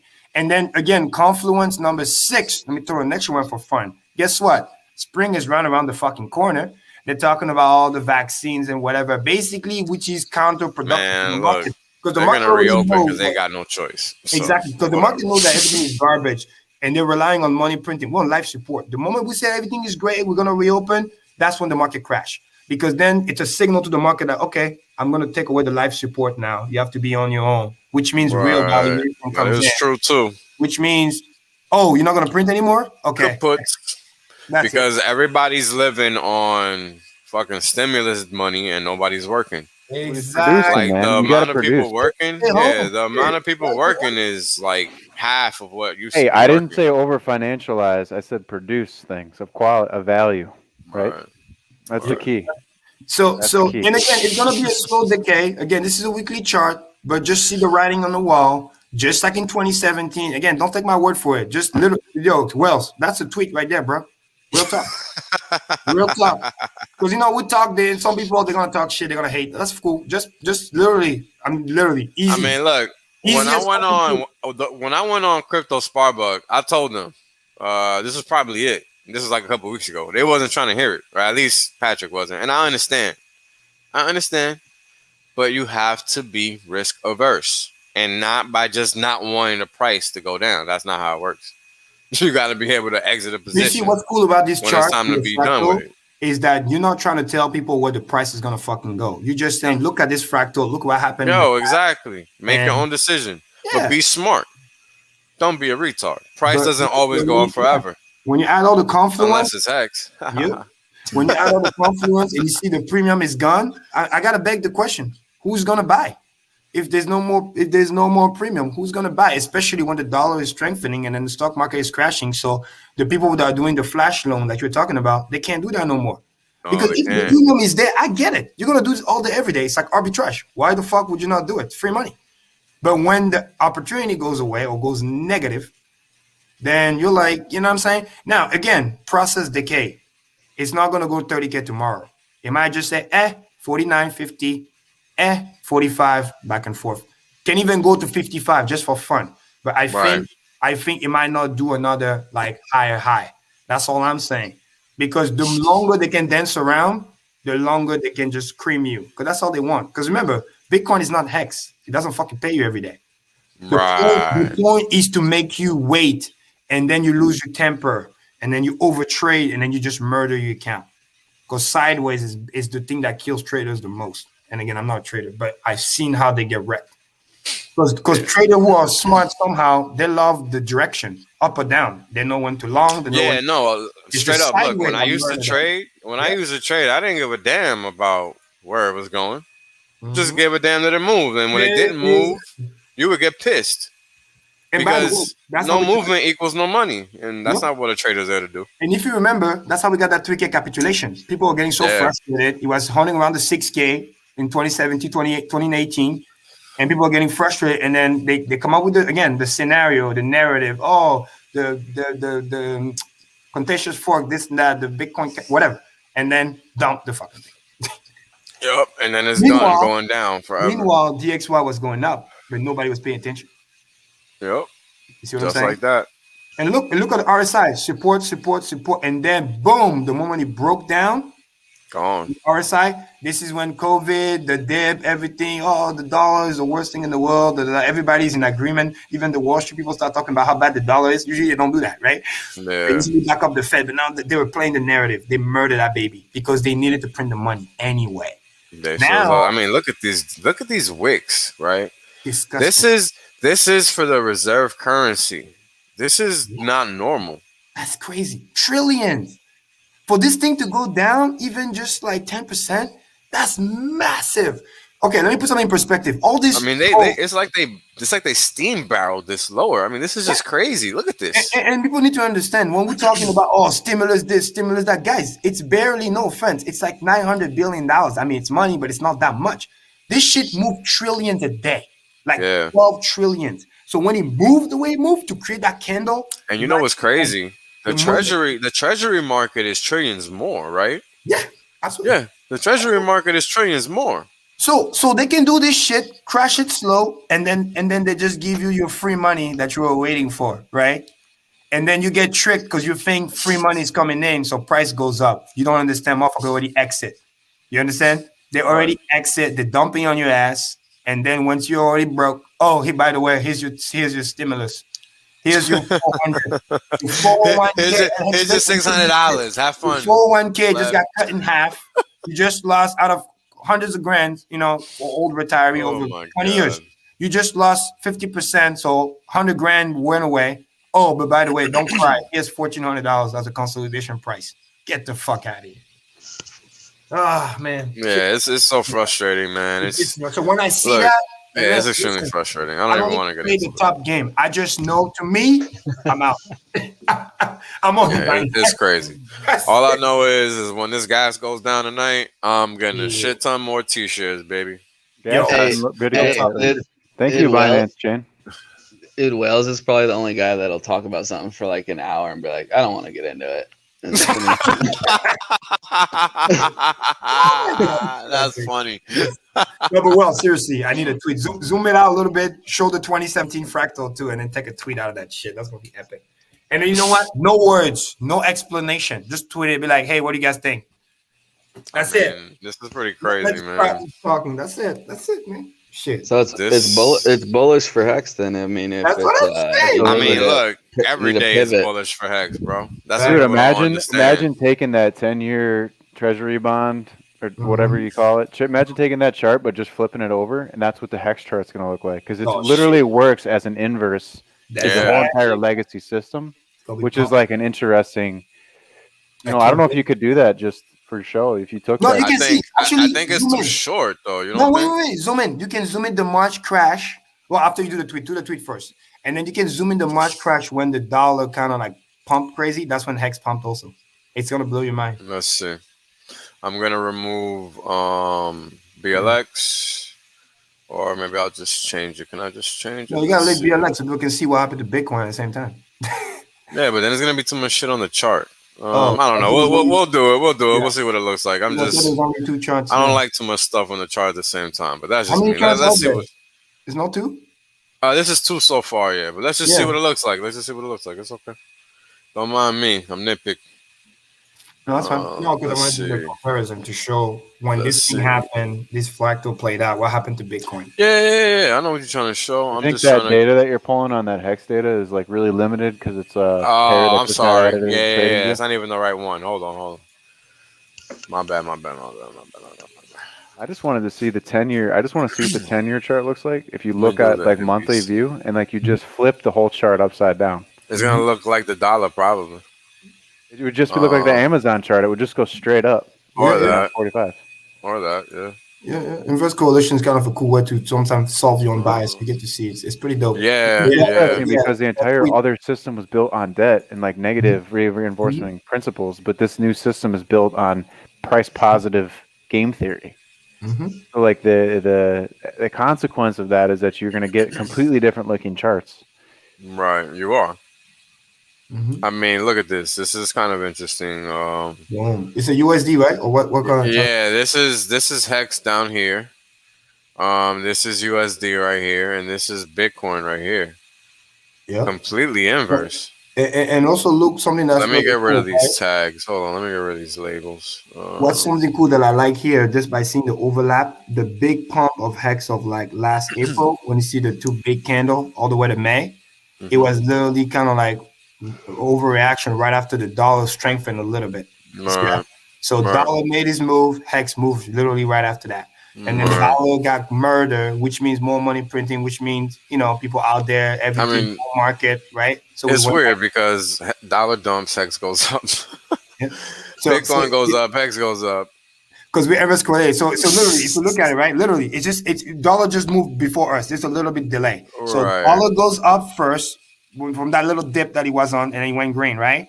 That was the Yeah. signal because he strengthened a little bit. That was the COVID dip because you can see that little red candle before Bitcoin took off. That was the big Right. candle at 3,000. Then because dollar went up, Bitcoin dumped, and then we pumped soon after that. And then dollar got murdered. Bitcoin went up crazy and it was just kind of going sideways because again, everybody thinks everything's going up because of bull market. But guess Yeah. what? Same thing It's not. again. Dollar is coming back fucking shit up. Dollar's just been going He's down. gonna It's crash just that Bitcoin. I stuff mean hasn't been crash. He's going gonna up. correct Yeah. Bitcoin and then Hex gonna pump. Because we're literally just a delay. Dollar do the move first. Because when Right. dollar move, it's basically saying the market is waking the fuck up. What's Right. really valuable versus what's not. That's what dollar index really is good to do. He's seeing who's swimming naked. He's here to Right. shake Right. because now it's like, all right, party's over. I'm the king. Because the moment they raise the fucking yield, everybody's going to dollar. Dude, it's backed up by weapons at the end of the day. Whether we like it or not. So, so it hex just like a delay. So because dollar goes up, Bitcoin get hit, and then we pump. Make sense? So that's why it's like another 1, 2, 3. Yeah. Hey guys, I gotta check out on you. I gotta go handle All some right. Cool, things, brother. but I appreciate you guys having me, and I appreciate everything. And Even me, man, I can talk for hours. It's almost Thanks, buddy. 12:30. Yeah. Appreciate you for being here. yeah, Hey, thanks shout for out to joining, Very brother. nice everyone. meeting you. Shout out to everyone in the chat. Thanks for hanging around, and I'll link Shout up out to again T soon. Don. Let's do it again. Yeah, I man. appreciate you Thanks guys. for the For sure. DXY, bro. Thanks, You're absolutely right, T Don. You're absolutely right, and you're fucking welcome. Shout out for people being here. The 78 people of you. You're getting straight up gold facts. That's what Yeah, we so do. that's why we do it. So yeah, when you thanks understand Wells, thanks Axis, thanks See Kareem. you, buddy. All right, Thanks, later. Be brother. great. Have a good one. Keep killing it with Twitter. When you understand macro that way, guess what? You don't even need to fucking trade too much. You just know what's going Yeah, to happen. I'm really telling you guys, man. Look, when you limit your attack vector with respect to taking on risk and the sense of no losses, Mm-hmm. I mean, the amount of money you make long term is just unfathomable. Like, I've done the math, I've seen the math done in books, I've seen it so many times in so many different ways, shapes, and forms. And I just have to be honest with you guys. Hex makes becoming wealthy so easy because of the staking function. Yeah. I mean, not only does it pay you interest, but you also know you're entering at a point in time in which the price is only going to go up from here, man. Like I mean, it's not even at a cent. It's barely there. Epic, man. I mean, this is a point in time that you're going to tell your grandkids about, and you're not realizing it. Just like people are telling people about Bitcoin when it was $10. Mm-hmm. I You see, that's mean, what I'm doing. This is how I get so happy in a way with my conscience. In a way, is hey, I share the knowledge that I have. I don't hide anything, and then I can sleep at night. When shit happens, don't come to me saying X, Y, Z. I'm like, hey, I told you. I share what I knew. And again, facts is not an opinion. I'm just saying, hey, this is what I see. You see the same thing that I see. Do you see the fractal? And the reason why it rhymes is for a reason. You can literally see it from the RSI perspective, the fractal 2017, same thing. And again, all the confluence we have been pumping for a while. Whether you like it or not, from 3K to almost 60K, that's a serious move. We're not used to that. So we need to remember what that also means. And the premium is done. And they're talking about inflation and this and that. So when I add all these things together, now, can he stay up longer where it is? Sure, of course. But don't be surprised if you hear a narrative, just be like, nah, fuck this shit. Karim talked about the DXY. That's what this is about.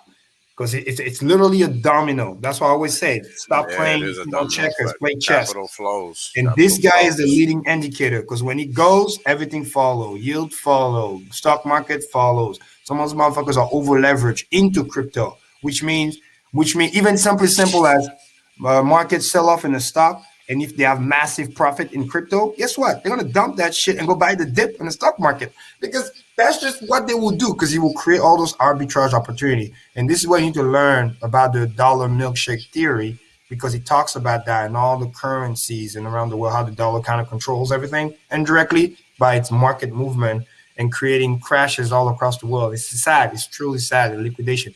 You understand that easier because if you've been in crypto and you know when Bitcoin sell off, what does that do to the rest of the not Hex, thank God, because we're not correlated, but all these other motherfuckers are correlated.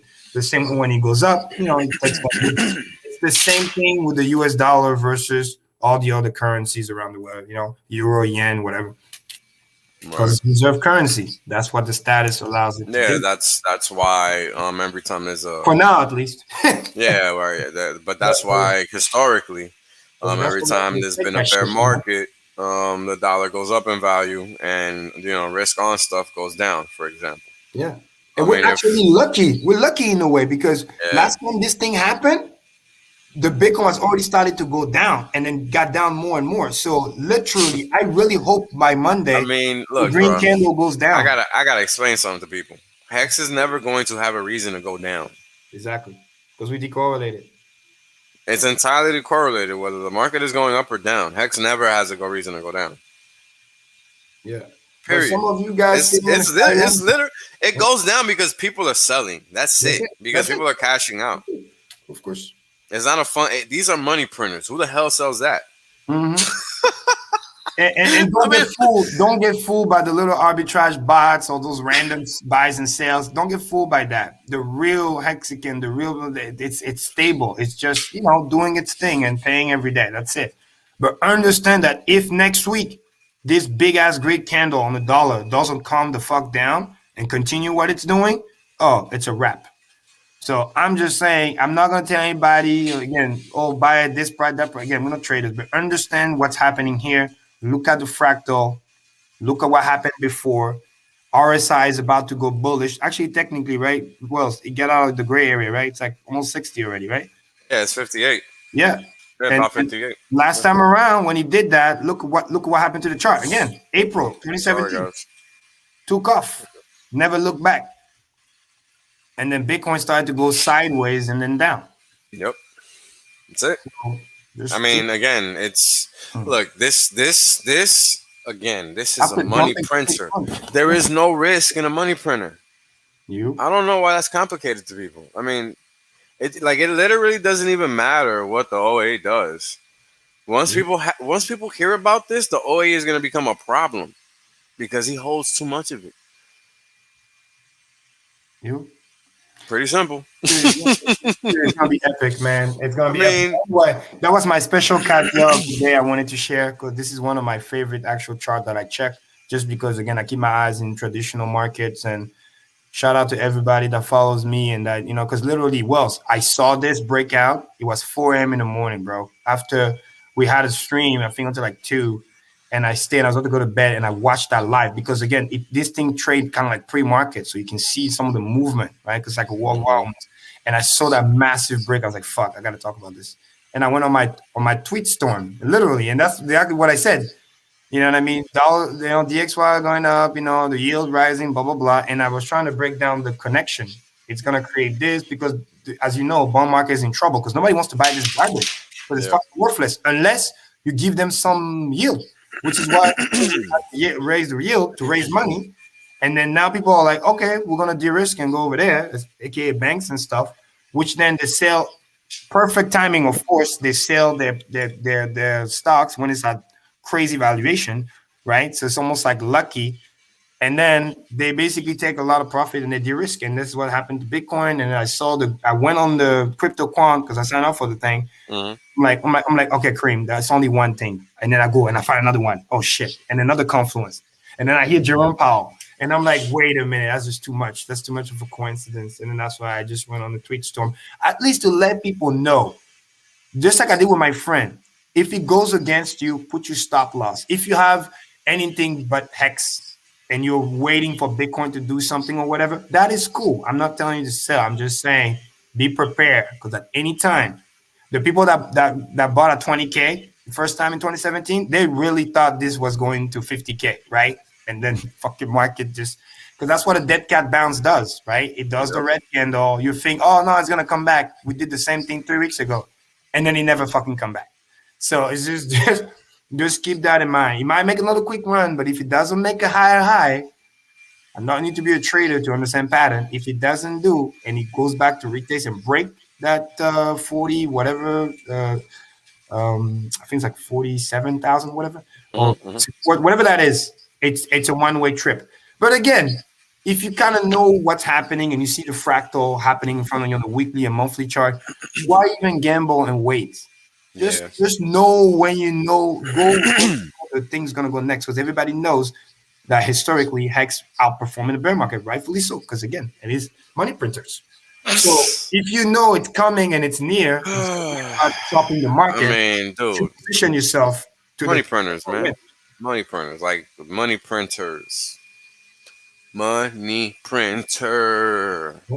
What is so complicated about this? Amen. I mean, that's a perfect way. I mean, because I'm gonna have to leave soon, but at least I wanted to share this chart Well, and we then can start wrapping it up. I got to take off pretty soon too. play Wells for a little bit. Show my little. You got to Alright, show your cool. charts too. Yeah. Let me do the charts real quick, and we'll come back to this if we have time for it. But let's get to the charts, and I want to show everybody that chart I've been holding to my hip. That's the last one.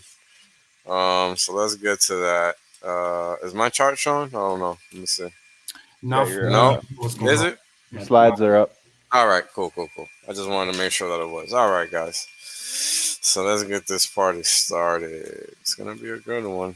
All right. So usual disclaimer. Whoops. The information displayed in this broadcast is known to cause increased amounts of FOMO.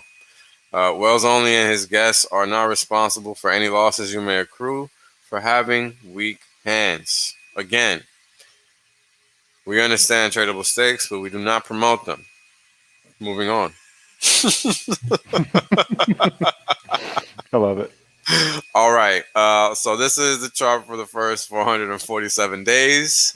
Currently, T-Shares index is the magenta line with the yellow hue at 6,732%.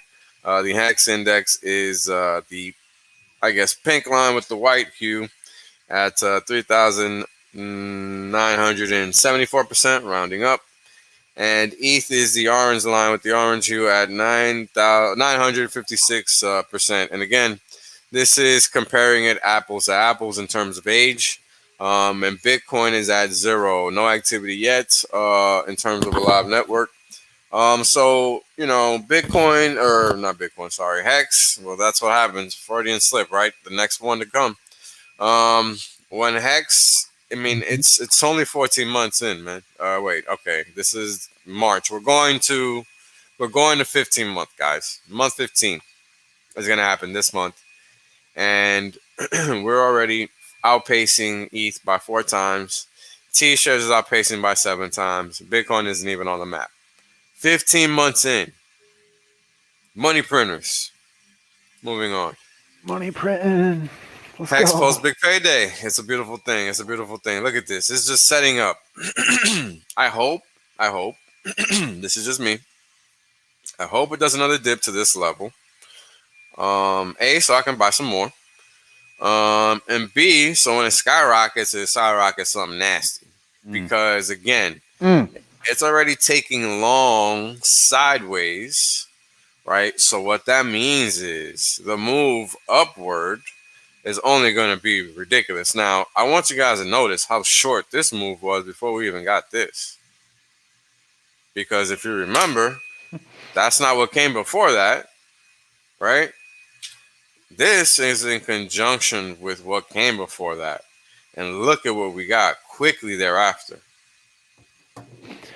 Wow, So, yeah, dude, that does look like just an extended version of what came before. Yeah. So, for people that are looking for 10 cents and 20 cents and 12 cents at the end of 2021, I'm sorry, you're going to be wrong. It's going to happen by the end of summer. Moving on. Yeah. T-share to Ethereum and T-share to Bitcoin is a percentage of value of each. And Ethereum is the pink line, and right now we're at 8.80. As we know, we've been dipping lately because people have been selling. Perfectly fine. I'm hoping that they sell some more because, again, I understand what a money printer is. It prints money.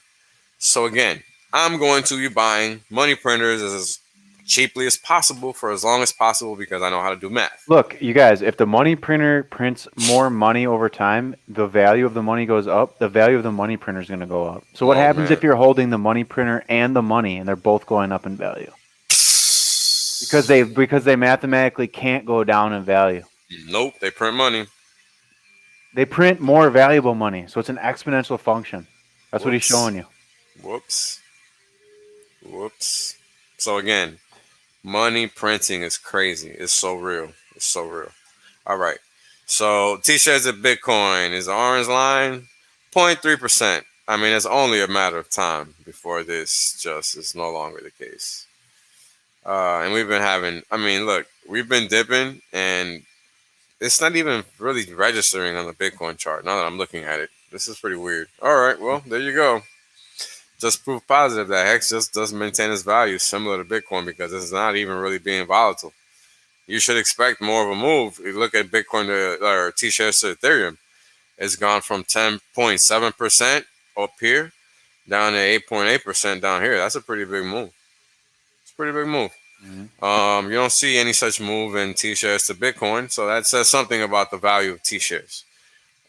Just something to highlight. I mean, again, money printers to something that is just known. Something to keep in mind. Hex payout metrics, one of my favorite charts. So today was crazy. 68.6 million basically in total Hex paid out. Payout per T-share was 6.146. Total shares was 10.883 million. Amazing. My favorite chart. Also, I mean, all these charts are my favorite charts. They're pretty crazy. Payout per T-share, some index is at 145,000 almost. I mean, round up. This is insane. This is insane. Get your T-shares, people, because this is only going to get crazier. Daily payout index is 12,033%. Total T-shirt index 2,170%. So we had a huge spike today, huh? Yeah, we did. We're gonna get to the short term. So. Yeah, we had 7.9 million in penalties or something like that. I mean, we can see this payout per T-share. It jumped. I think I saw that stake come through. I think it was like a 700 some odd day stake that ended at day 360 something. I don't know. I wasn't really on Twitter today, except for like early in the morning. I'm not sure. I think I thought that at one point, but yeah, so that could have been it. Something crazy. I mean, this is not not normal. Look at that. It just jumped. Anytime it jumps like this before, if you look at previous jumps, it usually comes back down. So maybe tomorrow it'll normalize again. Maybe come back into the 6 flat range or something. Who knows? We'll see. It's good to just know. A nice little pay bump is always good. We enjoy those, right? I mean, we're just getting paid. Nothing wrong with that. More power to them. And this is the payout sum and payout sum line, payout per t-shirt sum line. And if you've owned one t-shirt, you've received almost 1,600 hex, 1,599 almost, just a 17.17 hex away from reaching that level. Hex index is, as we've discussed, 3,974%. Payout per t-shirt is 5. Payout per t-shirt index, that is at 5,570 or 5,570%. But again, anytime we hit these type of levels, we come back down. So be ready to see it retract again tomorrow, because again, this is due to penalties more than anything else. So I mean, it was a lot of penalties too. I'm not sure where they all came from, but man, more power to them, because I'm trying to earn them. Mm-hmm. T-shirt rate and the APY. T-shirt rate is at 16,987. Now it's even less. So this is probably just yesterday's rate. That is yesterday's rate. And this is today's APY. I mean 40%, not shabby. Good luck getting that in field yield farming. T-shirt value $146.50. T-shirt rate more accurate. Actually, this is not accurate at all. This is delayed. Maybe I didn't update the value on that chart there. Let's see what the other one says. Yep, didn't update the value on that first chart. All right, fair enough. I'll update it later before I send it out to you guys on Twitter. So as of right now, current price is actually 84.848484 cents. So total 10,000 hex per t-shirt is $84.80. T-shirt value is at $146. It's probably a little lower now, given that you can buy more hex, right, with with the same amount of dollars as you could before. So this actually makes a t-shirt actually a little cheaper in reality. It's not actually $169.56, right? That's just the standard price, but you're able to buy hex in the open market at this rate. So it's important to understand why I'm actually showing you the t-shirt value, even though we know the t-shirt rate. Understand your ratios, understand your deltas, your differences. They're very important. I'm not just showing it just because it looks cool. It's important to understand. This information will help you make more money, because what this is telling you is that right now hex is supremely undervalued, because a t-shirt should actually be worth $169, not $146. So what that means is there's at least a $20 difference that you could be taking advantage of. So you're welcome. Mm-hmm. This There you is go. Your mic's working again, my Karim. man's cam is working. Boom. Welcome It back, is? home. Where you see Yeah. camera. Fine. Damn, out of the blue. Wait, hold on. You can see me like I see myself. Like, Yeah. He's Good back. thing I'm back. Yeah. Yeah, Good it's been a shit, sec. bro. Hold Good on, shit. So this is another one of my favorite charts. It just shows how crazy things are going to be getting. Hold on, let me do this. I mean, this is just, and it's gone. No, it's kind of here, but it's just like I can't see your screen unless at least one screen is showing now, but that's so it's weird. still green for me though. I That's can't weird. see you. But all right, here we go. So this is the bad boy. This is basically what's gonna happen every time somebody ends a stake, and this is what happens in aggregate when everybody ends their stakes, right? So just imagine this as a repricing of T-shares every time somebody ends stake, except for this is every time it happens in a concurrent fashion, meaning everybody at the same time. So every time this happens, this is going to be a price bump to the T-share rate, and by default to HEX. So this is a lot of inflationary pressures coming forward. So it's something for us to look forward to. It's something that we're all going to benefit from, especially if you hold 5 5 5 5s. Woo! I can't wait to restake my pot later. Yeah, it's gonna be so good because that duration gonna get so high, and that means I'm gonna capture all that. That's what that means. That's why you want to stay 555 because all of these inflations, while the T-shirt rate is ratcheting up, I'm gonna be sitting there collecting every single payout increase that happens from this moment forward for 5,555 days. That's what that means. And the reason I'm willing to take that risk is because I'm willing to bet on my net worth increasing to the point that I'm not going to need those stakes to end until they do. And even then, I don't plan on selling shit because I plan to live off my net worth because that's how the system works. And if you don't know that, then I suggest you don't wait for me and start doing your own research because I plan to do something to a little pamphlet or whatever so people can read up on it and get some basic information, some resources. But if you don't want to wait for me because I'm a busy person, I suggest you look into it. But if you're not committing to long-term wealth generation, you're A, playing yourself, B, playing yourself, and C, playing yourself because HEX gives you the opportunity to do just that. So it's important that you understand the math and how it works and make sure you understand the math and how it works because that is how wealth generation happens. It doesn't happen by hitting the jackpot. I'm sorry. That's just not how it works. This is an opportunity in front of you. Learn why 5555 is very important. Very, very important. It's not a game. Amen. Amen. Amen. I'm only here to give the facts. That's the key. And I think that's it. I mean, again, people need to do their own research. I'm only giving you the facts. You're going to ultimately make your own decision. But you need all the correct information in order to make all the decisions. Like, I'm really still debating on whether I want to keep Liquid HEX or not. And I don't really want to. I don't need to. For what? Net worth, man. Yeah, dude. I mean, really, that comes down to, do you want to sell a huge run up in price in a year or less? Yeah, or do you want to put that shit out there and just work? I mean, whatever. At the end of the day, you're creating a taxable event on top of everything else. Yeah. I mean, that's why I'm staked out forever, but each person's different, and it gives you the flexibility, because you can still do well if you only do a 5 or 10 year, you know what I mean? Oh, yeah. But that's the thing, early enough, right? But that's the thing, right? There's going to come a time where you're going to get mad that you didn't have a 5555. For real. If you stake HEX, but you don't have a 5555 stake, that's crazy. Maybe you don't understand the system. Like, I remember the first time I did a 5555. You're just like 90 years old and you just can't. I didn't really understand what I was doing. I really didn't. Like, I kind of did. And this is funny because I'm the math guy, but it's the thing about understanding the T-shares that get you. Because the T-shares are the missing piece of the puzzle. Even though I understood compounding interest and all of that, I didn't understand how T-shares played a part. Like, my first 555 stake, 5555 was probably like 10,000 HEX.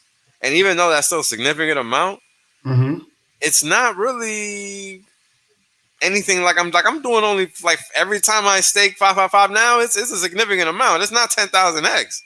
That's it, baby. Get it rolling. Not. It's like you just perpetuate it, keep going. Yeah, but here's the key thing. But here's the key thing. Here's the key thing for people to understand, right? Shout out to Tripod. It's so funny. Say Karim hasn't aged a bit. I was like, it's so cool. It's like that 555 steak, baby. That's it. It's like fine wine. It only gets better with time. I'm trying to keep it for 15 years. You know what I mean? You got to maintain. Oh man, that's too funny, bro. Too funny. Man, too I just funny, read that. He made my but yo, seriously, like I think after tonight, after I restake all mines for 555, I think I'm only gonna pick up a total of maybe 20, 30 T-shares because right now I have like 56 total, so I might bump it up to like 80 total, right? Which is a lot, right? Because it's gonna be 80 times 6, basically. Facts. That's not a bad number. And by the way, if this thing continues, people don't understand. Again. Oh, hold on. Let's pause for a second. Hold on, because you, my man, got like 500,000. You got like 1,000 plus T-shares. I only said 80 something, and you were still smiling. Let's talk about that. Talk about that because that's important. You have 1,000 plus money printers. I only got 80 money printers. Let's talk about it like that because that's what they are. and it still makes you smile because you're printing money, baby. Why are you gonna be mad at that? That's If what only I'm it's, saying. even if it's still a fraction of what you personally print. There's nothing to not be happy about. It's Think important people about it like this: understand that. It's one important T people share understand will that. equal one ETH sooner than Oh later, Oh, and man. one T share will equal one BTC yeah. sooner or Oh later. man. It's only a matter of So time. that should be everyone's Well, sign that so they do need you to try to accumulate these things. Do I need to go back to that chart? I think I need to go back to that chart.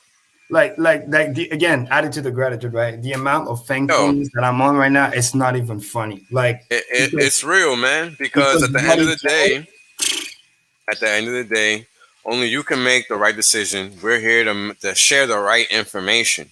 That's what I'm saying. That's what I'm trying to do. That's all I'm trying to do.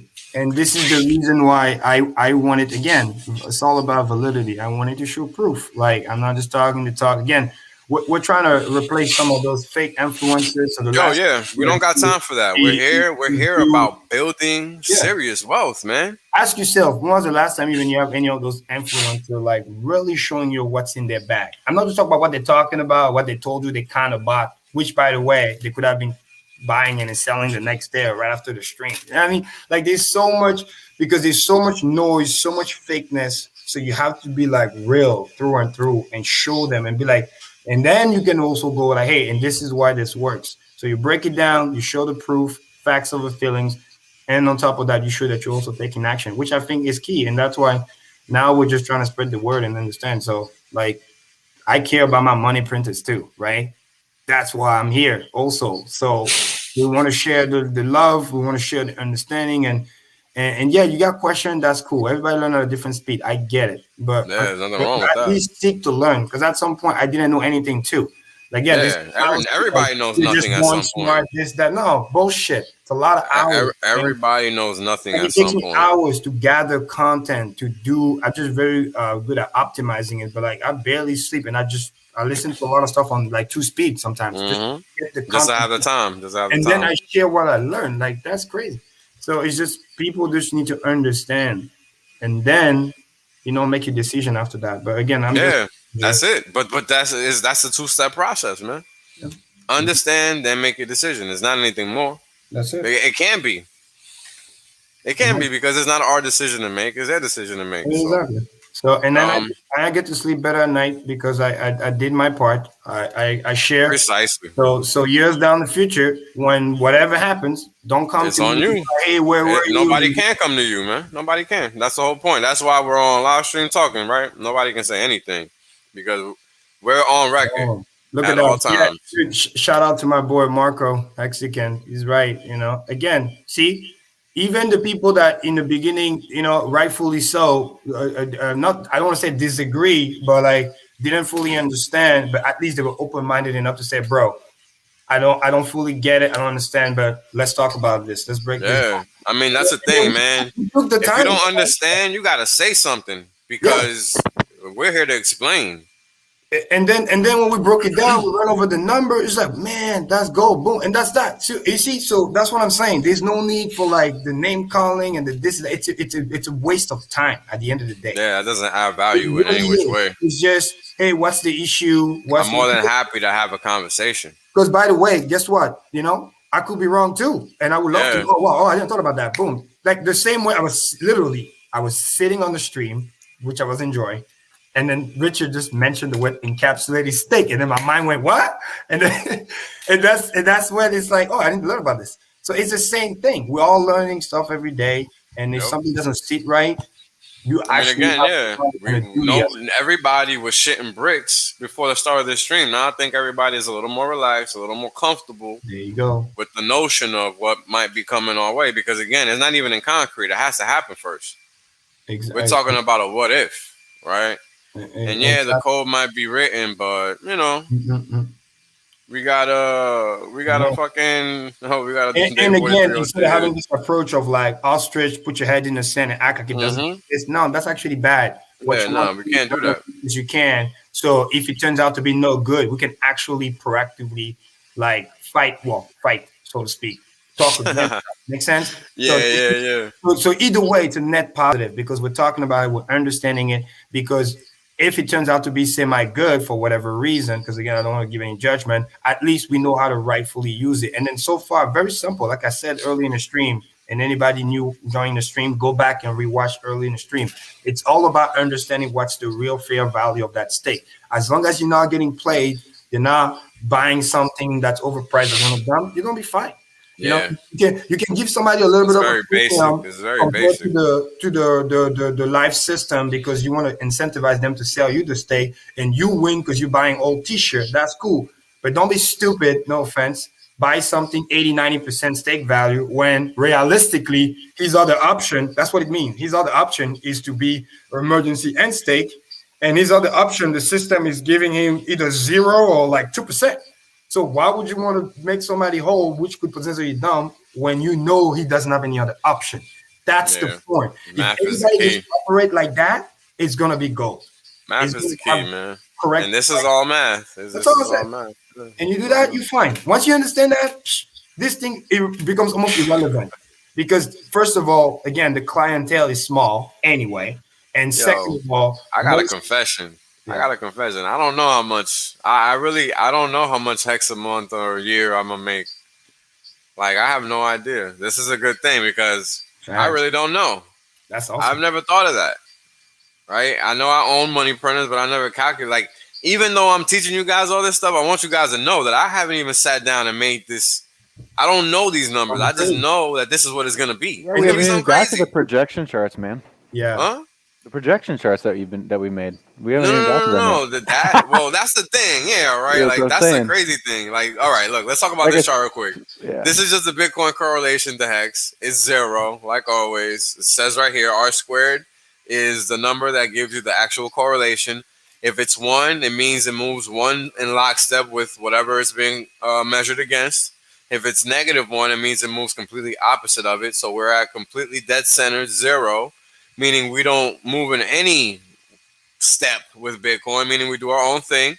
Important thing to note, the x-axis is hex returns, and that means that hex is more on the right side of the 0 axis, right? The 0 part of the axis, than the negative part, meaning hex is always going up. Yep. Not so much for Bitcoin. Bitcoin is a whole lot more spread out, and Bitcoin is the y-axis. As you can see, the 20 limit down here and the 50 limit down here. Minus 15, and you can see that the returns are very spread out for Bitcoin.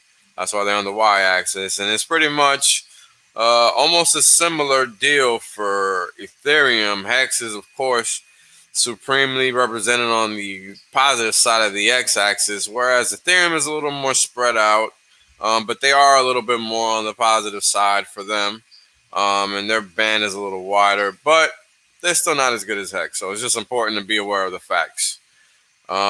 This is the payout per t-share chart. We're currently at 5.3 cents. This is great stuff. I mean, if you got one t-share, you're getting 5 cents every day. That's amazing. Just because. I mean, you don't find a nickel on the street every day. You're lucky if you find 1 penny on the street every day. And I live in New York where there's millions of people walking around every day. So it's important people understand that. Hey, have a good one, Axis. See you later, gentlemen. Amen. Be great, brother. So, this is literally one of the best charts in terms of, again, PE, and you see the trend. Like, again, in simple words, that's thanks to the payout. That dip is thanks to the payout. Exactly. But the funny thing about the money printer, so to speak, over time, when the next one that you had when you inverted it, is that what's amazing is that as the value grows over time, the money printer not only print more, but the value of the thing that is printing is also becoming more valuable. So this is a joke, inverse correlation. It's like the money printer of the dollar, right? Most of the time, the more it prints, the worthless it gets, right? With Hex, it's the opposite. The more it prints over time, it tends to be a little bit more value as more economic energy comes in. Because the market is so small.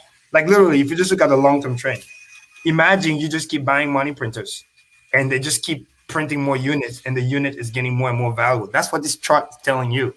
The payout per t-shirt, which I mean, it's just exactly the payout per t-shirt in dollar terms. I mean, it's showing you the compounding. It's showing it to you in the form you care about. That's all. Who And care even about that big dollars? dip. Look at that big dip of Oh like yeah, that's Bitcoin. payday. It That's payday. barely it It dipped. barely moved the needle. It barely Yep. moved the needle. It just went down to 7/8, And then 7.8. see you. That's it. Then right back to where we were. And this is the PE in the illustrious comparison chart. So people get their mind right and realize that they own a gem. And here's the accumulation chart, just so people can have something to compare it to when they're looking at something like DXY or Mm-hmm. HEX or Bitcoin, and they understand Yep. what distribution looks like, for example, versus accumulation, You know and what's so epic? on. I wish you could pull up the P ratio of Tesla just to show people how I insane. mean, man, it's high, bro. It's not It's, even worth talking about. yeah, It's just like to what, put a 50? relative value to show It's people. like 50 or 100. It's something Oh, stupid, good. I think man. it was 1,200. I don't even know. I just know it's something stupid. Like Right it's now, not it's like worth. in the hundreds, like probably. Yeah, it's not worth wasting Yeah, time on something exactly. like that. That's crazy because it's like we're talking about something that doesn't even compare to the lowest level ever in Yeah. stock market history. And you see, and I love this chart that you have right now that you're showing because like I was saying earlier, distribution phase and then spring and then market down. If Man, you you know what's look at it, funny? Markets love shit. to do moves like these Yep. right before they take off. They love to fake people out. Yep. Love it with a capital Mhm. LOVE. And you see the inverse correlation happening with Bitcoin and then the DXY, how it's literally this chart looking. Go back, please, to that other DXY and then the Bitcoin. You get to see the This same. is the one. Yeah, Oh, you got the it's little the delay. same fucking thing. DXY did his distribution W pattern and Mm-hmm. it's got the pop, which is popping. And then I think, again, small time delay. That's just me thinking, again, fractal. Bitcoin is entering his distribution pattern from the top, I probably going think to be so too. there for a while, I think narrative so too. bullshit, and then basically do the same Um, shit 2017. I think. Let me know if you agree because I think crypto, because it moves a little differently, we have to be a little more cognizant Yep. of its different nuances That's why I keep and it on the weekly and the monthly. Again, big overview. I am not a right, trader, like right? this is what I'm seeing. Right, I'm seeing the same thing ultimately happening because this is how crypto works. Right, we're gonna have the same type of moves Yep. again. Like it's just how it And because works. DXY is the leading indicator, the Yeah, big it's a dot. leading indicator. It's At the already end of the moving. day, anybody that look at the chart in an unbiased way and see the fractal, just like we Yeah, I can. mean, I think people are pretty well aware that we don't have any vested interest on. I mean, we're talking about something completely irrelevant to Hex. Like, none of these, like, Oh, I this like is what you're straight doing. up crypto talk. You know what I mean? Like, I like, who cares? Like, this has nothing Yeah, even yeah, to do with Hex. This is straight up relevant information for anybody that even comes across this stream. Like, this is it really is. invaluable, right? This isn't even Hex related, brother. This is gold Boom. There you because go. this is money that people are gonna be able to save Yep. from losing because it's gonna be a move they're not gonna be able Yep. to And combat. see, I love the bounds you just kind of chart, which is cool because most likely scenario again, no guarantee, right? If the fractal plays out again while the DXY rises, it's gonna play that distribution phase in that thing that you draw, which is pretty cool. Which is Bitcoin probably ping ponging where it is now, maybe 40K. If maybe there's a little panic, maybe 35K, but just dancing around there for months, slow process decay, and then depending on depending on what DXY decide to do, if it goes back down, who knows? It may or it may not. Because again, literally, not my words. Just look at the chart. Last time he did that, because it takes year and a half Yeah, to create the pattern, it's the down, time. and then when he went back up, he stayed up for like 2-3 years. So all I'm saying is, I mean, they this is basically the pattern too, right it there. really is. So you might just enter that distribution phase. And then what's cool about it for Hex is we don't need an exact crash, so to speak. We just need Bitcoin to range and distribution pattern, as you know, that can last months. Any of those distribution patterns, that's like 6 months, right?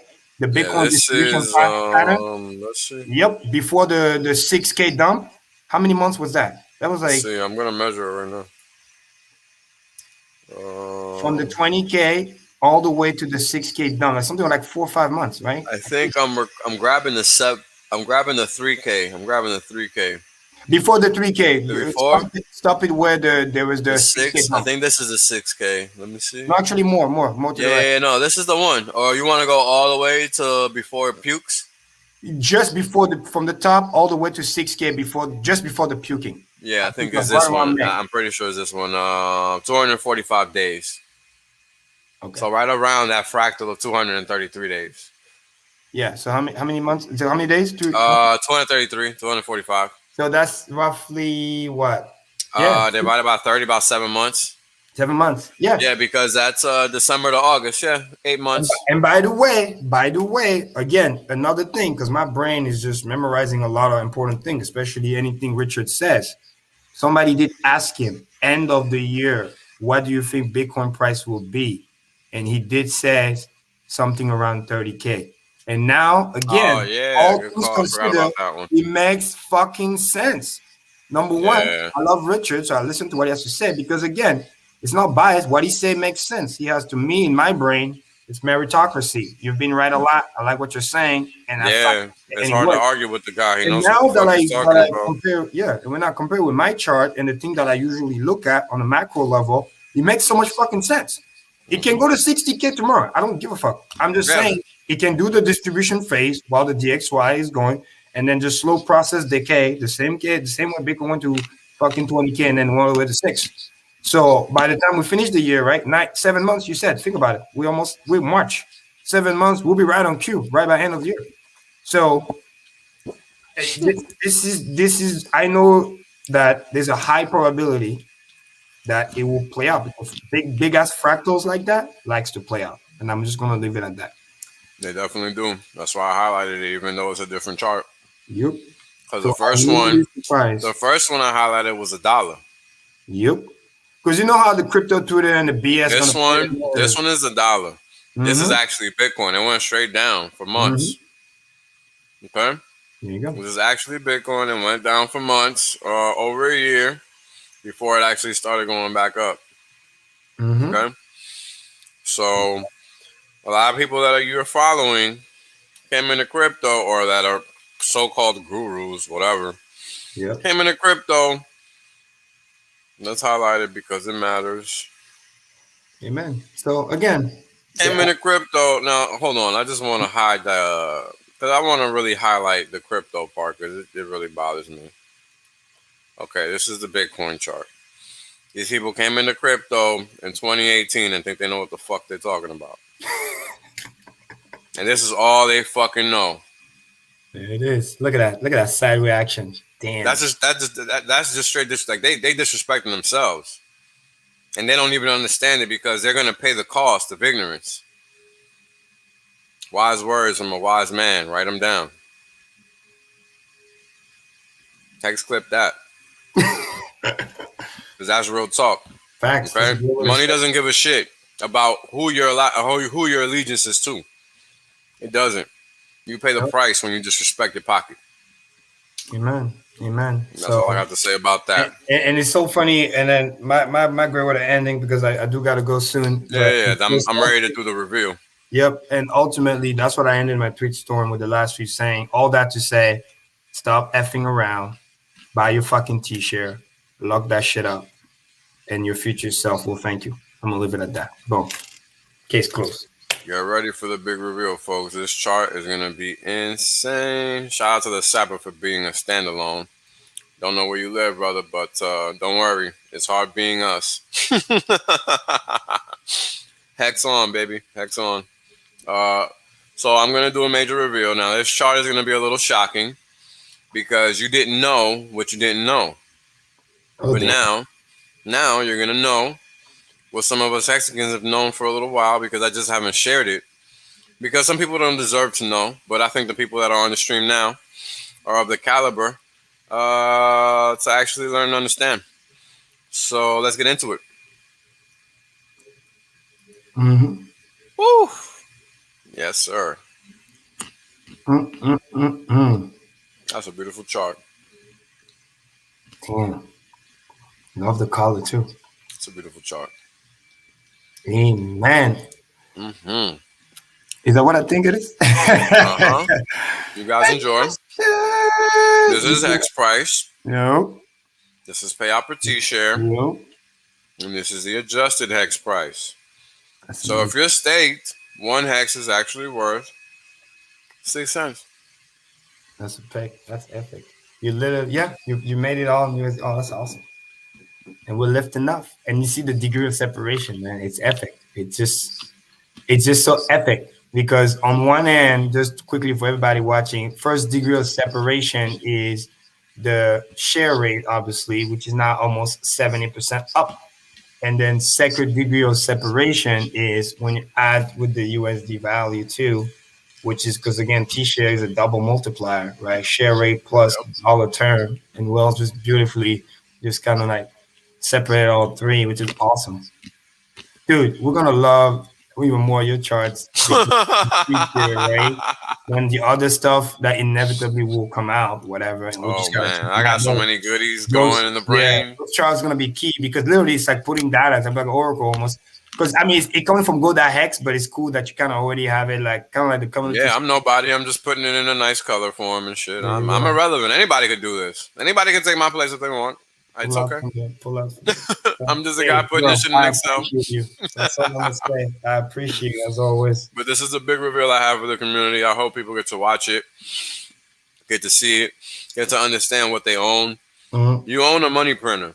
That's why when the Hex price goes down, the value of your Hex does not. This is something you have to understand. This is mathematical fact. Mm-hmm. This is not my opinion.